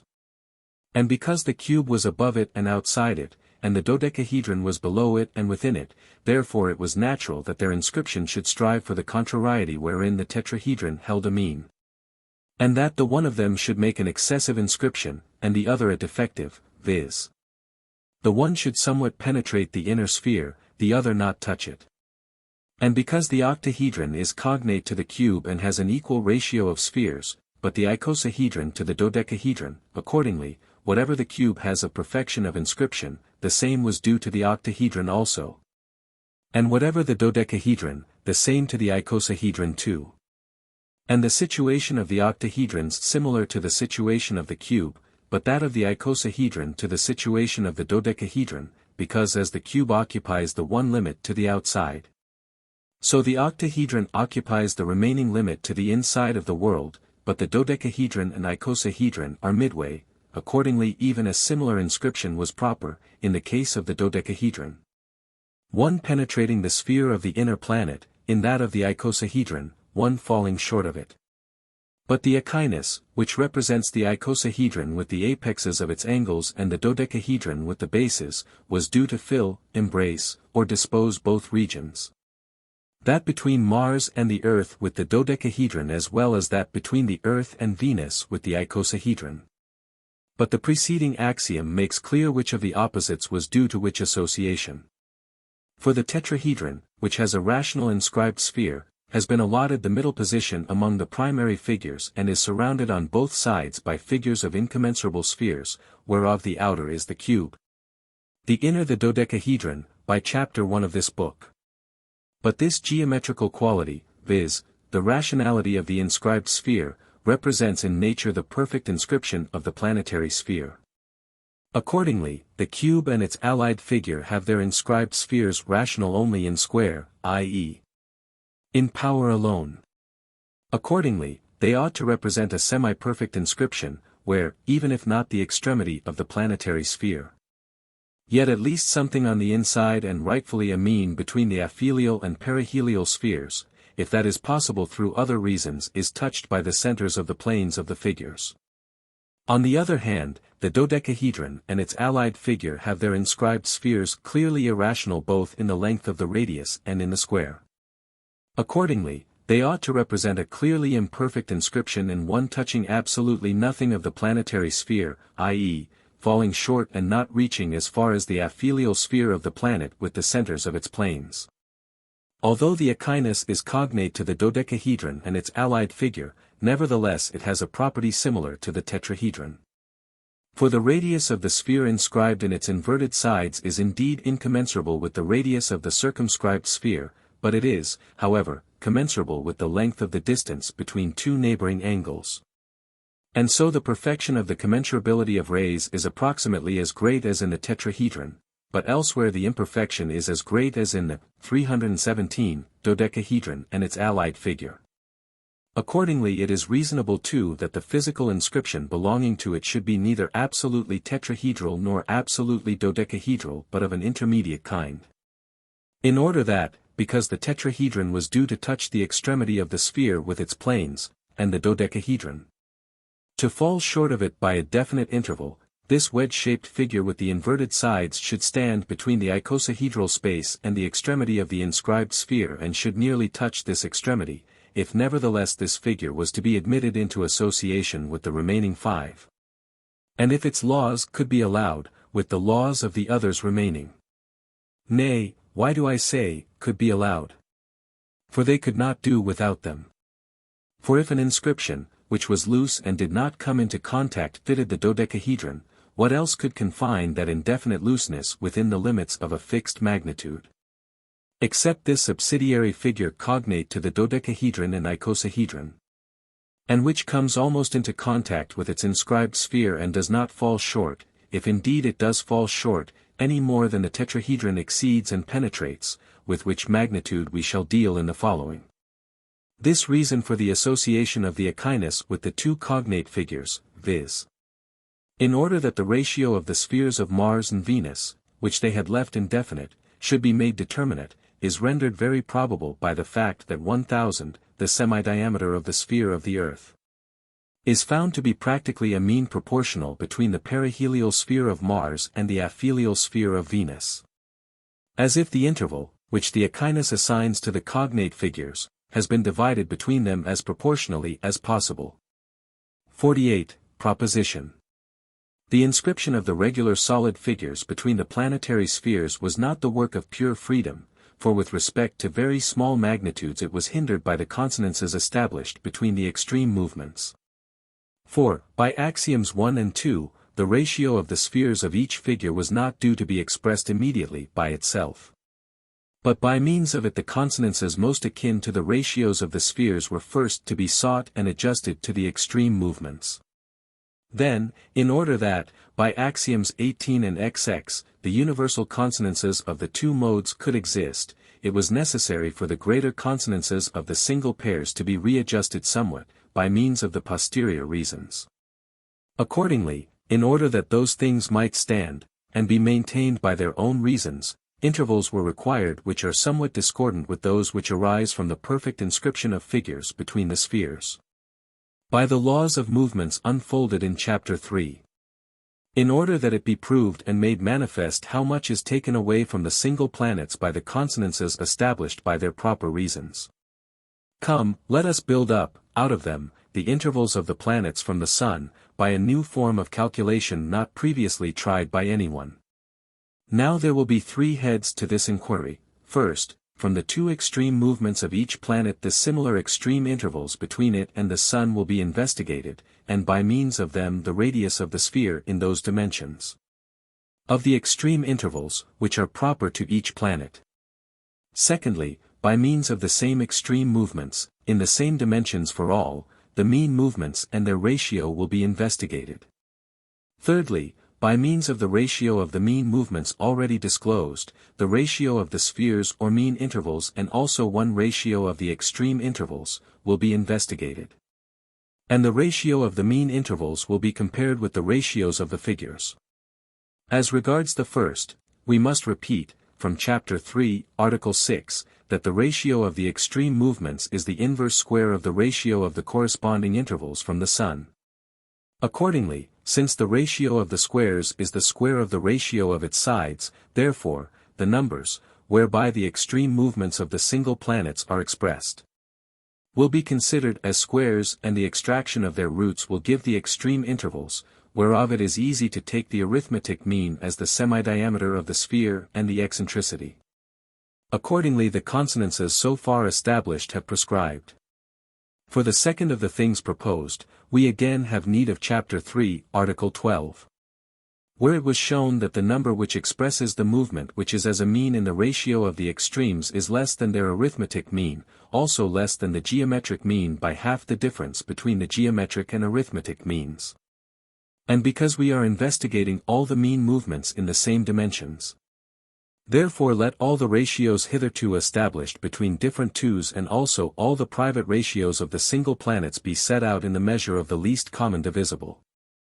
Then let the means be sought, the arithmetic, by taking half the difference between the extreme movements of each planet, the geometric, by the multiplication of one extreme into the other and extracting the square root of the product. Then by subtracting half the difference of the means from the geometric mean, let the number of the mean movement be constituted in the private dimensions of each planet, which can easily, by the rule of ratios, be converted into the common dimensions. 319, therefore, from the prescribed consonances, the ratio of the mean diurnal movements has been found, viz., the ratio between the numbers of the degrees and minutes of each planet. It is easy to explore how closely that approaches to astronomy. The third head of things proposed requires Chapter 3, Article 8. For when the ratio of the mean diurnal movements of the single planets has been found, it is possible to find the ratio of the spheres too. For the ratio of the mean movements is the 3/2th power of the inverse ratio of the spheres. But, 2, the ratio of the cube numbers is the 3/2th power of the ratio of the squares of those same square roots, given in the table of Clavius, which he subjoined to his practical geometry. Wherefore, if the numbers of our mean movements, curtailed, if need be, of an equal number of ciphers, are sought among the cube numbers of that table, they will indicate on the left, under the heading of the squares, the numbers of the ratio of the spheres. Then the eccentricities ascribed above to the single planets in the private ratio of the semidiameters of each may easily be converted by the rule of ratios into dimensions common to all, so that, by their addition to the semidiameters of the spheres and subtraction from them, the extreme intervals of the single planets from the Sun may be established. Now we shall give to the semidiameter of the terrestrial sphere the round number 100,000, as is the practice in astronomy, and with the following design, because this number or its square or its cube is always made up of mere ciphers. And so too we shall raise the mean movement of the Earth to the number 10 billion, and by the rule of ratios make the number of the mean movement of any planet be to the number of the mean movement of the Earth, as 10 million. 000 is to the new measurement. And so the business can be carried on with only 5 cube roots, by comparing those single cube roots with the one number of the Earth.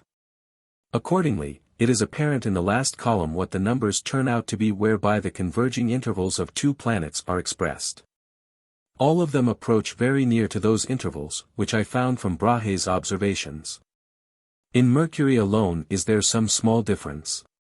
For astronomy is seen to give the following intervals to it: 470, 388, 306, all shorter.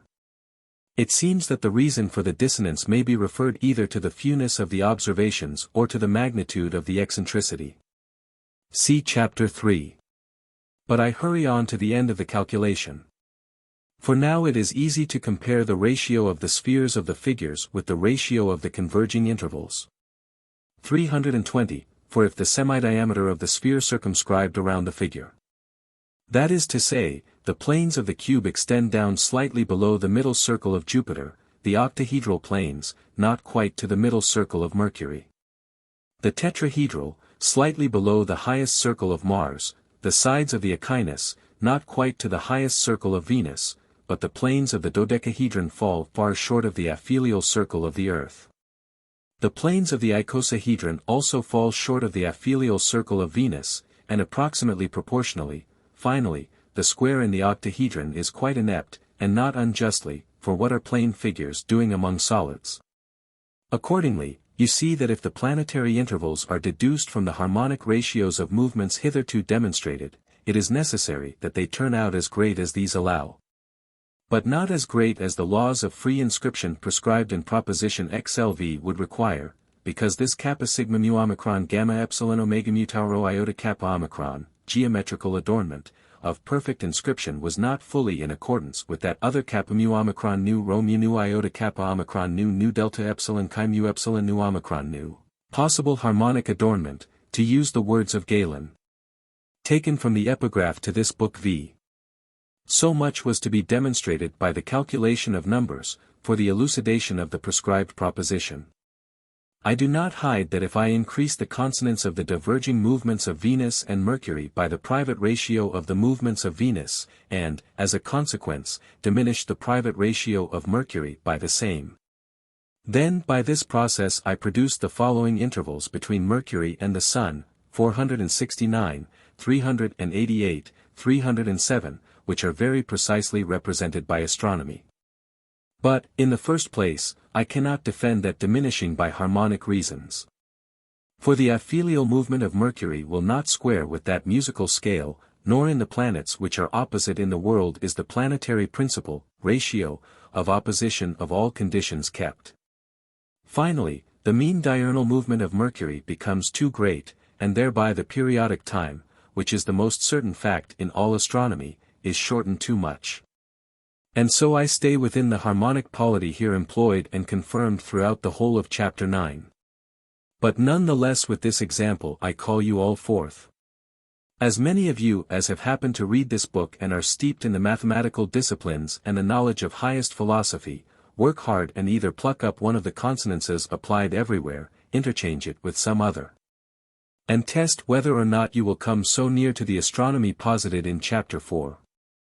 Or else try by reasons whether or not you can build with the celestial movement something better and more expedient and destroy in part or in whole the layout applied by me. But let whatever pertains to the glory of our Lord and Founder be equally permissible to you by way of this book.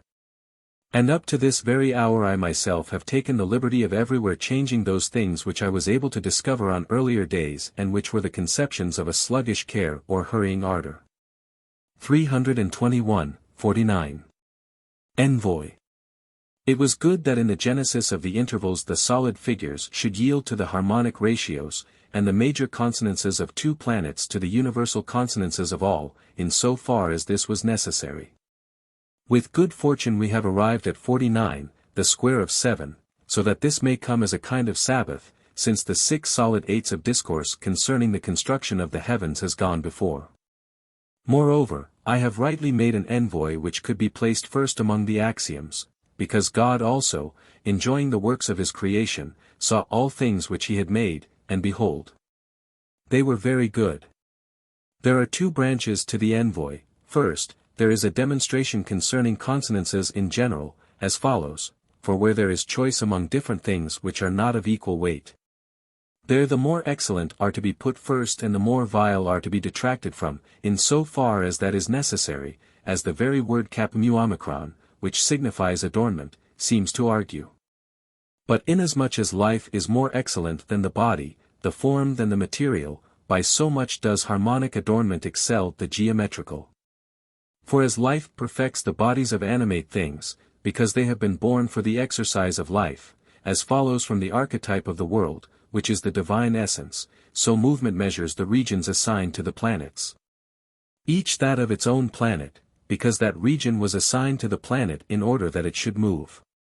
But the 5 regular solids, by their very name, pertain to the intervals of the regions and to the number of them and the bodies, but the consonances to the movements. Again, as matter is diffuse and indefinite of itself, the form definite, unified, and determinate of the material, so too there are an infinite number of geometric ratios, but few consonances. For although among the geometrical ratios there are definite degrees of determinations, formation, and restriction, and no more than 3 can exist from the ascription of spheres to the regular solids. But nevertheless an accident common to all the rest follows upon even these geometrical ratios, an infinite possible section of magnitudes is presupposed, which those ratios whose terms are mutually incommensurable somehow involve in actuality too. But the harmonic ratios are all rational, the terms of all are commensurable and are taken from a definite and finite species of plane figures. But infinity of section represents the material, while commensurability or rationality of terms represents the form. Accordingly, as material desires the form, as the rough-hewn stone, of a just magnitude indeed, the form of a human body, so the geometric ratios of figures desire the consonances, not in order to fashion and form those consonances, but because this material squares better with this form, this quantity of stone with this statue, even this ratio of regular solids with this consonance, therefore in order so that they are fashioned and formed more fully, the material by its form, the stone by the chisel into the form of an animate being. But the ratio of the spheres of the figure by its own, i.e., the near and fitting, consonance. The things which have been set up to now will become clearer from the history of my discoveries. Since I had fallen into this speculation 24 years ago, I first inquired whether the single planetary spheres are equal distances apart from one another, for the spheres are apart in Copernicus, and do not touch one another, that is to say, I recognized nothing more beautiful than the ratio of equality. But this ratio is without head or tail, for this material equality furnished no definite number of mobile bodies, no definite magnitude for the intervals. Accordingly, I meditated upon the similarity of the intervals to the spheres, i.e., upon the proportionality. But the same complaint followed. For although to be sure, intervals which were altogether unequal were produced between the spheres, yet they were not unequally equal, as Copernicus wishes, and neither the magnitude of the ratio nor the number of the spheres was given. I passed on to the regular plane figures, 322, intervals were formed from them by the ascription of circles. I came to the 5 regular solids, here both the number of the bodies and approximately the true magnitude of the intervals was disclosed, in such fashion that I summoned to the perfection of astronomy the discrepancies remaining over and above. Astronomy was perfect these 20 years, and behold, there was still a discrepancy between the intervals and the regular solids, and the reasons for the distribution of unequal eccentricities among the planets were not disclosed. That is to say, in this house the world, I was asking not only why stones of a more elegant form but also what form would fit the stones, in my ignorance that the sculptor had fashioned them in the very articulate image of an animated body. So, gradually, especially during these last 3 years, I came to the consonances and abandoned the regular solids in respect to minima, both because the consonances stood on the side of the form which the finishing touch would give, and the regular solids, on that of the material, which in the world is the number of bodies and the rough-hewn amplitude of the intervals, and also because the consonances gave the eccentricities, which the regular solids did not even promise, that is to say, the consonances made the nose, eyes, and remaining limbs a part of the statue, for which the regular solids had prescribed merely the outward magnitude of the rough-hewn mass. Wherefore, just as neither the bodies of animate beings are made nor blocks of stone are usually made after the pure rule of some geometrical figure, but something is taken away from the outward spherical figure, however elegant it may be, although the just magnitude of the bulk remains, so that the body may be able to get the organs necessary for life, and the stone the image of the animate being. So too as the ratio which the regular solids had been going to prescribe for the planetary spheres is inferior and looks only towards the body and material, it has to yield to the consonances, in so far as that was necessary in order for the consonances to be able to stand closely by and adorn the movement of the globes. The other branch of the envoy, which concerns universal consonances, has a proof closely related to the first. As a matter of fact, it was in part assumed above, in 18, among the axioms. For the finishing touch of perfection, as it were, is due rather to that which perfects the world more, and conversely that thing which occupies a second position is to be detracted from, if either is to be detracted from. But the universal harmony of all perfects the world more than the single twin consonances of different neighboring twos. For harmony is a certain ratio of unity. Accordingly the planets are more united, if they all are in concord together in one harmony, than if each two concord separately in two consonances. Wherefore, in the conflict of both, either one of the two single consonances of two planets was due to yield, so that the universal harmonies of all could stand. But the greater consonances, those of the diverging movements, were due to yield rather than the lesser, those of the converging movements. For if the divergent movements diverge, then they look not towards the planets of the given pair but towards other neighboring planets, and if the converging movements converge, then the movements of one planet are converging toward the movement of the other. Conversely, for example, in the pair Jupiter and Mars the aphelial movement of Jupiter verges toward Saturn, the perihelial of Mars towards the Earth, but the perihelial movement of Jupiter verges toward Mars, the aphelial of Mars toward Jupiter. Accordingly the consonance of the converging movements is more proper to Jupiter and Mars, the consonance of the diverging movements is somehow more foreign to Jupiter and Mars. But the ratio of union which brings together neighboring planets by twos and twos is less disturbed if the consonance which is more foreign and more removed from them should be adjusted than if the private ratio should be, viz. the one which exists between the more neighboring movements of neighboring planets. None the less this adjustment was not very great. For the proportionality has been found in which may stand the universal consonances of all the planets may exist, and these in two distinct modes. And in which, with a certain latitude of tuning merely equal to a comma, may also be embraced the single consonances of two neighboring planets. The consonances of the converging movements in four pairs, perfect, of the aphelial movements in one pair, of the perihelial movements in two pairs, likewise perfect. The consonances of the diverging movements in four pairs, these, however, within the difference of one diesis, the very small interval by which the human voice, 323, in figured song nearly always errs. The single consonants of Jupiter and Mars, this between the diesis and the semitone. Accordingly it is apparent that this mutual yielding is everywhere very good. Accordingly let this do for our envoy concerning the work of God the Creator. It now remains that at last, with my eyes and hands removed from the tablet of demonstrations and lifted up towards the heavens, I should pray, devout and supplicating, to the Father of lights, O Thou who dost by the light of nature promote in us the desire for the light of grace, that by its means Thou mayest transport us into the light of glory, I give thanks to Thee, O Lord Creator, who hast delighted me with Thy makings, and in the works of Thy hands have I exulted. Behold, now, I have completed the work of my profession, having employed as much power of mind as Thou didst give to me. To the men who are going to read those demonstrations I have made manifest the glory of thy works, as much of its infinity as the narrows of my intellect could apprehend. My mind has been given over to philosophizing most correctly. If there is anything unworthy of thy designs brought forth by me, a worm born and nourished in a wallowing place of sins, breathe into me also that which thou dost wish men to know.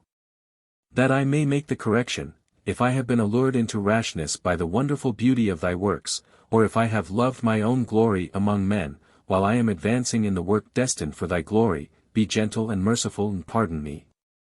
And finally deign graciously to effect that these demonstrations give way to thy glory and the salvation of souls and nowhere be an obstacle to that. 10. Epilogue concerning the Sun, by way of conjecture. See Kepler's commentary on this epilogue in the Epitome, page 850-51. From the celestial music to the hearer, from the muses to Apollo the leader of the dance, from the 6 planets revolving and making consonances to the sun at the center of all the circuits, immovable in place but rotating into itself. For although the harmony is most absolute between the extreme planetary movements, not with respect to the true speeds through the ether but with respect to the angles which are formed by joining with the center of the sun the termini of the diurnal arcs of the planetary orbits. While the harmony does not adorn the termini, i.e., the single movements, in so far as they are considered in themselves but only in so far as by being taken together and compared with one another, they become the object of some mind.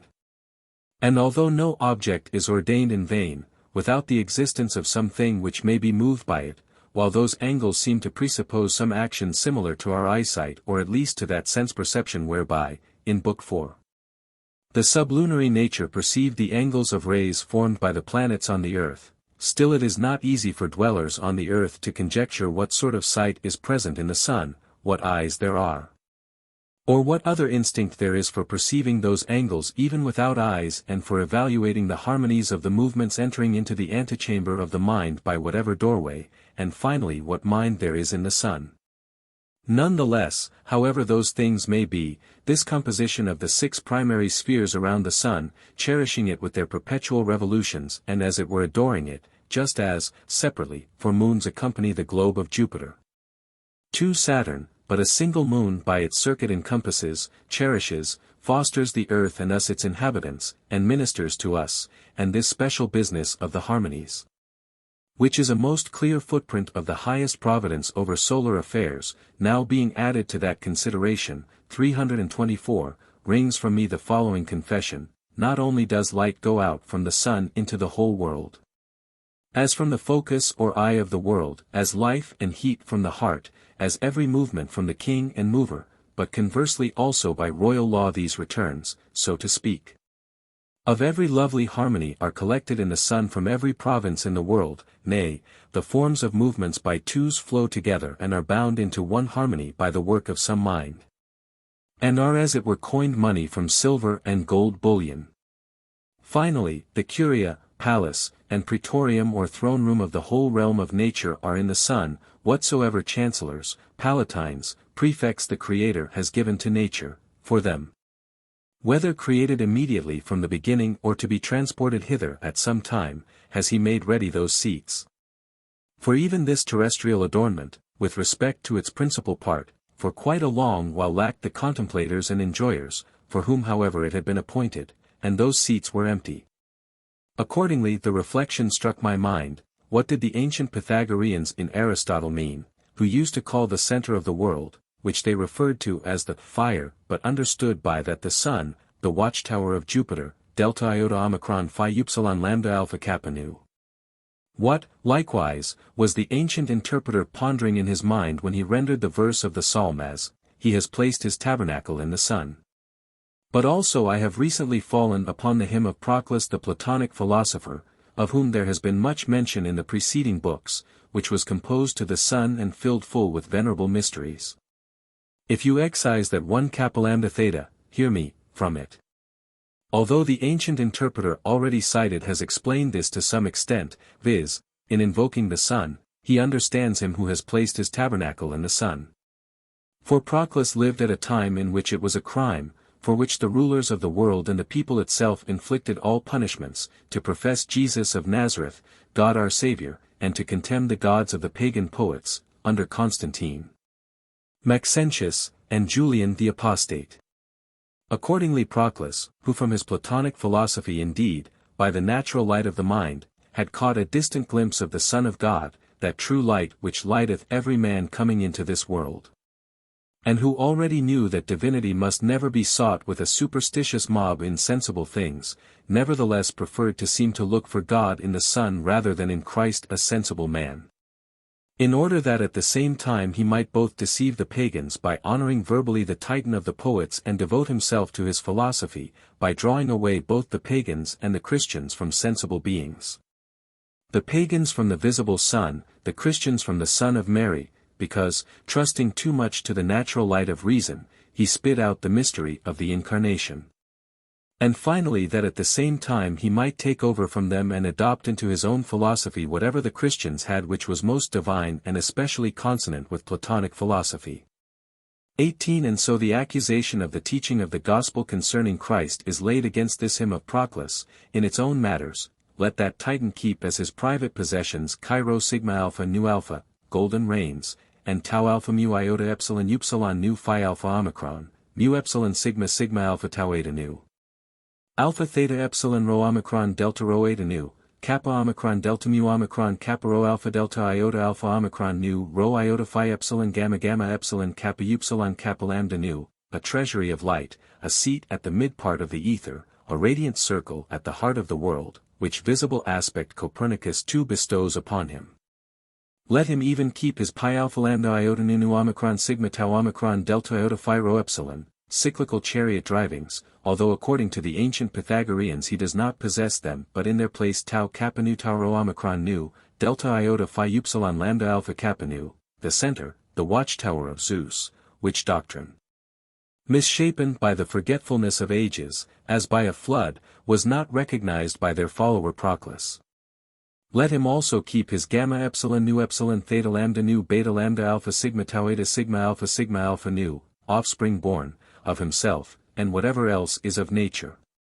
In turn, let the philosophy of Proclus yield to Christian doctrines. 325, let the sensible Son yield to the Son of Mary, the Son of God, whom Proclus addresses under the name of the Titan, Zeta Omega Alpha Rho Kappa Epsilon, Nu Alpha, Pi Eta Gamma Alpha Tau Chi Omega Nu Kappa Lambda Delta Alpha, O Lord, who dost hold the key of the life-supporting spring, and that Pi Nu Tau Alpha Tau Epsilon Pi Lambda Sigma Alpha Lambda Epsilon Rho Sigma Iota Nu Omicron Pi Rho Omicron Nu Iota Eta, thou didst fulfill all things with thy mind-awakening foresight, and that immense power over the Mu Omicron Iota Rho Omega Nu, fates, and things which were read of in no philosophy before the promulgation of the Gospel. 19, the demons dreading him as their threatening scourge, the demons lying in ambush for souls.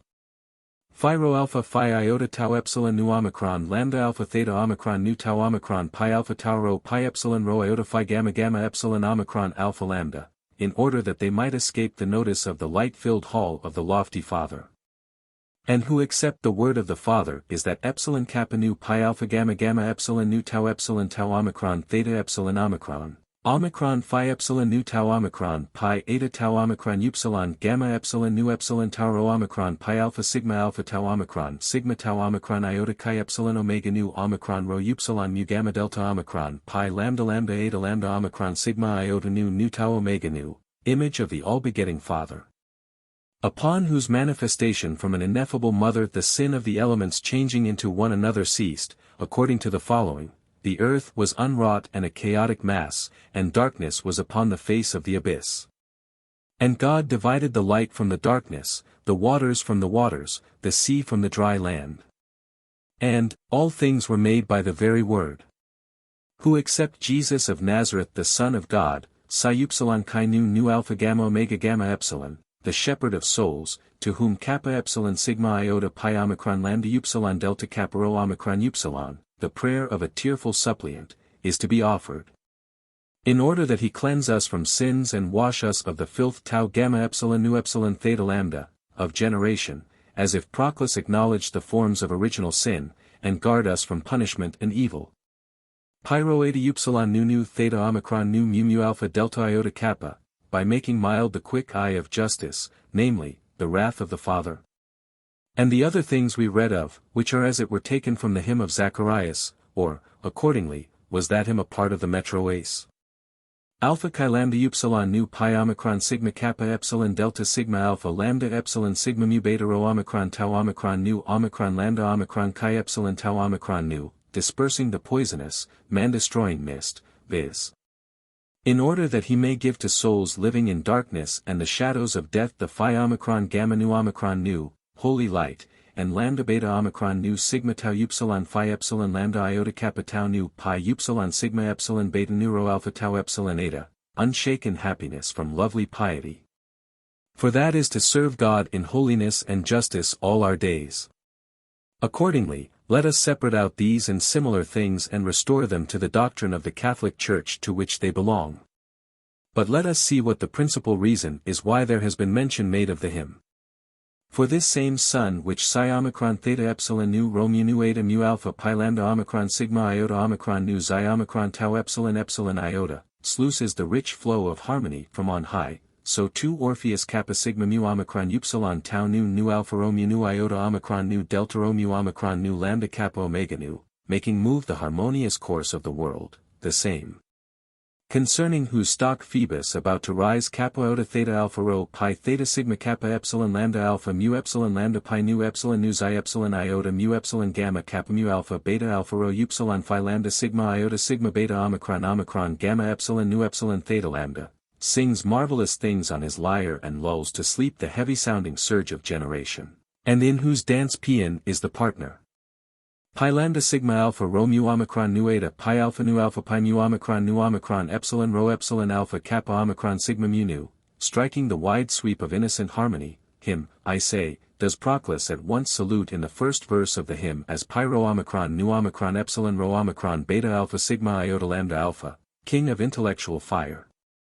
By that commencement, at the same time, he indicates what the Pythagoreans understood by the word of fire, so that it is surprising that the pupil should disagree with the masters in the position of the center, and at the same time he transfers his whole hymn from the body of the sun and its quality and light, which are sensibles, to the intelligibles, and he has assigned to that pyro nu omicron epsilon rho, intellectual fire, of his, perhaps the artisan fire of the Stoics, to that created God of Plato, that chief or self-ruling mind, a royal throne in the solar body, confounding into one the creature and him through whom all things have been created.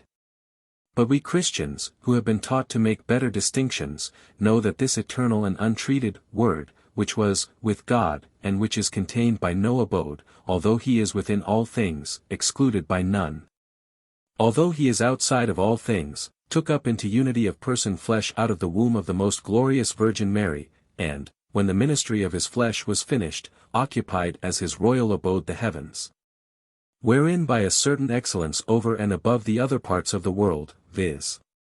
Through his glory and majesty, his celestial Father too is recognized to dwell, and has also promised to his faithful, mansions in that house of his Father. As for the remainder concerning that abode, we believe it superfluous to inquire into it too curiously or to forbid the senses or natural reasons to investigate that which the eye has not seen nor the ear heard and into which the heart of man has not ascended. But we duly subordinate the created mind, of whatsoever excellence it may be, to its Creator, and we introduce neither God intelligences with Aristotle and the pagan philosophers nor armies of innumerable planetary spirits with the Magi. Nor do we propose that they are either to be adored or summoned to intercourse with us by theurgic superstitions, for we have a careful fear of that. But we freely inquire by natural reasons what sort of thing each mind is. Especially if in the heart of the world, 326, there is any mind bound rather closely to the nature of things and performing the function of the soul of the world, or if also some intelligent creatures, of a nature different from human perchance do inhabit or will inhabit the globe thus animated. See my book on the new star, chapter 24, on the soul of the world and some of its functions. But if it is permissible, using the thread of analogy as a guide, to traverse the labyrinths of the mysteries of nature, not ineptly, I think, will someone have argued as follows. The relation of the 6 spheres to their common center. Thereby the center of the whole world, is also the same as that of delta iota alpha nu omicron alpha, discussive intellect ion, to nu omicron, intuitive intellect ion, according as these faculties are distinguished by Aristotle, Plato, Proclus, and the rest. And the relation of the single planet's revolutions in place around the Sun to the mu epsilon tau theta epsilon delta omicron nu, unvarying, rotation of the Sun in the central space of the whole system, concerning which the sunspots are evidence. This has been demonstrated in the commentaries on the movement of Mars, is the same as the relation of tau delta iota alpha nu omicron eta tau iota kappa nu to tau nu omicron epsilon rho nu, that of the manifold discourses of ratiocination to the most simple intellect ion of the mind. For as the Sun rotating into itself moves all the planets by means of the form emitted from itself, so too, as the philosophers teach, mind, by understanding itself and in itself all things, stirs up ratiocinations. And by dispersing and unrolling its simplicity into them, makes everything to be understood. And the movements of the planets around the Sun at their center and the discourses of ratiocinations are so interwoven and bound together that, unless the Earth, our domicile, measured out the annual circle midway between the other spheres, changing from place to place, from station to station, never would human ratiocination have worked its way to the true intervals of the planets and to the other things dependent from them. Never would it have constituted astronomy. See the optical part of astronomy, chapter 9. On the other hand, in a beautiful correspondence, simplicity of intellect ion follows upon the stillness of the Sun at the center of the world. In that hitherto we have always worked under the assumption that those solar harmonies of movements are defined neither by the diversity of regions nor by the amplitude of the expanses of the world. As a matter of fact, if any mind observes from the Sun those harmonies, that mind is without the assistance afforded by the movement and diverse stations of his abode, by means of which it may string together ratiocinations and discourse necessary for measuring out the planetary intervals. Accordingly, it compares the diurnal movements of each planet, not as they are in their own orbits but as they pass through the angles at the center of the Sun. And so if it has knowledge of the magnitude of the spheres, this knowledge must be present in it a priori, without any toil of ratiocination, but to what extent that is true of human minds and of sublunary nature has been made clear above. From Plato and Proclus. Under these circumstances, it will not have been surprising if anyone who has been thoroughly warmed by taking a fairly liberal draught from that bowl of Pythagoras which Proclus gives to drink from in the very first verse of the hymn, and who has been made drowsy by the very sweet harmony of the dance of the planets begins to dream, by telling a story he may imitate Plato's Atlantis and, by dreaming, Cicero's Scipio throughout the remaining globes, which follow after from place to place. There have been disseminated discursive or ratiocinative faculties, whereof that one ought assuredly to be judged the most excellent and absolute which is in the middle position among those globes, viz. In man's earth, while there dwells in the Sun simple intellect, pyro nu omicron epsilon rho nu, or nu omicron, the source, whatsoever it may be, of every harmony. For if it was Tycho Brahe's opinion concerning that bare wilderness of globes that it does not exist fruitlessly in the world but is filled with inhabitants, with how much greater probability shall we make a conjecture as to God's works and designs even for the other globes, from that variety which we discern in this globe of the earth. For he who created the species which should inhabit the waters, beneath which however there is no room for the air, 327, which living things draw in, who sent birds supported on wings into the wilderness of the air, who gave white bears and white wolves to the snowy regions of the north, and as food for the bears the whale, and for the wolves, birds' eggs, who gave lions to the deserts of burning Libya and camels to the widespread plains of Syria, and to the lions an endurance of hunger, and to the camels an endurance of thirst, did he use up every art in the globe of the earth so that he was unable, every goodness so that he did not wish, to adorn the other globes too with their fitting creatures, as either the long or short revolutions, or the nearness or removal of the Sun, or the variety of eccentricities or the shine or darkness of the bodies, or the properties of the figures wherewith any region is supported persuaded? Behold, as the generations of animals in this terrestrial globe have an image of the male in the dodecahedron, of the female in the icosahedron, whereof the dodecahedron rests on the terrestrial sphere from the outside and the icosahedron from the inside, what will we suppose the remaining globes to have, from the remaining figures? For whose good do 4 moons encircle Jupiter, 2 Saturn, as does this our moon this our domicile? But in the same way we shall ratiocinate concerning the globe of the sun also, and we shall as it were incorporate conjectures drawn from the harmonies, etc., which are weighty of themselves, with other conjectures which are more on the side of the bodily, more suited for the apprehension of the vulgar. Is that globe empty and the others full, if everything else is in due correspondence? If as the earth breathes forth clouds, so the sun black smoke. If as the earth is moistened and grows under showers, so the sun shines with those combusted spots, while clear flamelets sparkle in its all fiery body. For whose use is all this equipment, if the globe is empty?